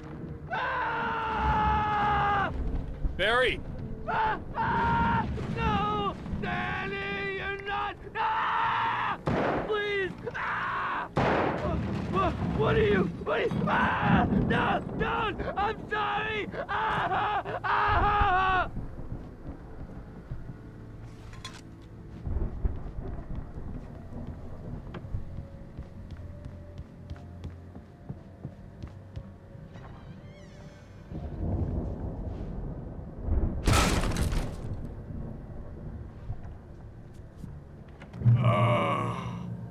I know you. You were in jail the other day. I went to the farm again for the moonshine, you know? It makes you see. They're not gonna miss it. They're in the loony bin. But my buddy, Danny, I lost him. Something's gone wrong with him. It's not him. Like a real bad follow-up to a real good movie. The best friend's suddenly the bad guy who wrote this crap anyway.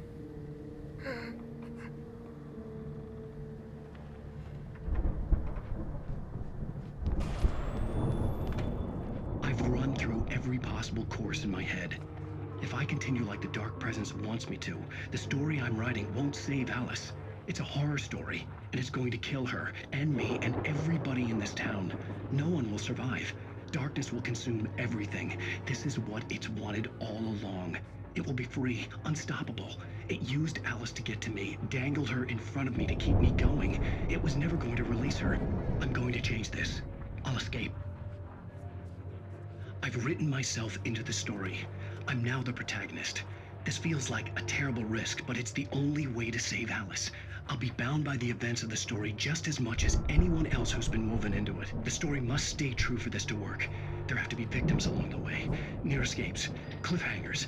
In a horror story, it can't be certain that the hero will succeed or even survive. He almost has to die. I'll write my own escape into the story next. I need help. Zane's going to be the one who will help me. I'll make it happen.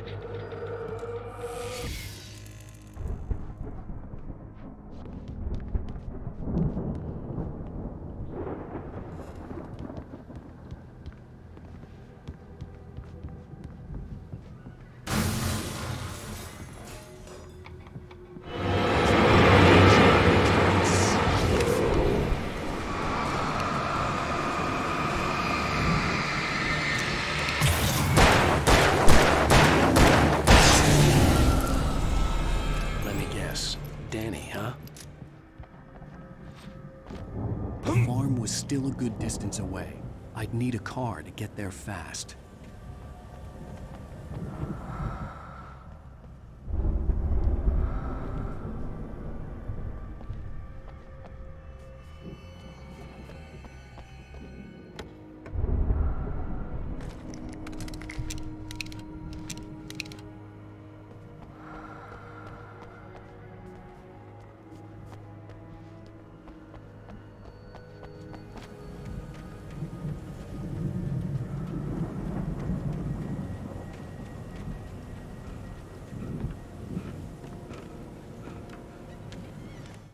For a moment, Hartman considered strangling the idiot. Mott was mean-spirited, but easily manipulated, an emotional infant who lived for his approval.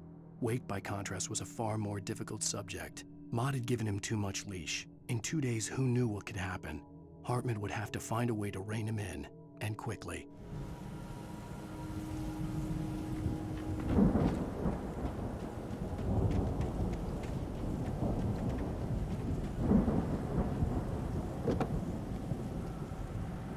If Barry wasn't up here, he was probably in trouble down at the farm. For a moment, I felt bad for doubting him. After all, I'd made it this far myself. But Barry was Barry.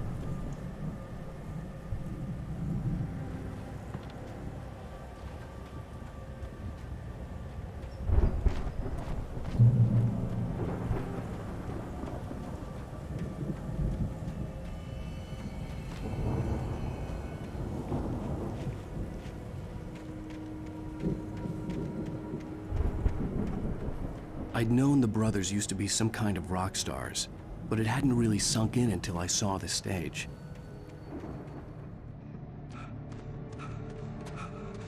Al! Run! Incoming!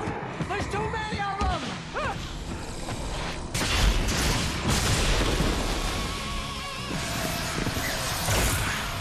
God damn.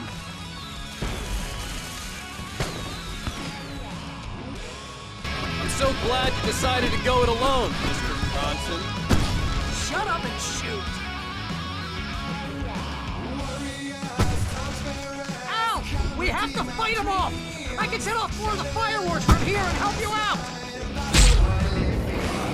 Hey, Al! Did you notice there's a lot of ammo and stuff around? This place is stocked! Al! Hold on! I'll try to get the stage lights on!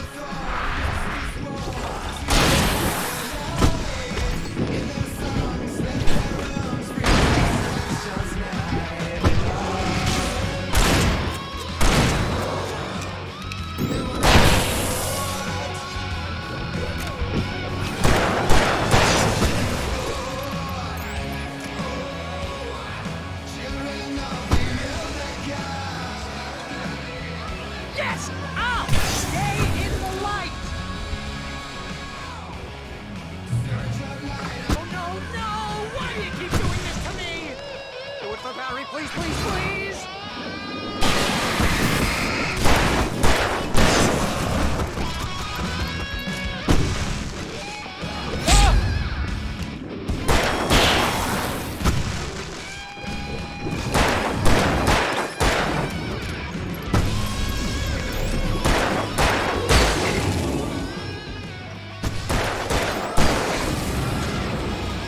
Al, please don't let me die. Although if I buy it, this is pretty much how I always wanted to go out.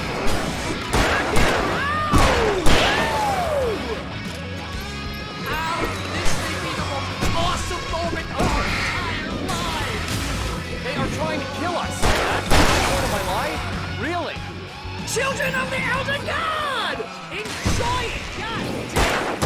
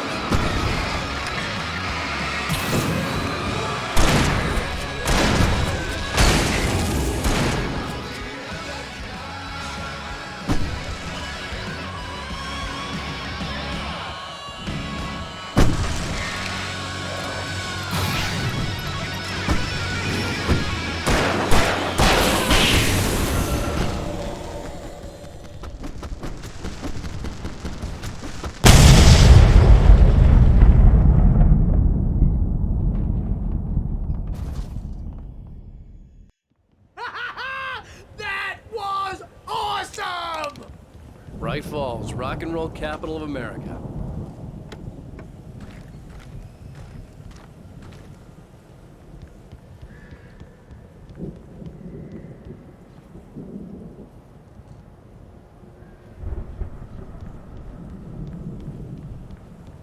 Hey, Al! This way to the farm!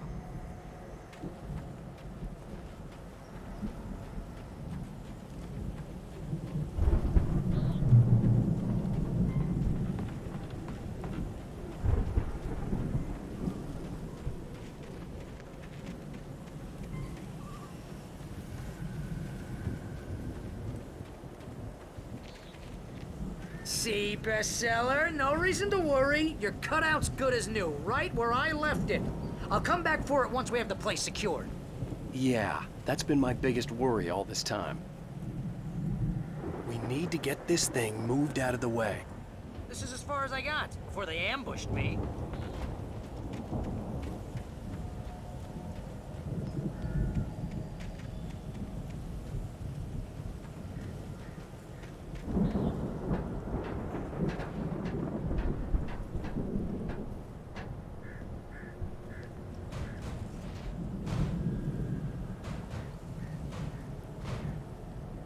Hey, I think Alan Wake here has something to say. What's that, Al? Oh, I'm Alan Wake. I'm always right about everything. And if I don't get my way, I'll sulk all day long. I'm always intense and moody. It makes me very attractive and mysterious. Right now, I'm just standing here because I need my best friend Barry to carry me. But that's okay. I can just take him for granted. I think I see what you did there. Yeah, it was pretty good. You want me to do my imitation of Barry Wheeler? No? Thought so.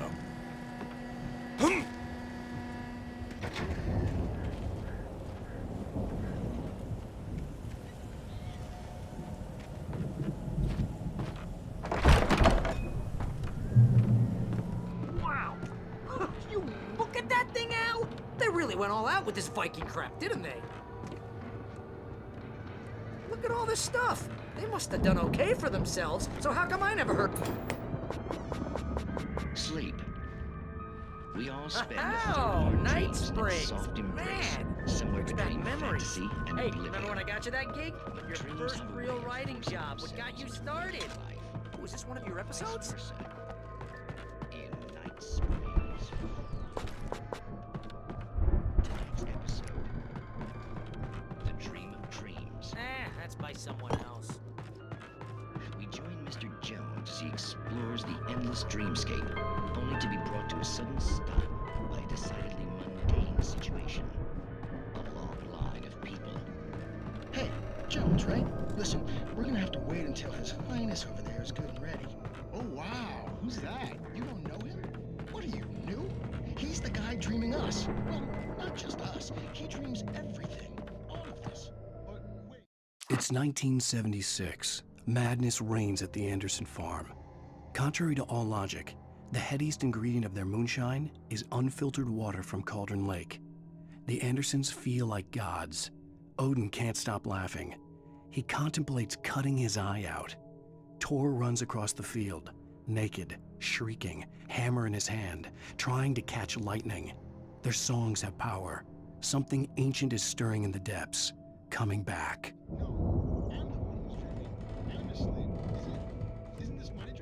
The Viking boat looked imposing, almost like a battering ram. You're just another dream. I'm a dream. You're a dream. The weirdo in the diving suit is a dream.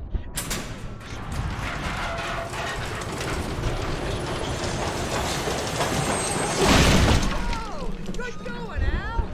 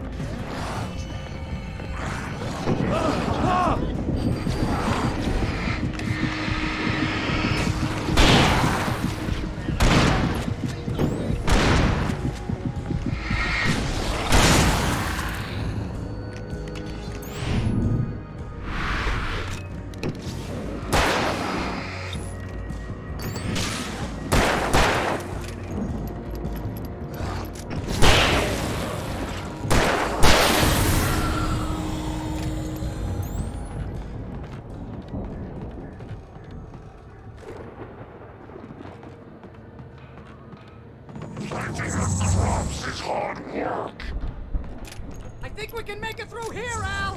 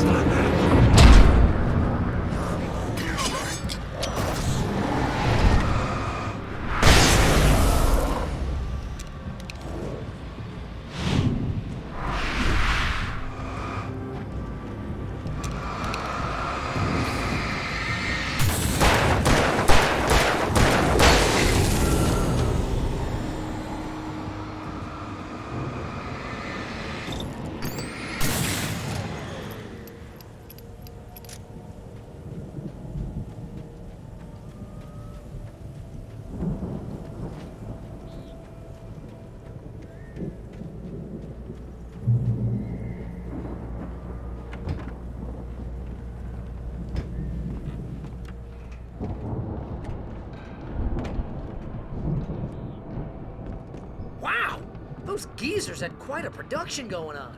Ooh, you know what, Al? If we make it through this alive, I'm gonna start representing them. Yep, sell this stuff online, maybe get a reality show going, release a new single. Good luck with that, pal. Hey, you find us a way out of here, okay? I'm gonna take a closer look at this stuff.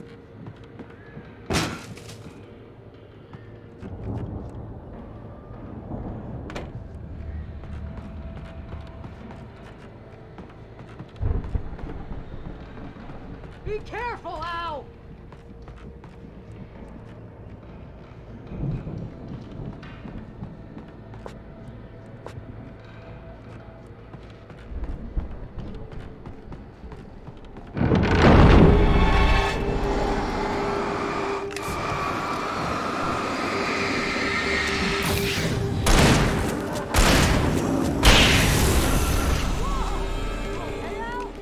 I'm good. Keep your eyes open, okay?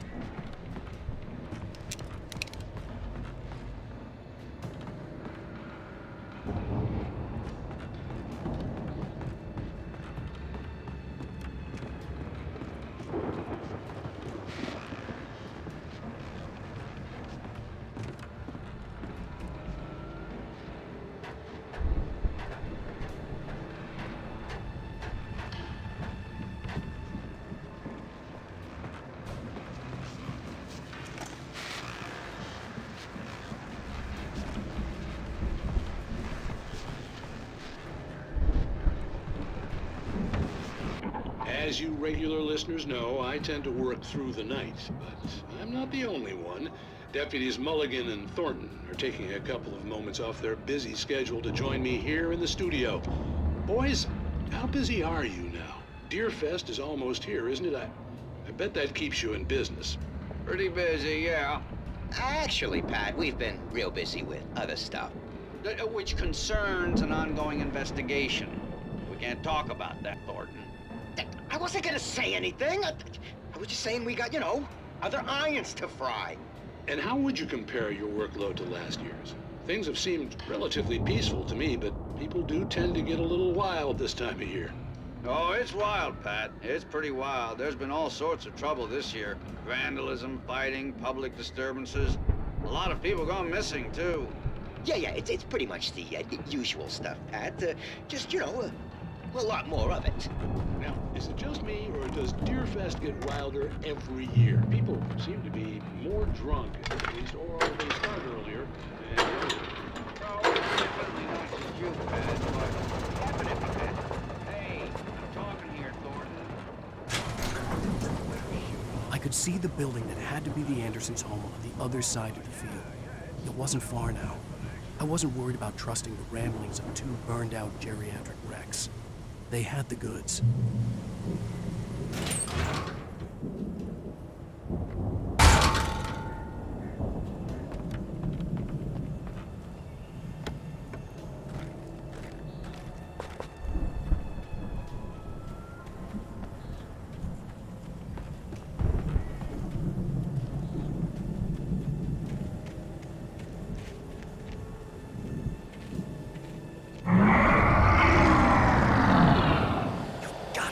kidding me.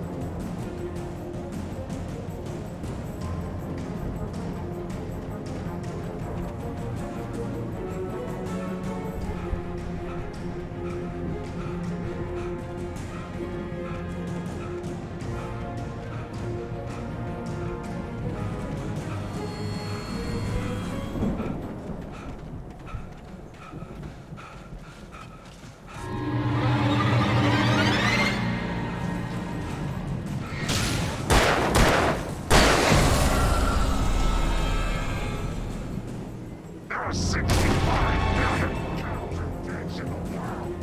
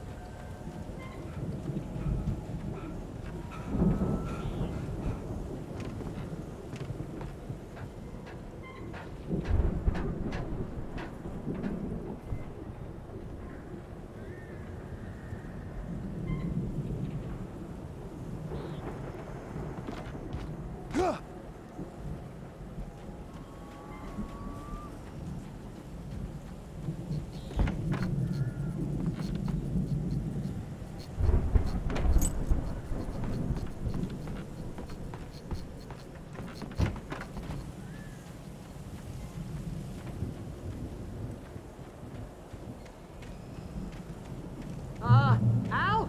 Is that you out there, buddy? Yeah, it's me. Hang on. Hey, let's go, man.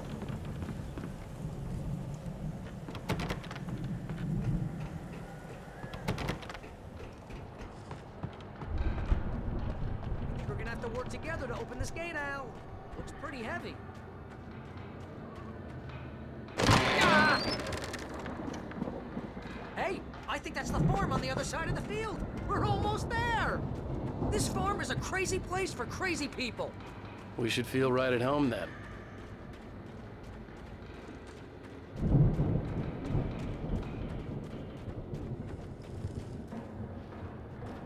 Come on, one more gate. Do this thing.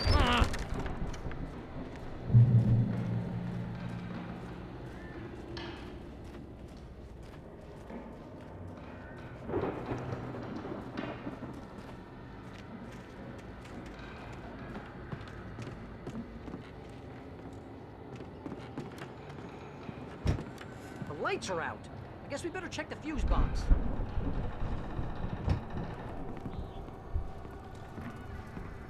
The power downstairs was out, but I was sure I could fix that at the fuse box.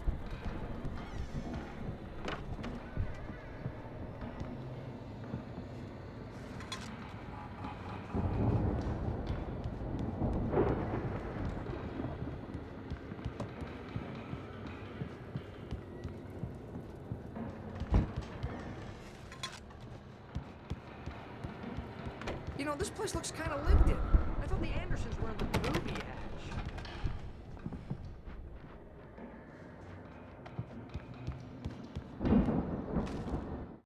Again, Alice's screams rang in the stillness of the night. I saw myself run toward the cabin, flashlight in my hand. I followed my past self. I was an out-of-body observer, a time traveler in a crazy drunken dream. This was the beginning. The night Alice had disappeared. The mystery of what had happened during the missing week was about to reveal itself.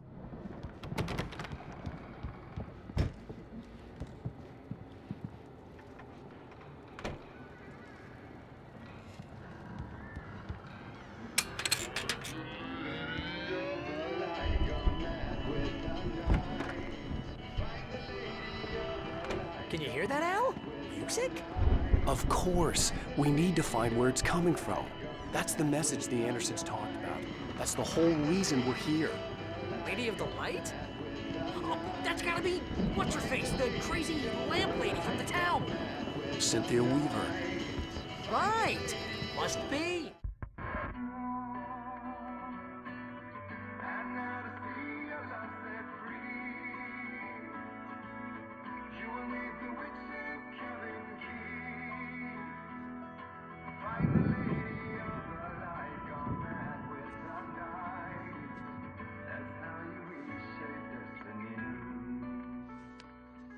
Okay. We need to find Cynthia Weaver. We'll stay here for the night and head back to town as soon as it gets light.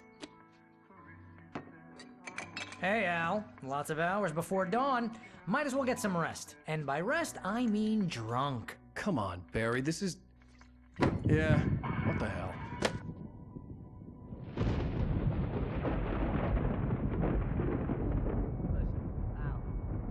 I'm sorry about Alice. No, seriously, because I know we don't get along, but we're gonna find her, right?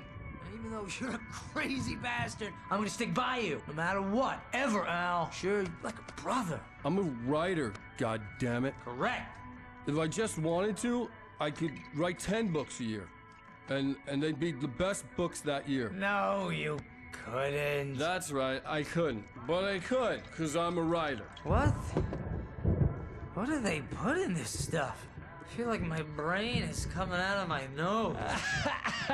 I'm gonna get the recipe off those coots and be a booze millionaire. I just miss her, Barry. I just want her here with me. I know, Al. I know. It's gonna be okay. We're gonna make it okay.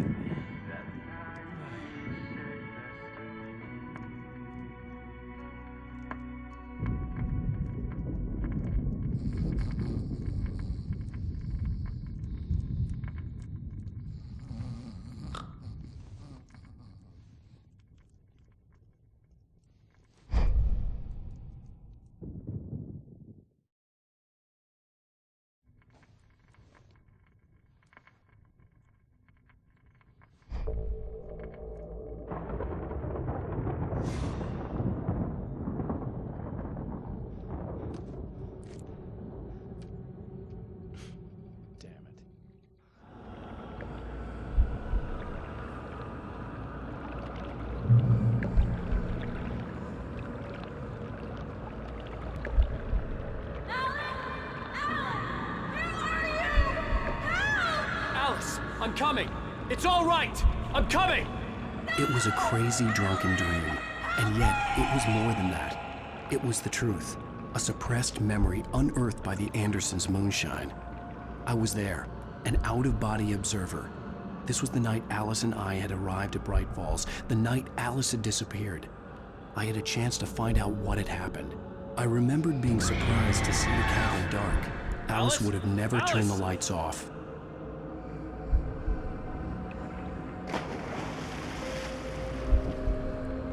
I remembered thinking I caught a glimpse of her form underwater, sinking into the darkness. Beyond this lost memory, there was nothing. I had to follow the footsteps of my past self to find out what had happened that night. Diving after her was the last vague memory I had of that night. After that, the next thing I could remember was waking up behind the wheel of the crashed car and finding the first pages of the manuscript.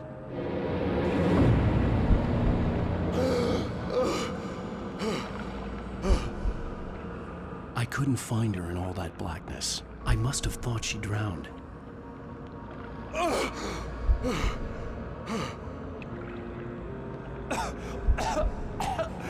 Alice! Jagger had Alice, and so she had me. Alice!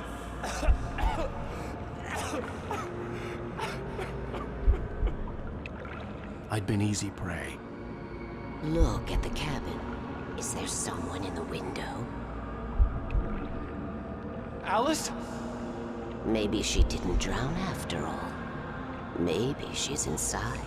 Alice! Yes.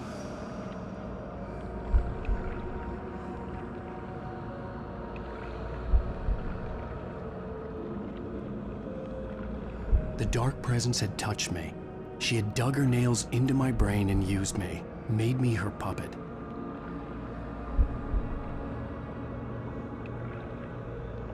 She must be here somewhere. Maybe upstairs in the study. Alice! Yes, that's where she is. You can apologize. Alice! You laugh at the whole thing together and put it behind you. Alice? She's not here. You were foolish to think so. No, she's dead. She drowned. No, no, no! It's your fault your wife is dead. You are guilty. All she wanted was to help you right. You killed her. Oh, hush. There's still hope. Cauldron Lake is a special place. Here, you have the power to change things. She wanted you to write. I will tell you what to do.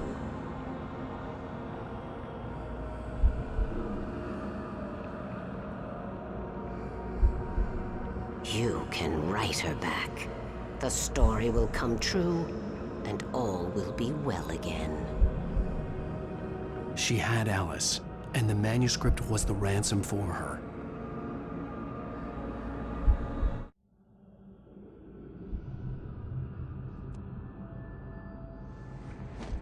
Yes. All right. I'll fix it. I'll bring her back.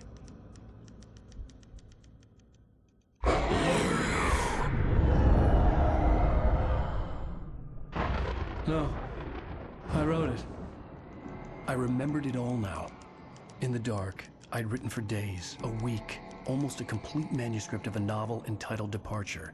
Jagger had been my editor, whispering in my ear, making sure that the unfolding story would make her more and more powerful. I thought I was saving Alice.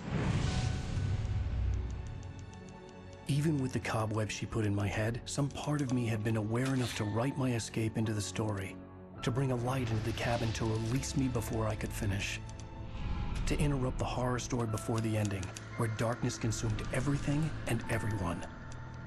Zane was weak and far away, but I had written him into the story, and his light had been enough to set me free. It isn't here now. I'm here because it was written. I brought the light to set you free. You must hurry. It will know I'm here. It will be back soon.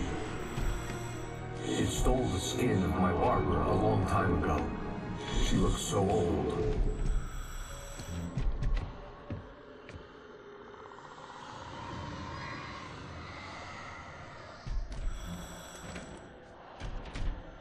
I'd woken up, confused and groggy, my mind consumed by darkness and fear. All I could do was to escape.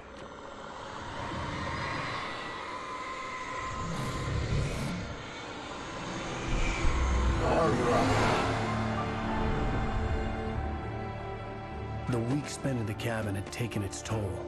I was barely conscious, and fading fast. It had to have cost Zane terribly, thrown him even deeper into whatever dark place he now haunted. But he had managed to weaken the dark presence, kept me safe that night.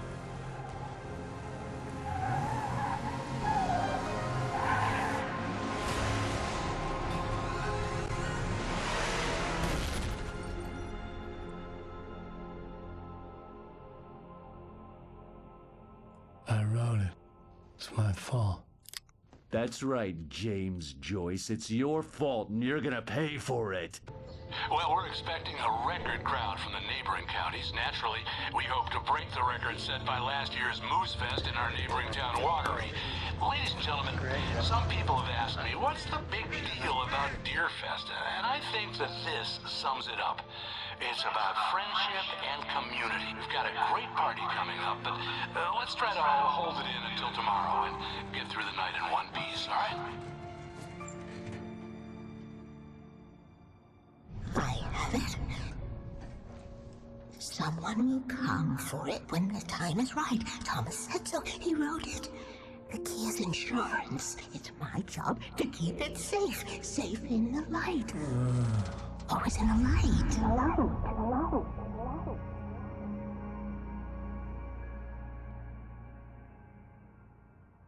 Script pages were gone. The FBI agent had taken them. I think my tongue just took a crap in my mouth. Ugh. Oh, wait, we're in jail now? Ow. Ow, this is not good. That about sums it up.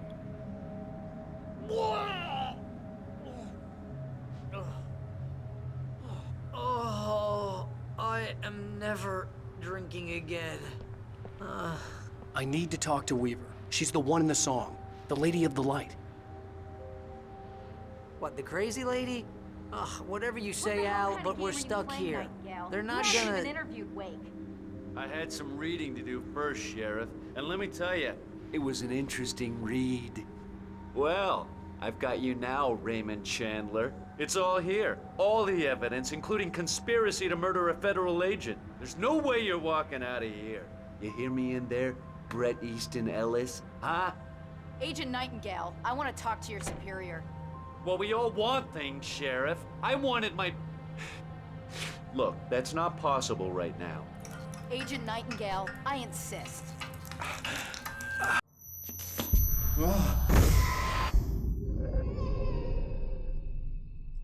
Wake, what's wrong? Lady, are you stupid? It's a trick. It's an obvious trick. Okay, I've had enough of this crap. Wake, I'm gonna trust you with this. You're joking. Agent Nightingale, your opinion would matter more if you were sober and if I actually believed you were here on official business. Whoa! Get back in the cell, Stephen King. The only way you're leaving this place is over my dead... Wait a minute. I know this... Oh my God! Light. We need light. It's the only way to fight this thing. In my office. I've got your things there. Follow me. Oh man, we're sitting ducks with the lights out. Stay cool. Nightingale tried to make sense of the manuscript. It was disjointed and strange. He didn't understand half of it, but it all rang true. Impossibly true. He took out his hip flask when he reached the page that described how he reached the page that made him take out his hip flask. It wasn't the booze that made his mind reel. I can get the emergency power on. Nightingale felt the situation veering out of his control, but the gun at least felt steady in his hands. He was ready to fire, resolved that he would let this happen over his dead body. And yet he hesitated. He had seen this moment before, read it in the page. He was transfixed by the deja vu and the horror that he was a character in a story someone had written. Then the monstrous presence burst in behind him and dragged him into the night.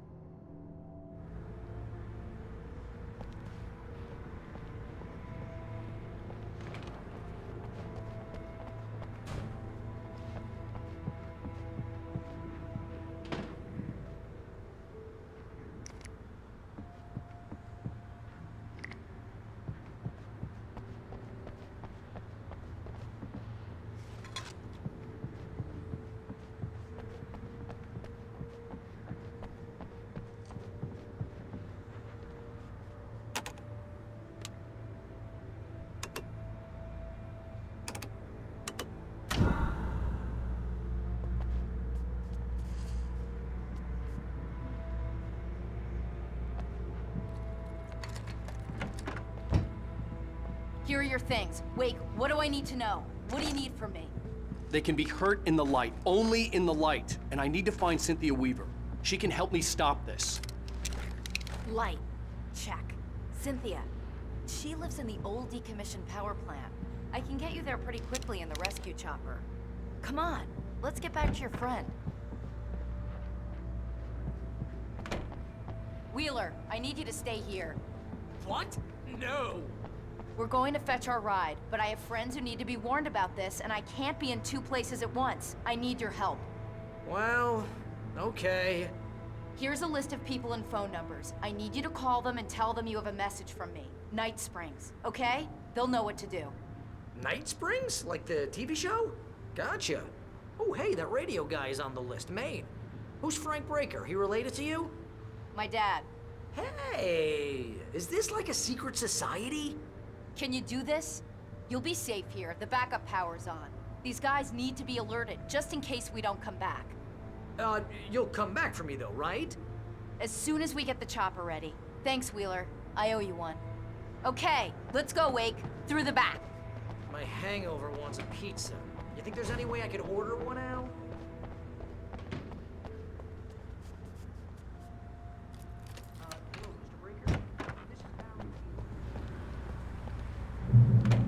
Oh, hell. Whatever took Nightingale must have broken the gate controls. We can't reach the gate's control box from here. We need to get to the other side over the rooftop. I'll go. I'll open the gate for you once I'm across. You stay here in the light and cover me, Sheriff, okay? Are you sure? Okay then, but hurry.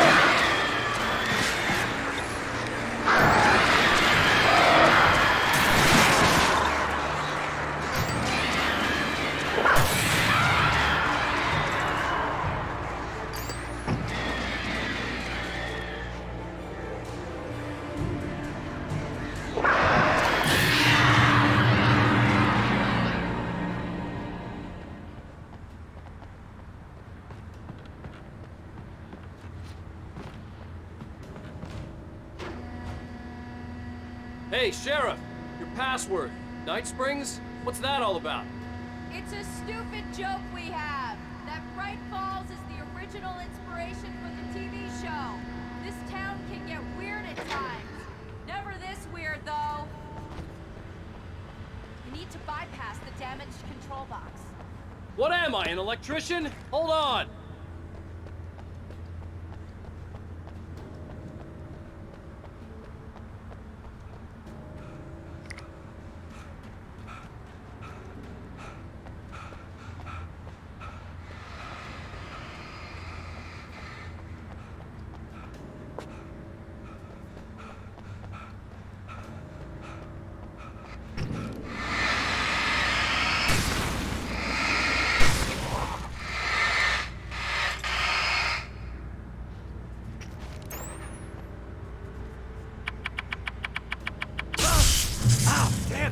Smarts.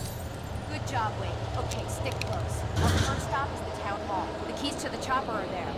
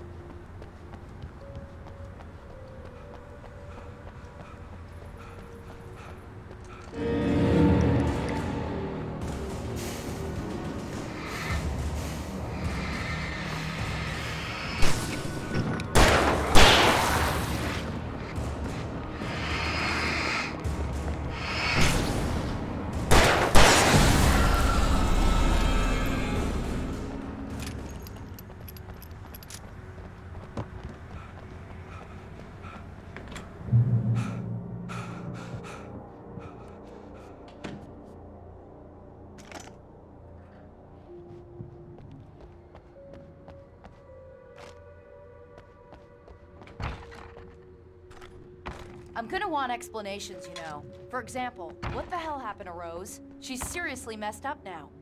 The same thing I think happened to me after I arrived. During this week, you can't remember? Oh, I remember now.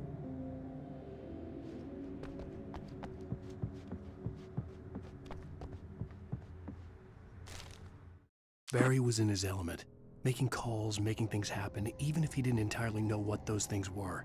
He wouldn't let the hot sheriff chick down. Even if every noise he heard from outside, and he heard plenty, made him jump. He had only paused to text Al a message, told him to hurry up. Suddenly, Barry froze in mid-dial. A window broke somewhere in the building, and then the lights went out.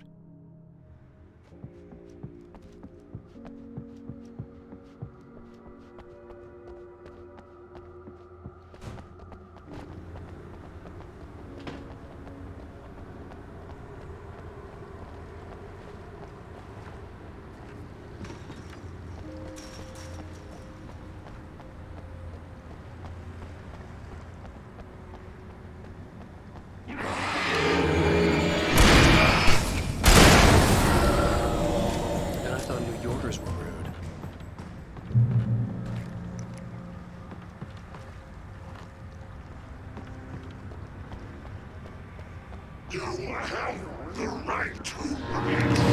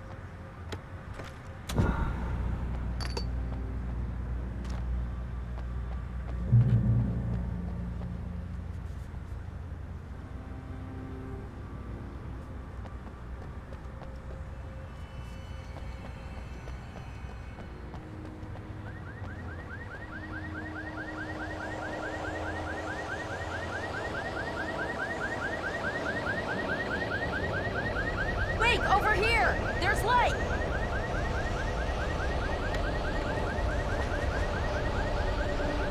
I have a key. Watch my back, Wade.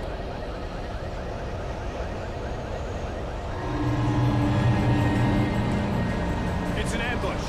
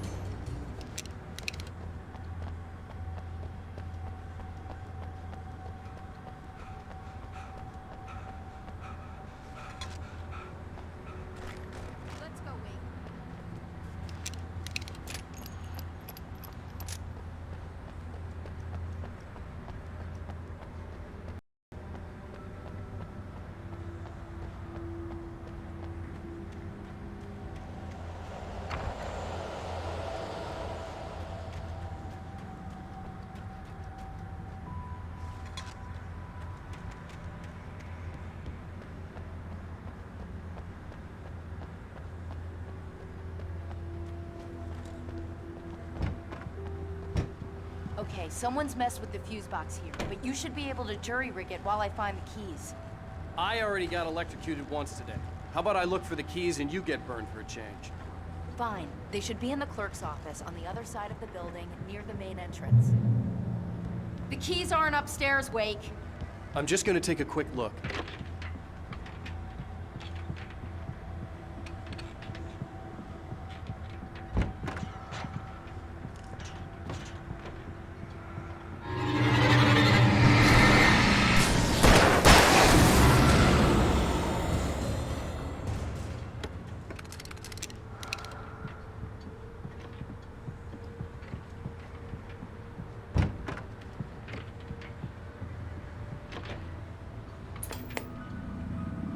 Freedom. A fusion of vigilance, conscience, and uncompromising clarity of vision. A need so fundamental, it permeates our very being. And yet, a man may be brought to his knees in a single heartbeat. In Night Springs. Tonight's episode, taken in his prime. For young Manny, the night hasn't been kind. He's a marked man, selected for a lifetime of servitude after answering an ad in the newspaper. But first, a little field surgery is required. Well, well, look what I found.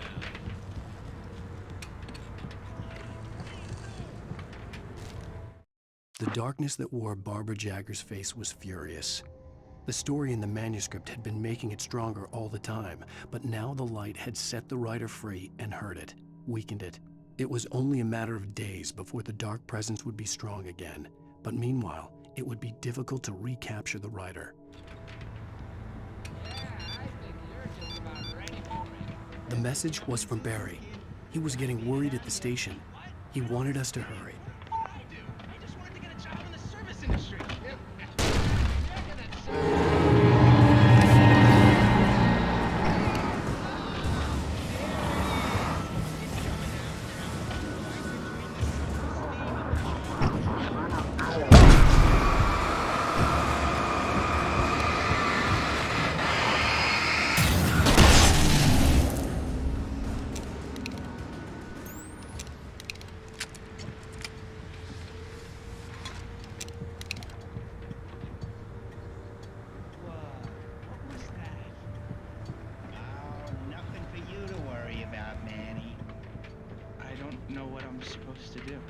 We'll tell you all about that.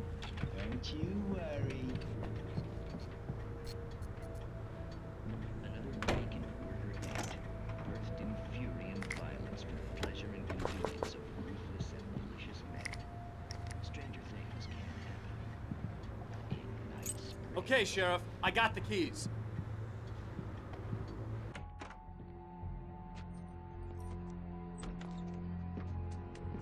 Barry? Why isn't he inside? Oh God! Oh God!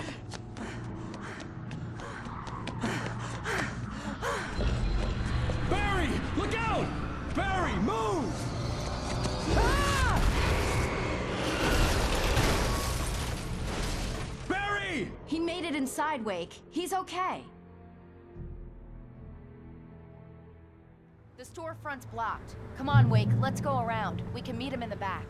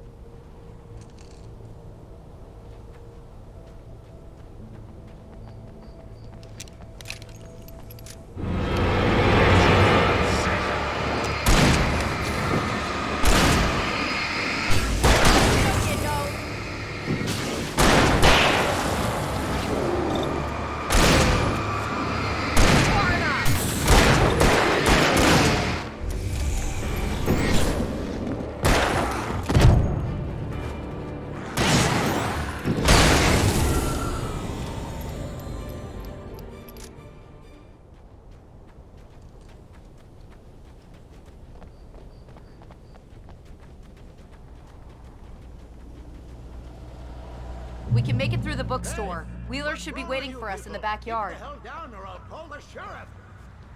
Oh, hi, Doc. I've got it. Don't worry about it. Sarah, about time somebody showed up. All this shooting in the air is idiotic. One of these days they'll kill somebody. And over Deerfest. I know. Go back to bed. He's got a point, Wake. Look, this town can't take this.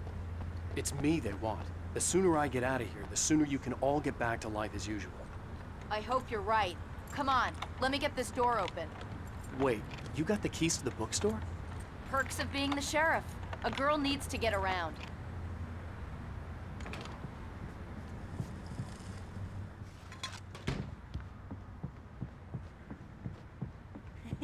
They're really taking advantage of your presence here, Wake. Cynthia Weaver worked hard, following her obsessive rituals, sometimes fighting them, always giving in to them in the end. She haunted the halls of Bright Falls' abandoned power plant. She marked her caches with light-sensitive paint that could only be seen by eyes that had been touched by darkness and saved by light like she'd been. She was preparing defenses and supply lines for the war she knew would come. The war between the forces of light and darkness. I heard they're selling a lot of your Alex Casey books. Right now, I'm not a big fan of my own writing.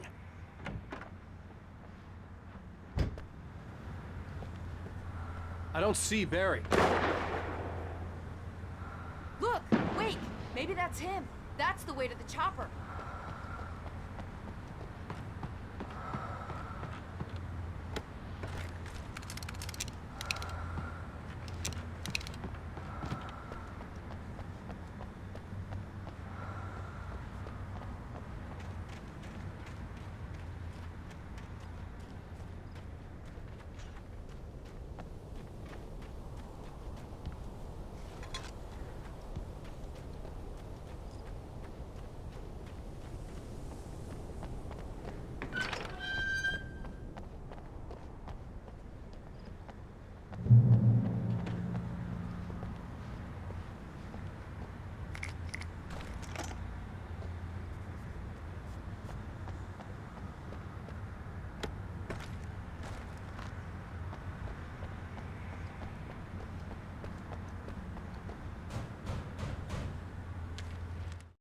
Barry got back to his feet inside the Bright Falls General Store and dusted himself off.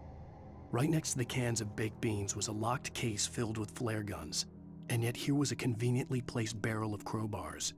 Barry's smile widened as he realized that this was the classic movie scene where the hero had to gear up and arm himself to the teeth. Barry threw himself into the role.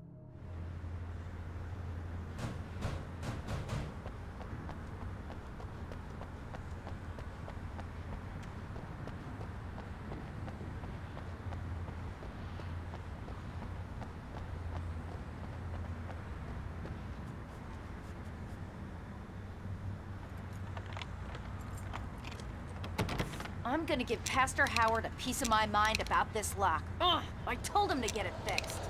Physical labor. Let's take a break.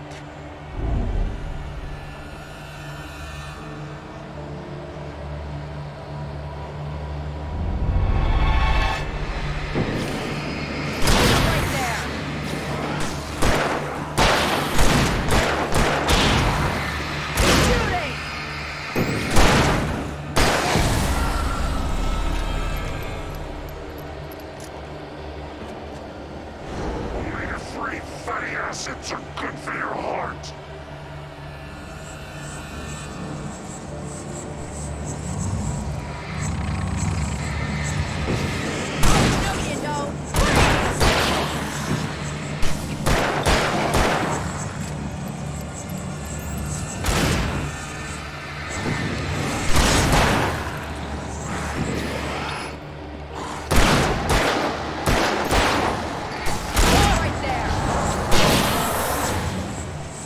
Keep an eye out! They're moving!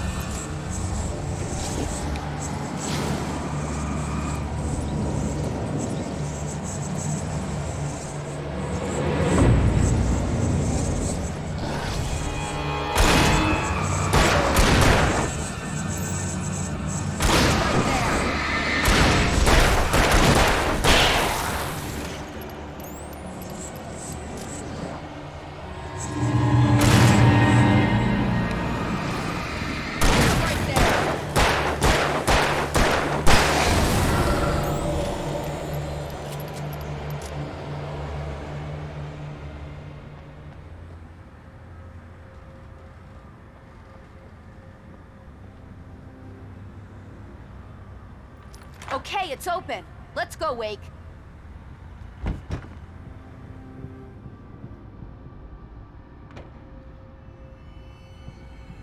Wow. We keep them lit all night long on the night before Deerfest. Why? Well, it's tradition.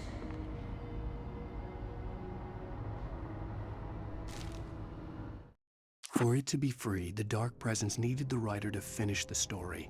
Again and again, the story let it get frustratingly close to the writer without letting it capture him.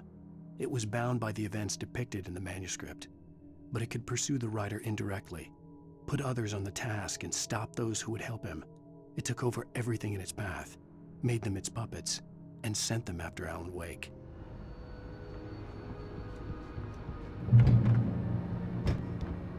We're almost there. We'll have to go through the basement to get to the parking lot. Yeah, there's no way going through the crypt will turn out to be a bad idea.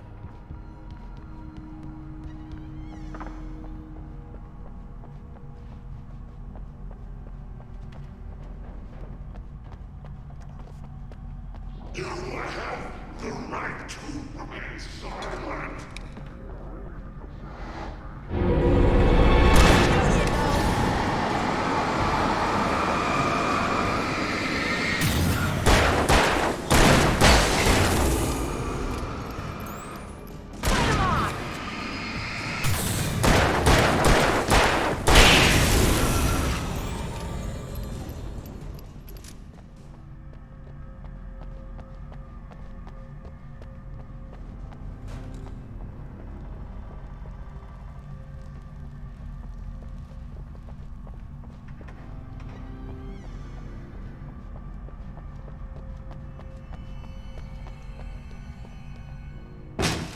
Did you call 911?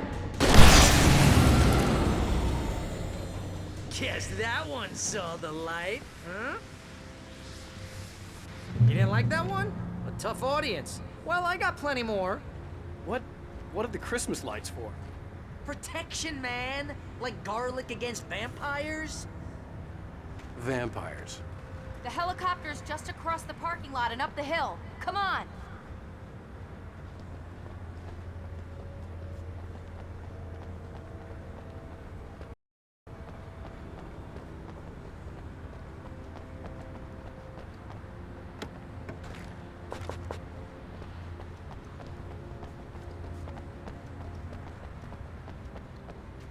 Bright Falls General Store is now my favorite place in the entire world. See this headlamp? It's like a superpower. I can just look at one of those things and they die. It's my flaming eye of Mordor. I wish I didn't say that. Yeah. Hey, I want a headlamp. Last one. Bastard. Alice had screamed until she had no voice left to scream. Around her, the darkness was alive. It was cold and wet and malevolent and without end. She was a prisoner, trapped in the dark place. The terror would have burned her mind out, but one thing made her hang on. She could sense Alan in the dark. She could hear him. She could see the words he was writing as flickering shadows. He sensed her too. He was trying to work his way to her.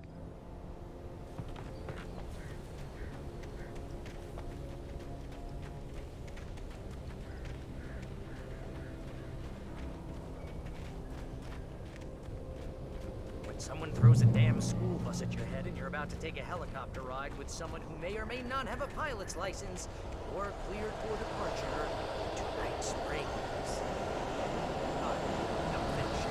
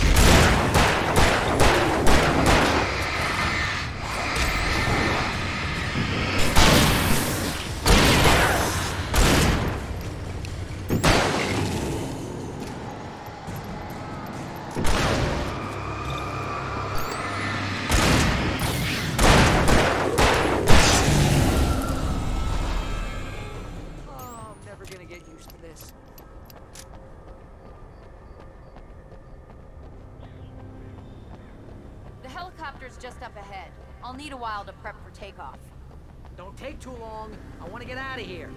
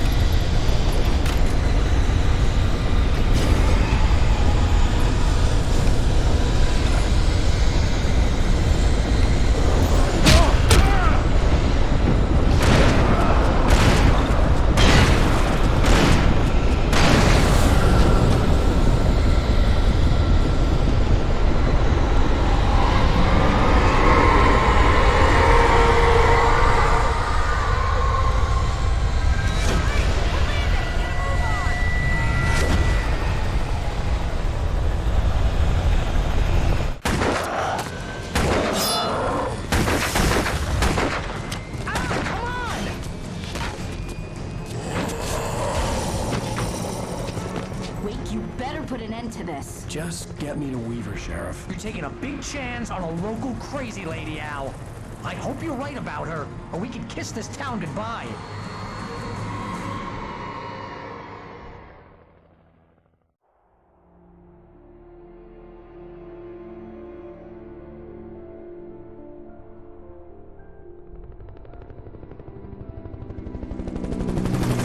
I hope you know how to deal with this, Wake. I guess you New York Yorkers are used to rough situations like this. Right. The city's a war zone. King Kong, mutant alligators, and Alex Casey shoots the place up every weekend. Look, I never even carried a gun until a couple of days ago. Well, my dad used to be a cop there. Tells some pretty wild stories. Stuff like this? No, just normal bad stuff. Kinda like your books, Wake. I used to tease Dad that he was just like Alex Casey. You've read me. Oh, sure. You're a pretty good writer. A little heavy on the metaphors, maybe. Nobody's ever said that before. We're coming up on the power plant. See the lit building over there? And that's the dam further up the river. I can't land here. I'll take her down the road across the river. Just get me there, Sheriff.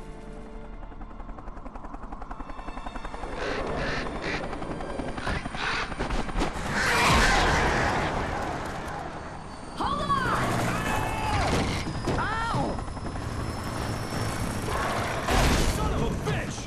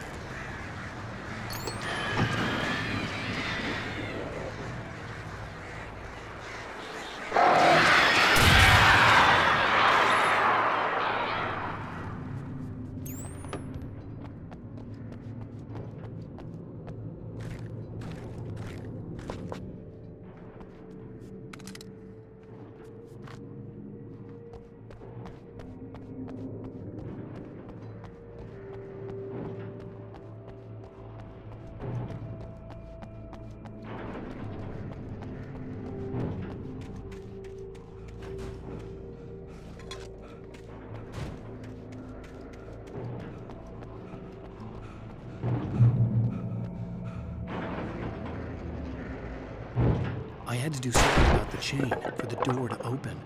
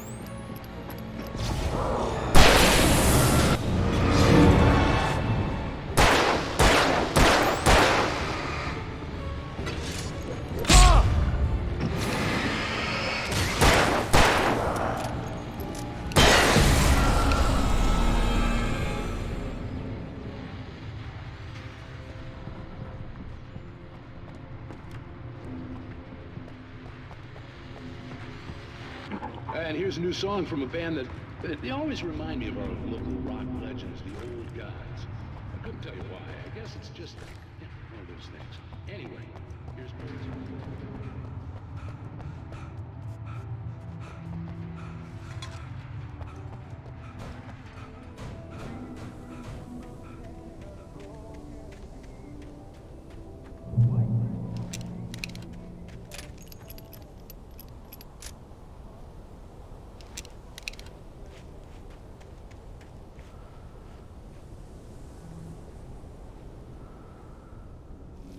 The power plant glowed in the night. It was close, but I had to find a way across.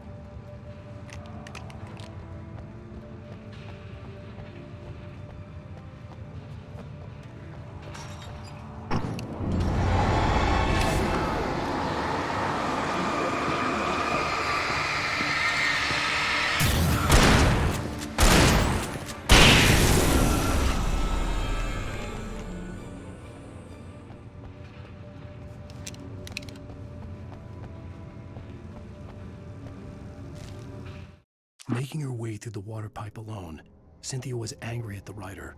Foolish young man, taking unnecessary risks. And the way he broke the rules. Didn't he understand what was at stake? Since the terrible days in the 70s, she hadn't wavered once, as hard as it had been.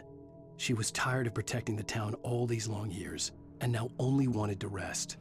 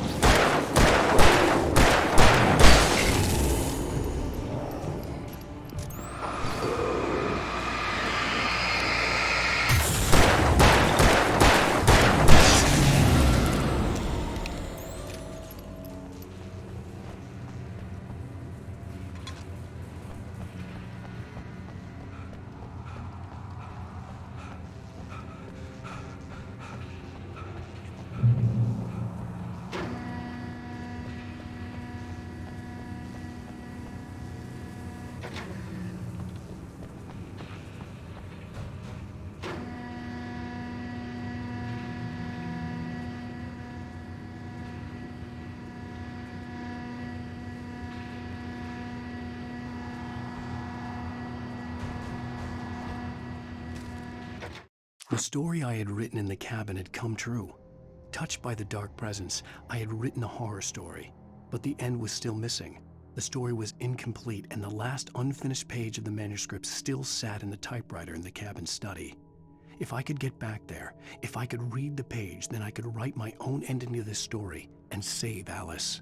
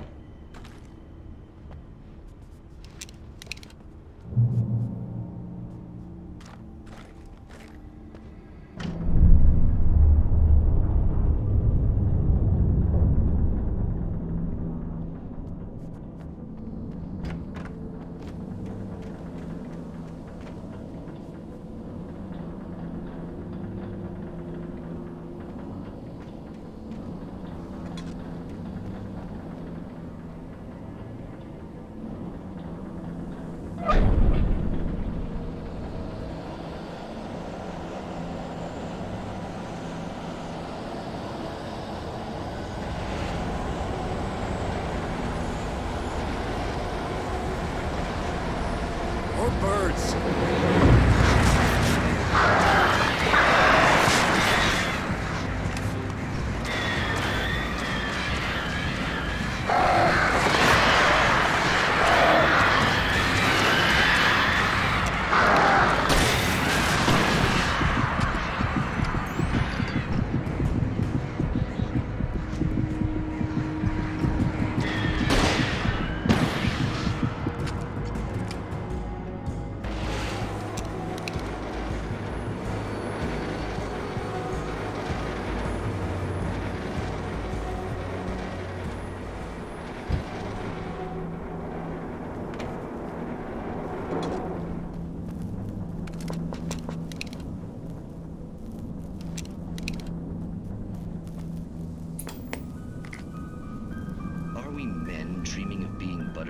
Or butterflies that dream of being men. Such philosophical concerns are by necessity abstract. And yet, some of us can find concrete proof of the nature of our existence in Night Springs.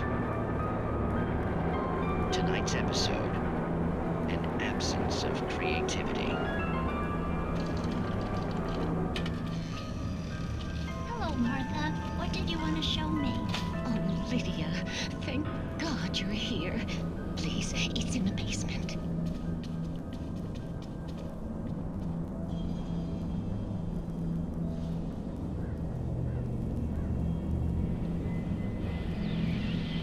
Oh, Martha. Oh, that's amazing. Isn't it just? I found it here this morning. It's like it isn't there, but oh, I can't look straight at it. Yes, I'm sorry about that. How did you get here? Well, I'm trying to work.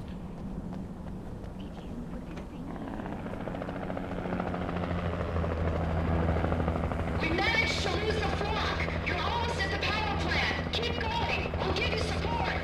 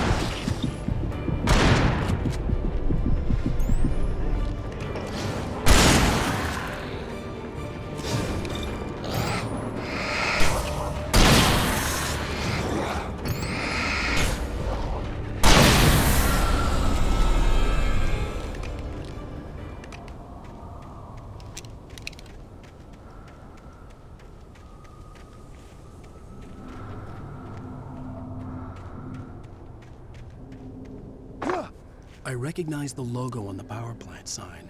I'd seen a version of it painted all over the area, signifying hidden caches of supplies.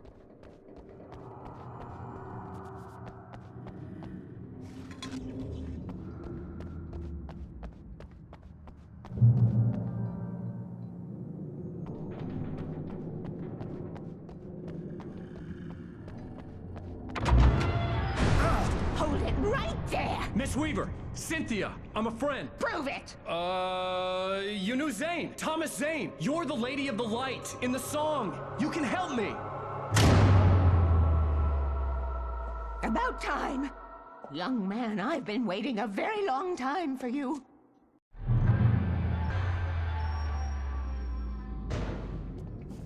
It's in the well-lit room. Excuse me? What you need to drive the darkness back. The well-lit room is at the dam. I built the room to keep it safe. Will it help me find Alice? Will it get me back to the cabin? Fine, let's go. I can get my friends to come back with the helicopter. Oh, we won't go outside. Never at night. That's rule number 1. You've been breaking the rules, young man, and where has that gotten us, No, I have a secret route, a lit route, an old water pipe. Something was damaged at the transformer yard. It's draining all the reserve power. Without it, the pipe will go dark. The power to the yard must be cut. Let me guess. You want me to do it? Young man, you're the one who likes to break the rules. I can't be outside in the dark. The kill switch is outside.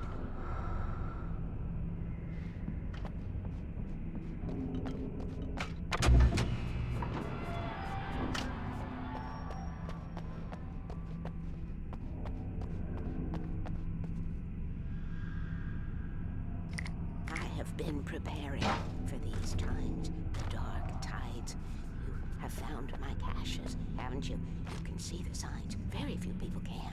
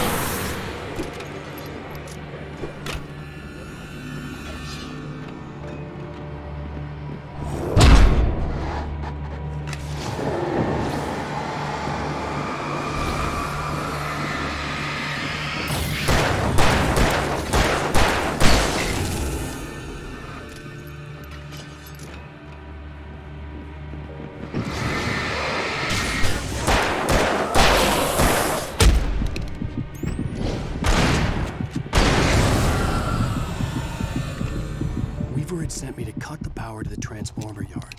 I was willing to do grunt work for her to get her to help me. I hoped Weaver was dependable. I'd stumbled into this crazy world a little over a week ago. She had been living this insanity for decades.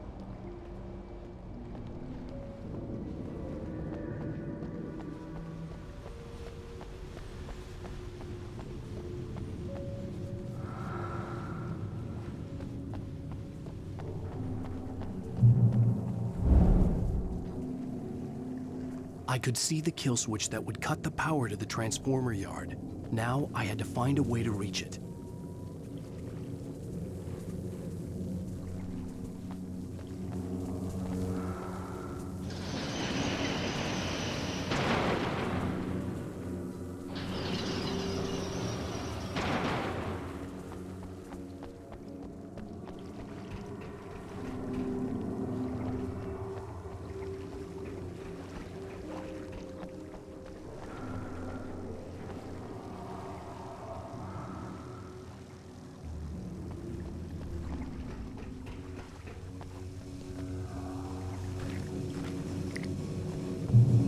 Designed these things.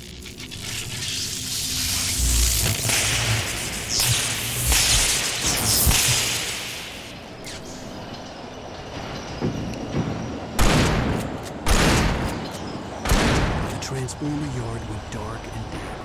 Weaver's water pipe passage should now be good to go.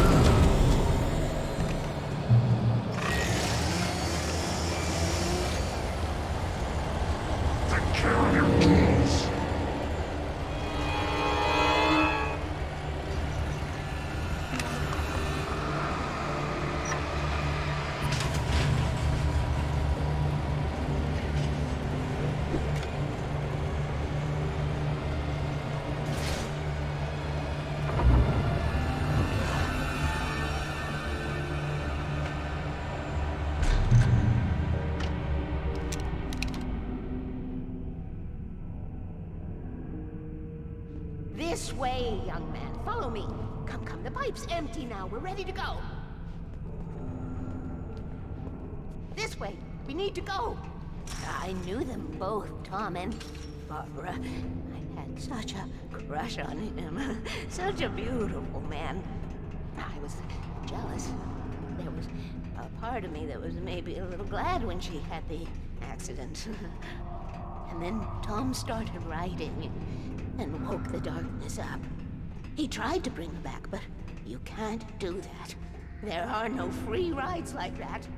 I'm starting to realize that. In that case, young man, perhaps you're a smarter man than Tom was. The witch looked like her, but it wasn't.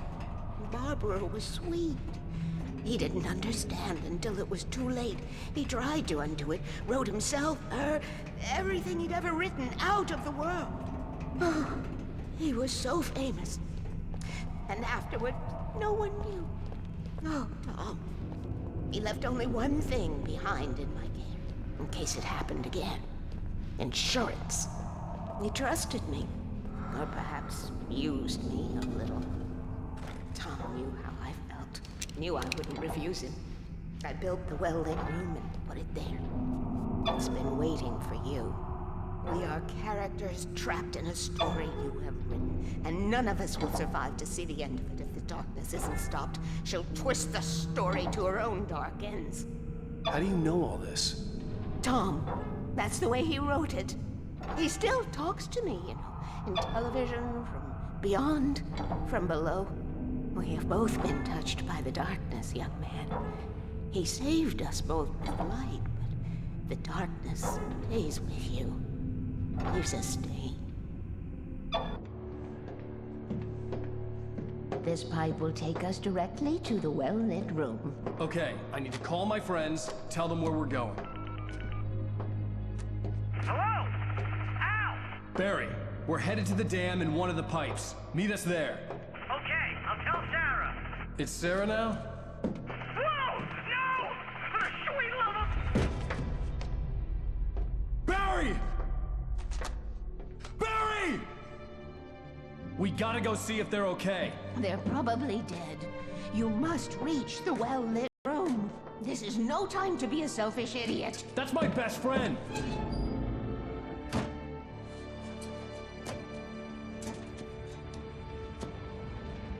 Well, be a fool. I'll use the pipe. I'll meet you at the dam if you make it.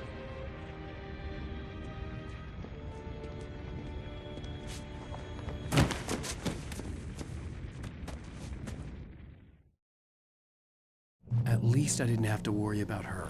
She knew how to stay safe.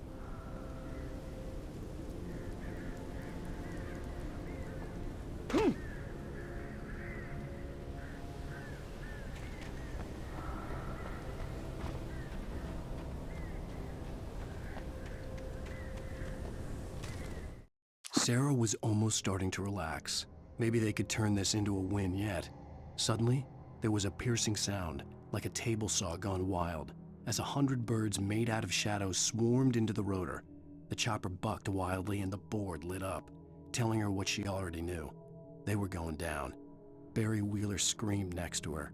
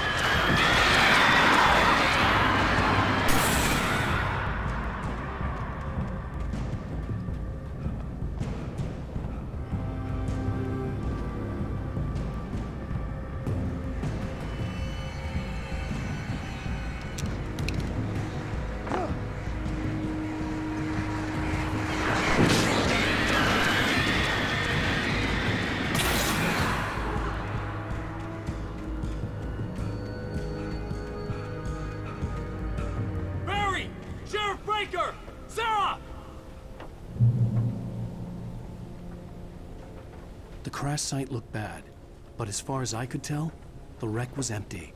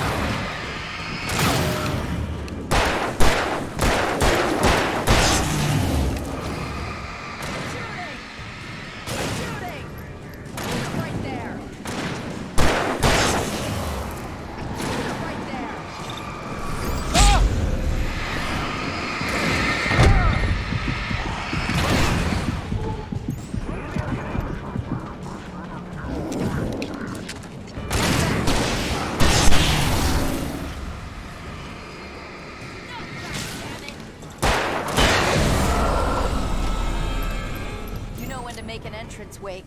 We were ready to make like Butch Cassidy and the Sundance Kid. I have a different ending in mind. Yeah, I'm fine. Thanks for asking. I knew you'd be all right.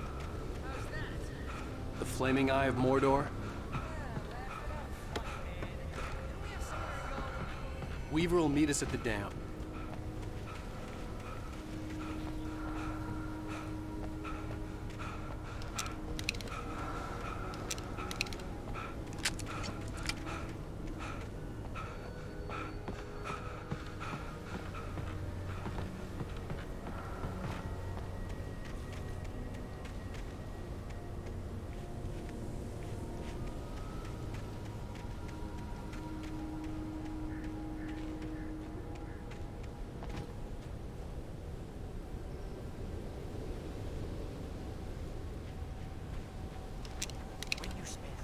Most of your night running uphill while the crazy bunch of demon hiccups try to take your head off with an axe. You know your helicopter crash landed in Night Springs. jeez. Here we go again. You see those lights? That's the elevator we need to take.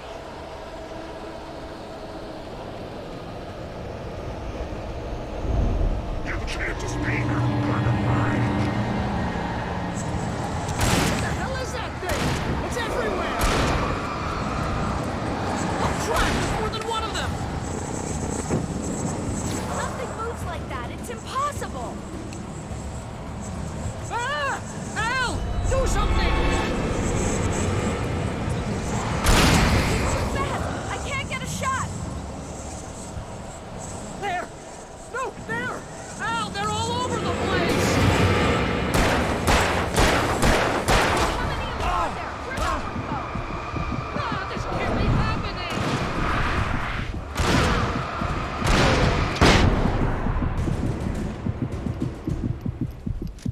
Was that it?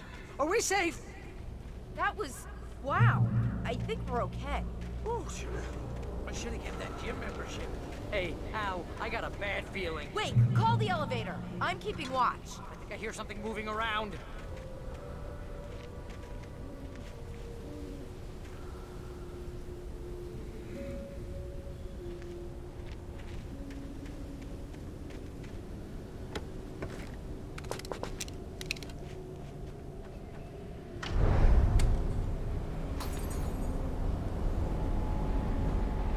Heads up! Here they come!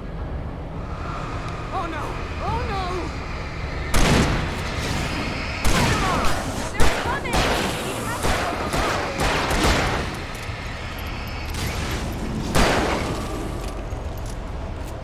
Oh, no, you don't.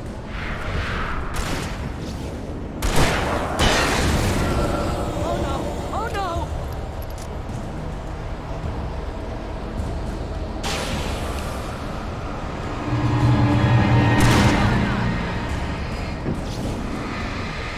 This is the slowest elevator in the world! Hitting them!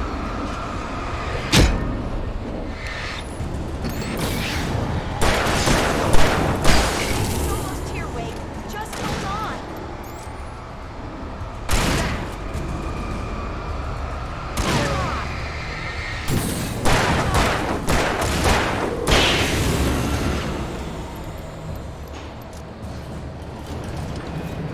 It's here! Al, let's go!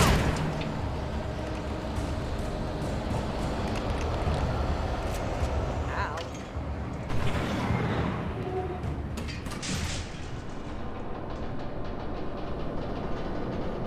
We're almost there. There's an entrance into the dam at the top. What's the plan, Wade? Well, Weaver's crazy, but she's got something Zane left behind. Something to fix this. Gee, could you be a little more vague? Thomas Zane? Seriously? Might as well be Paul Bunyan or Bigfoot. Yeah, well, he was real.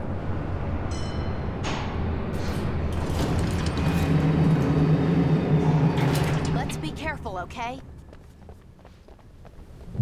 Oh, jeez, I hate this.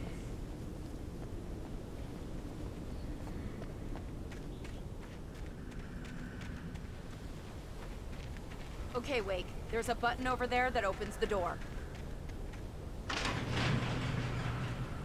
I think something's broken. Hold the button down so we can get in.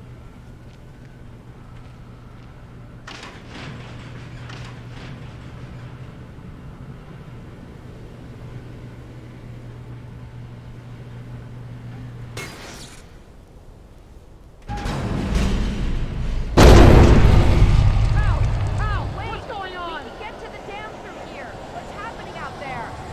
You guys go ahead and find Weaver.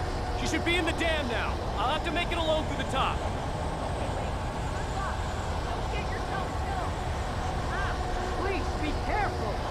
I'll take good care of Barry, Wake. You just look after yourself.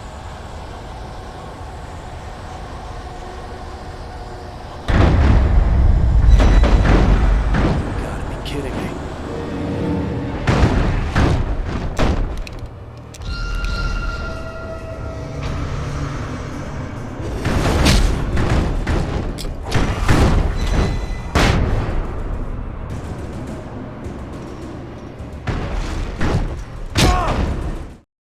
Thomas Zane knew he had to remove all that had made this horror possible, including himself. That was the only way to banish the dark presence he had unleashed and now looked at him through the eyes of his dead love. But he also knew that despite his best efforts, it might someday return. So even as he wrote himself and his work out of existence, he added a loophole as insurance, an exception to the rule. Anything of his stored in a shoebox would remain.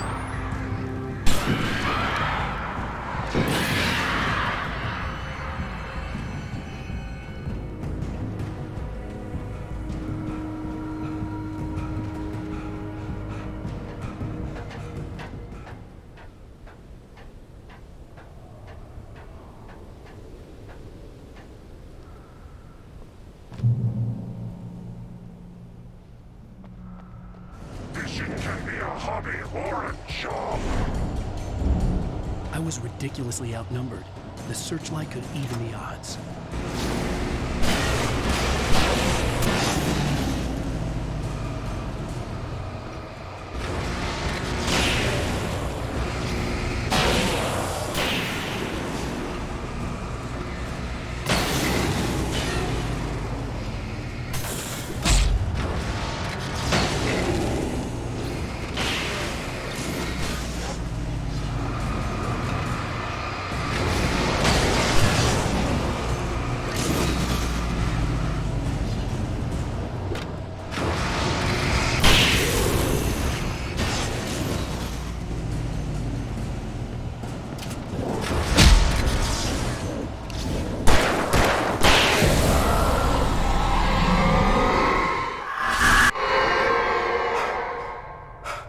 Enough.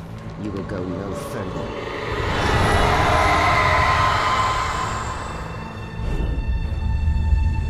Stop now.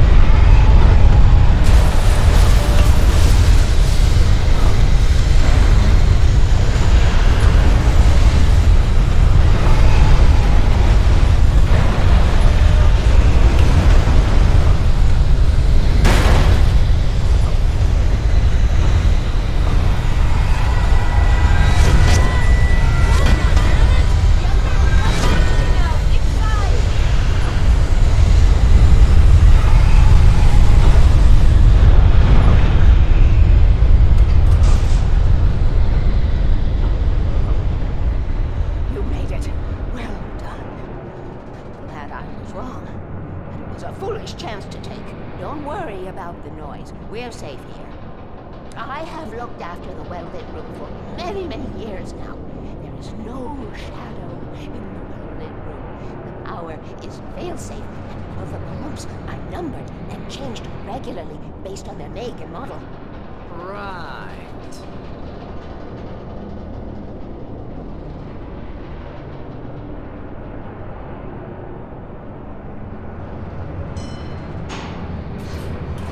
There's an old army base at brink. It was active during the Second World War. They operated here back then. They must have built this. Yes, they did. It's my place now.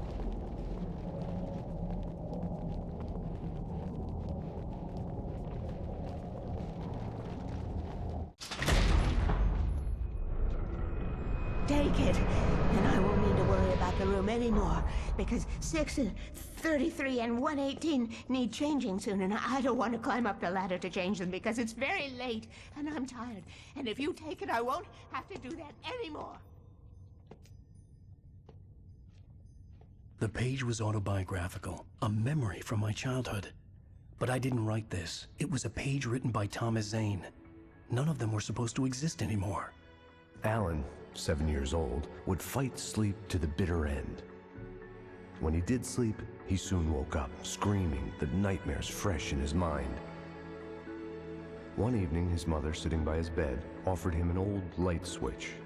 She called it the clicker, and flicking the switch would turn on a magical light that would drive the beast away. To imbue the talisman with all possible power, she added that it had been given to her by Alan's father. Alan never knew him, and anything of his took on mythical proportions in his mind. With the clicker firmly in his hand, Alan finally slept like a baby. Now, almost 30 years later, Alan thought of this as he stood on the rim of Cauldron Lake, the clicker in his hand. He took a deep breath and jumped. My mind swirled. I'd given the clicker to Alice, yet it was here. Zane had written it into existence, in a story I had written. I can get to her now. I can finish this.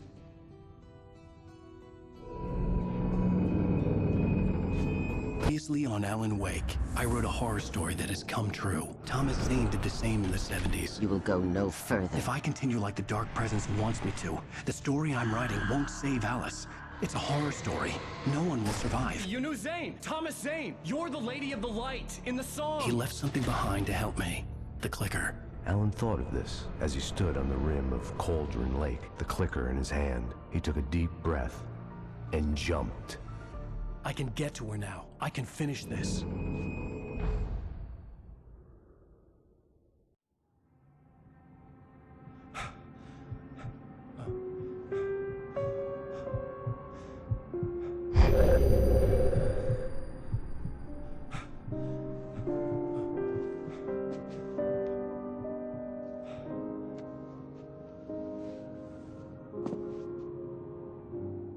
I had a hangover.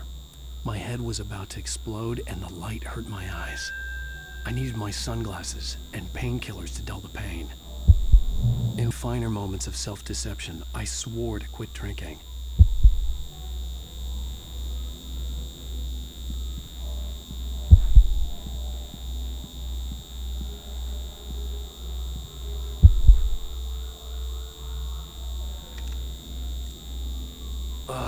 The sunglasses made the world look bearable.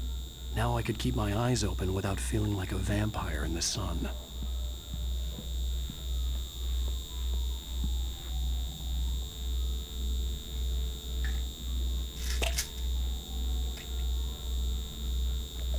The pills worked fast.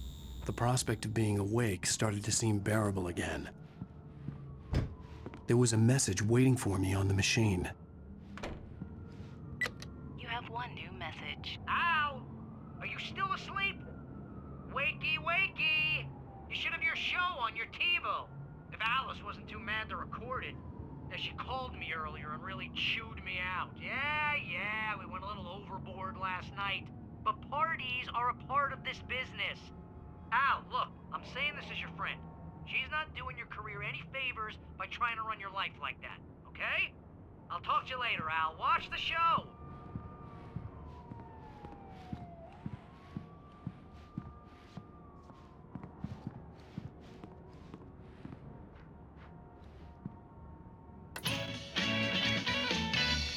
Ladies and gentlemen, welcome back to the Harry Dalek Show. Thank you. Thank you, everybody.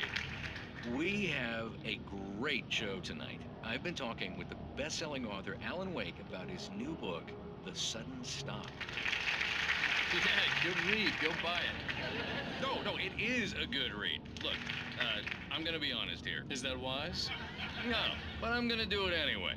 I got people who give me the lowdown on books. I'm a busy guy. But this one, I actually read from cover to cover. I mean, I'm a big fan. Wow, thanks. Now, this might be a spoiler for those who haven't read the book yet. Based on the sales figures, the 2 people out there who haven't read the book yet. But this last book is all about the death of the main character, the hard-boiled New York detective, Alex Casey. Now, there's been a lot of outrage about this. Why the hell did you kill Casey? What the hell were you thinking, man? Good riddance. No, seriously though, 7 years and 6 books is a long time. He was a gloomy guy to spend all your working hours with, and it was a good run. But it's time to explore new things. My next book will be a departure from the old for me. You selfish bastard, always thinking of yourself. Well, you've certainly given us a lot of entertainment over the years. And now that you mention it, Casey was a gloomy guy. Never had much luck with his love life with the ladies. Was that autobiographical in any way? Yeah, no kidding. Casey's lady friends tended to die on him. With Casey, it was all about his pain. No, nothing autobiographical about that. I'm a happily married man. My wife is my muse. Well, congratulations. That's great to hear. So, how's the publicity tour been treating you? Good. Great.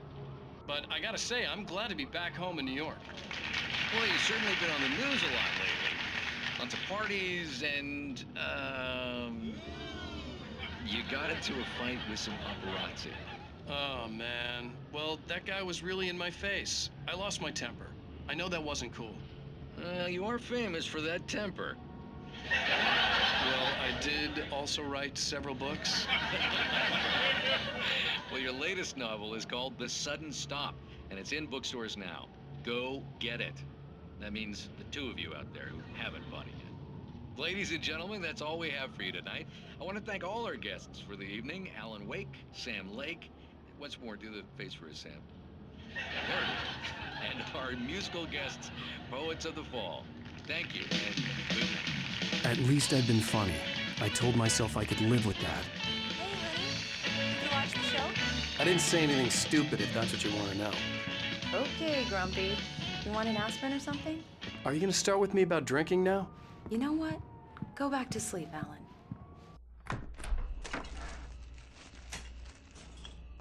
What? Now you can't even talk to me? Well, this morning I was angry because you said you'd be home at midnight and you showed up at 7 a.m. and passed out in mid-sentence. Now I'm over it. Are you angry? This goddamn tour. It's gotten out of hand. Oh, honey. It's almost over, right? We can get back to normal. Then you can start writing again. I'm sorry, honey. Alan, you're not thinking straight. Just take a shower and go back to bed, huh? Yeah, you're right, honey. I'm sorry. Once this is over, let's go away together. A vacation. Just you and me. Some peace and quiet.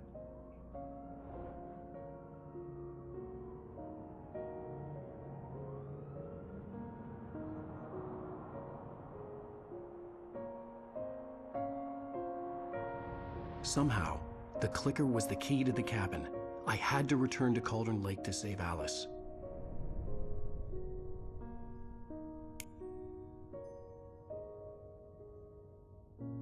I'm going back to the lake to finish this. I'm going to write an ending to the story in the manuscript on my own terms, to make it all right. Why can't you just write it here? The last page is still in the typewriter. I need to read it first. Everything needs to be just right. Zane tried to cut some corners, and it didn't end well. Okay, ready when you are. I'm sorry, Sarah, but I need to do this alone. Barry, take her gun. Miss Weaver, close the door when I leave.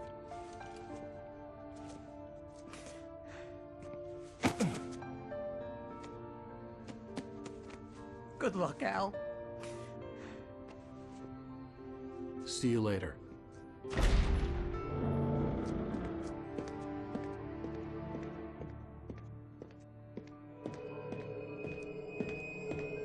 When I got out, it was warm and sunny. I'd flicked the switch of the clicker. Had it done this? I didn't stop to question it. I had to take advantage of the sunlight to get to the lake. On Zane's page, I'd stood on the rim of Cauldron Lake, about to use the clicker. That's where I was headed.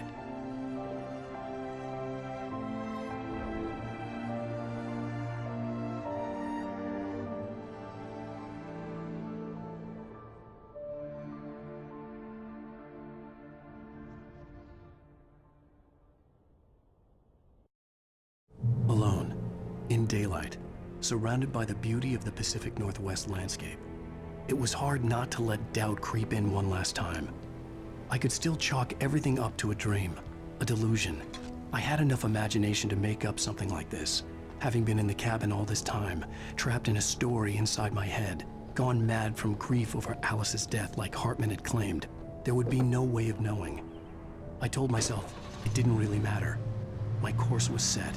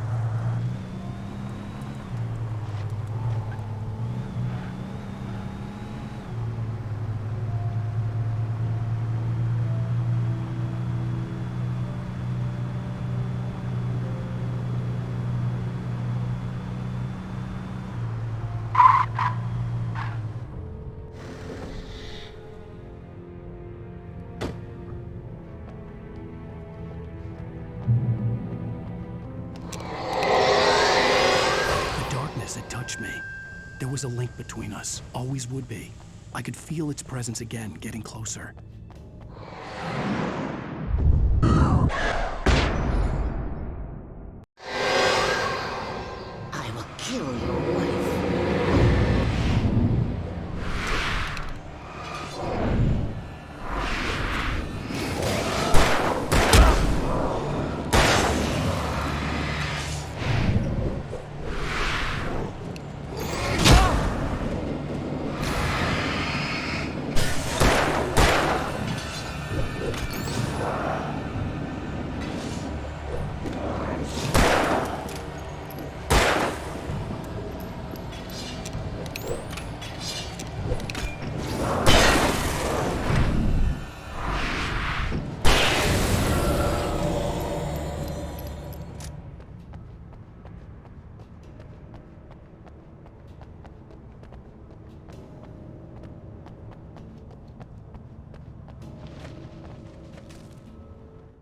The Dark Presence was no longer trying to capture the writer so he could create the ending it wanted.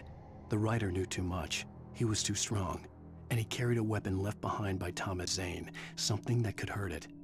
Now, the darkness was doing everything in its power to simply stop the writer from ever reaching Cauldron Lake and the dark place it came from.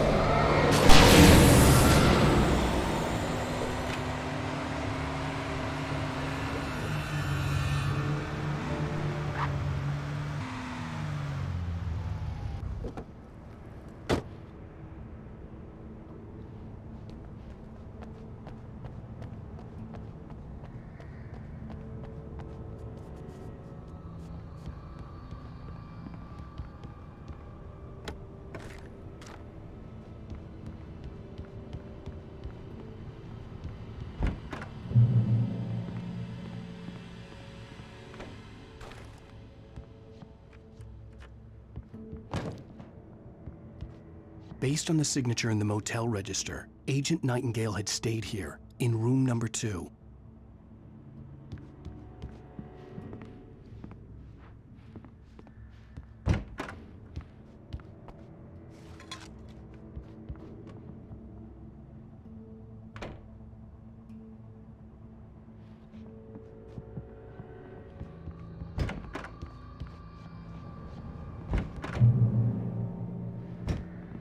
This had obviously been the room where Agent Nightingale had stayed when he hadn't been busy harassing me.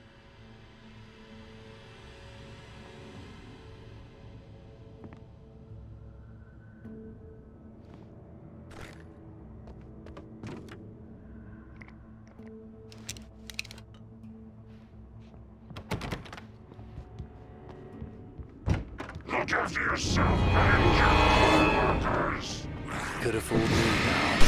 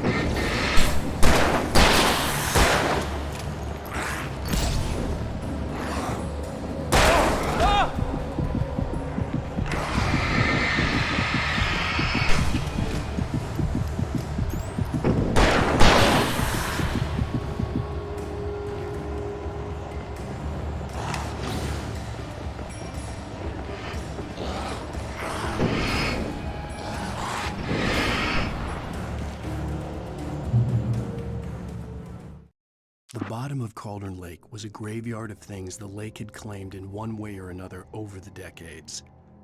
The dark presence brought them up in its wake, scattering the rotten waterlogged hull of an old boat here, the remains of a long-ago crashed airplane there, trees shattered under the impacts. The earth groaned. It didn't even notice.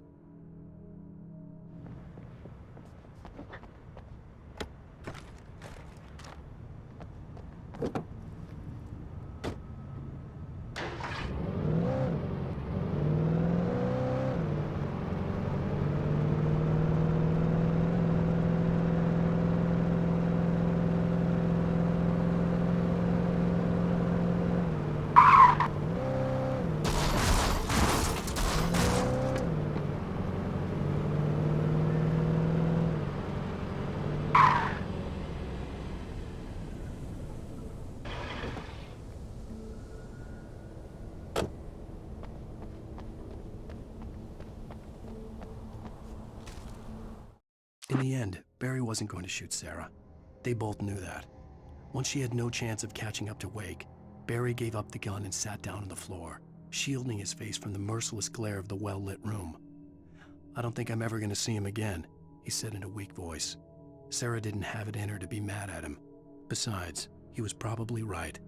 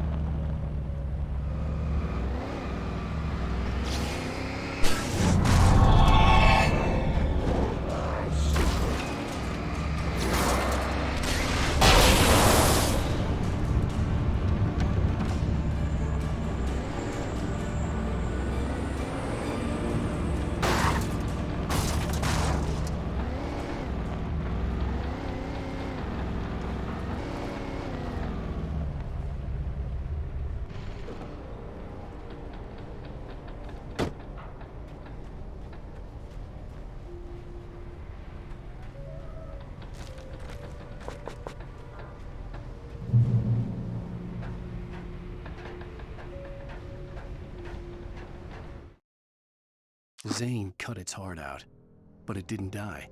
The thing that wore Barbara's face kept crooning sweet nothings sugar-laced with poison. He put on the suit, untied the monster from the chair. The thing in his arms thrashed weakly, but he held fast. He stepped outside, off the pier, and into the dark water, a sinking pinprick of light descending toward a bottom that never came.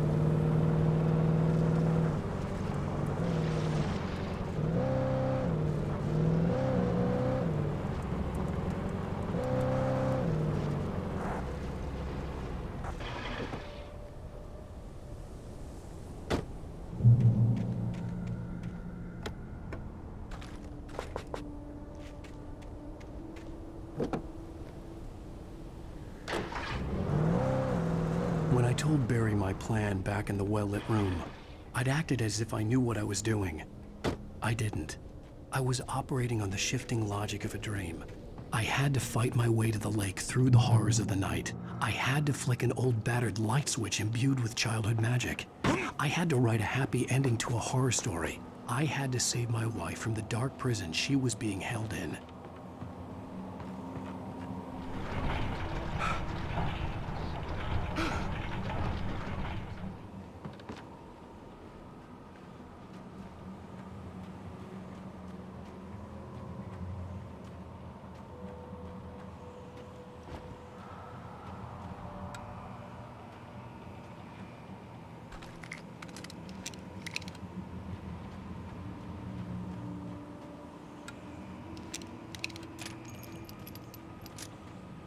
I will never give her to you.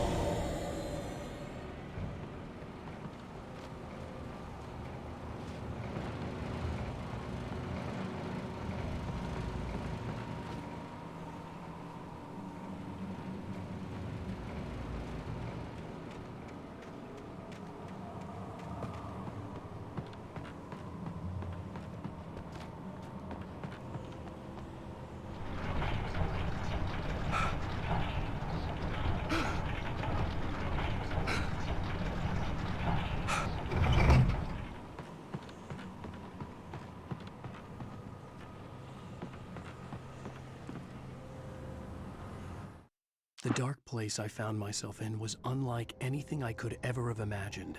It wasn't solid. It flowed. It was conceptual and subjective. For someone else, an artist in another field, it would have been very different. I could sense the story of the manuscript all around me, the words and ideas floating in the air, poised to become real.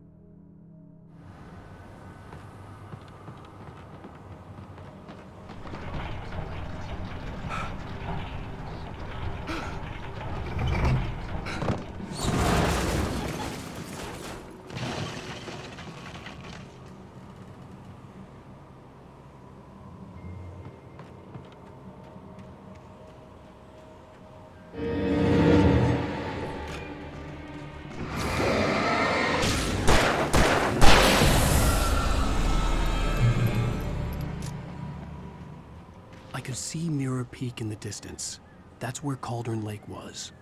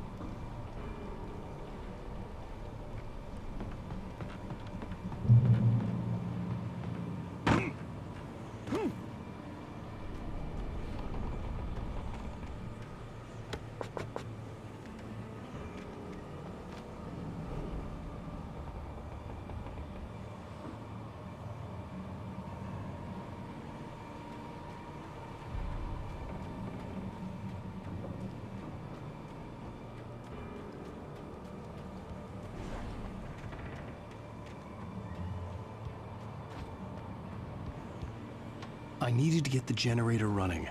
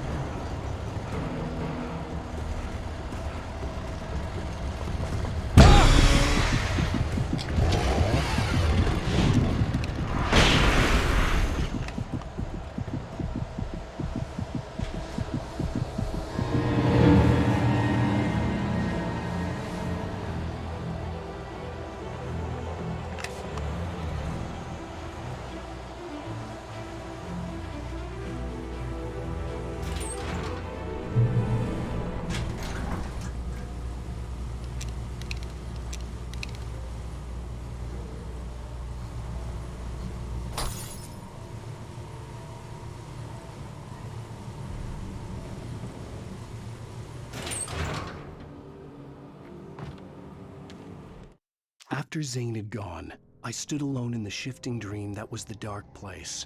I had to find a way to the cabin. I'd written myself a way through this place in the manuscript. I followed the idea of a path.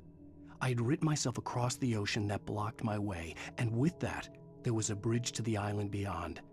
The idea of the cabin flickered in the underwater darkness. I willed the cabin to be real, and it was.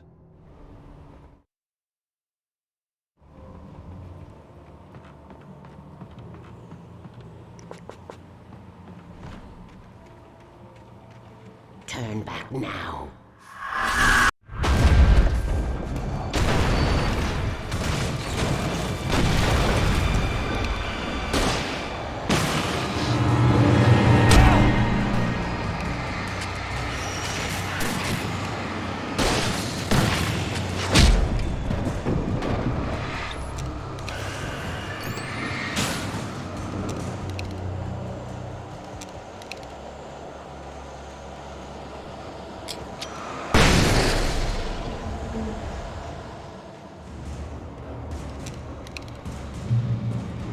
Do as you're told.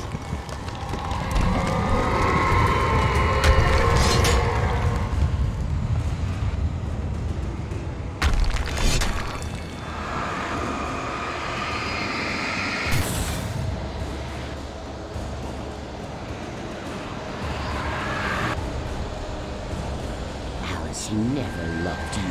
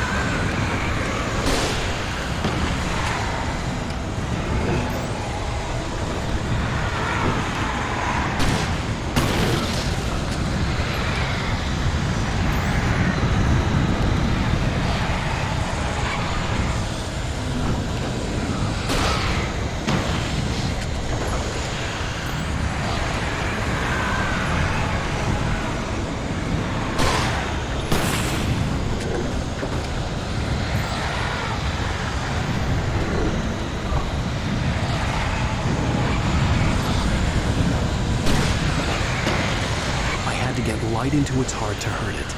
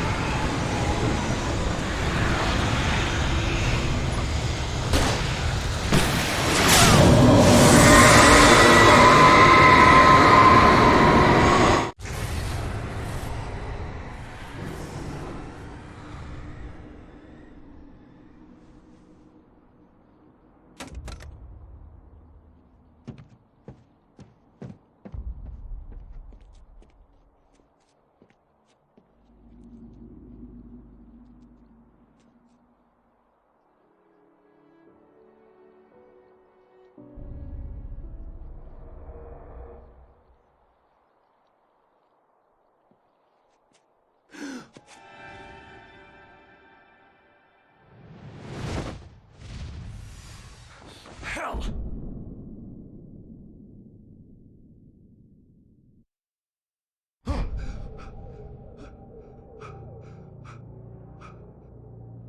Shh, baby. You were having a bad dream. It was just another nightmare. No. Everything's fine. You're home. It wasn't a dream. Everything's fine. Turn the lights on. Turn the lights on! Shh, baby. The power's out. There's no light. Come back to bed and I'll make you forget all about your fear, darling. My fear? It's your fear. Why aren't you afraid? You're not Alice. Turn the lights on now. Where's the clicker? What did you do with it? Alan, honey, you're still 1 foot in a dream. You're not making any sense. Come back to bed.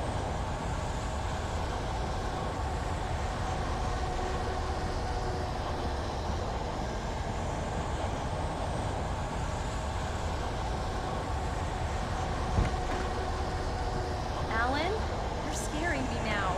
Come back to bed. Are you taking your pills? Do you want me to call Dr. Hartman? I read your manuscript. It's brilliant. Departure is your best work yet. You're a genius. I'm so proud of you. Come back to bed. We'll talk more about it in the morning. Come back to bed, Alan. Come back to bed, Tom.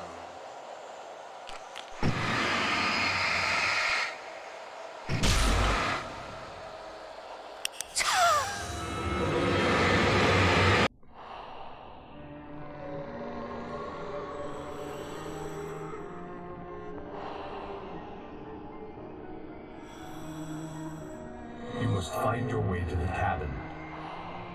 It stands in your way. It won't let you pass. It has no heart. It's filled with darkness. You must fill its heart with light.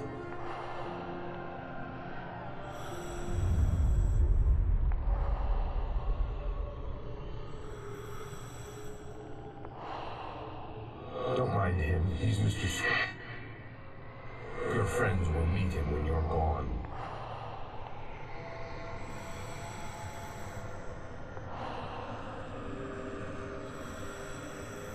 Use the clicker.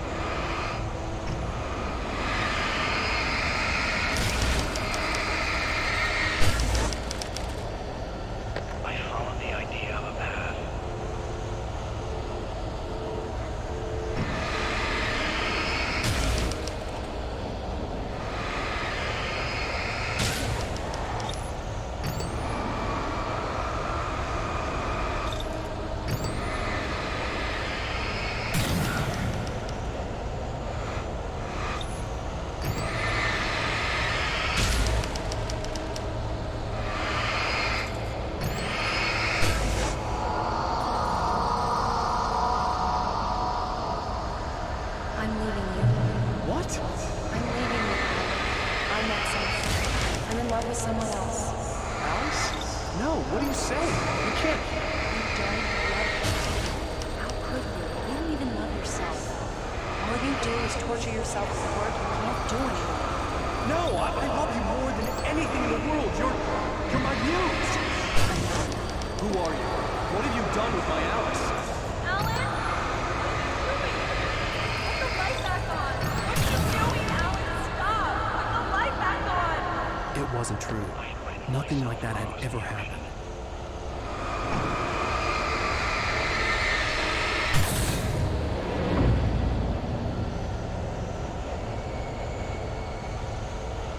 You're not my Barbara. Tom, let me go. I promise to be good. Please, untie me, naughty boy. I will help you reach your masterpiece. I will love you forever. No, you're not Barbara Jagger. I made a terrible mistake. I should have never written it back. You came back wrong. Your heart is filled with darkness. Put that knife away, Thomas. Put it down. It's for the brothers. Cut it out. Take you back to the depths of playground.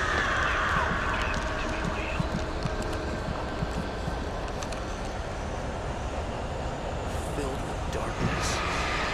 Get away from me, Tag. Where am I? Let me go. Alice! Alice! I'm coming!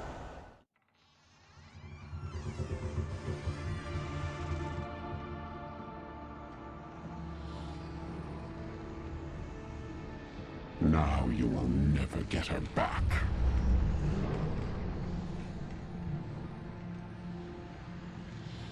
I am much older than you.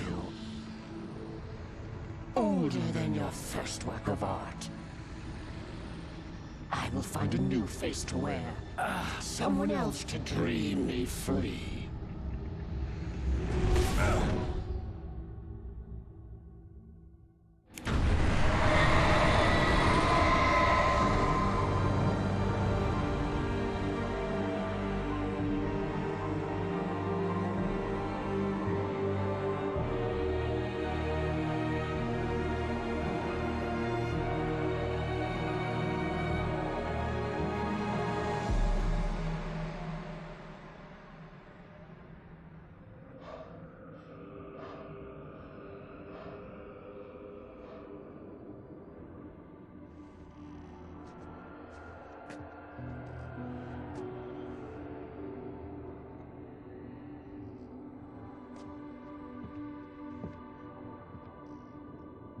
I could feel Alice's presence close by.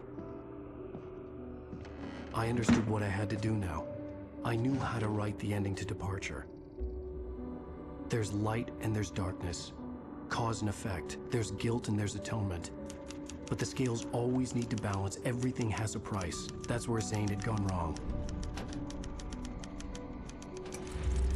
There's a long journey through the night back into the light.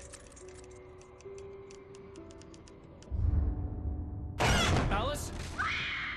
Alice?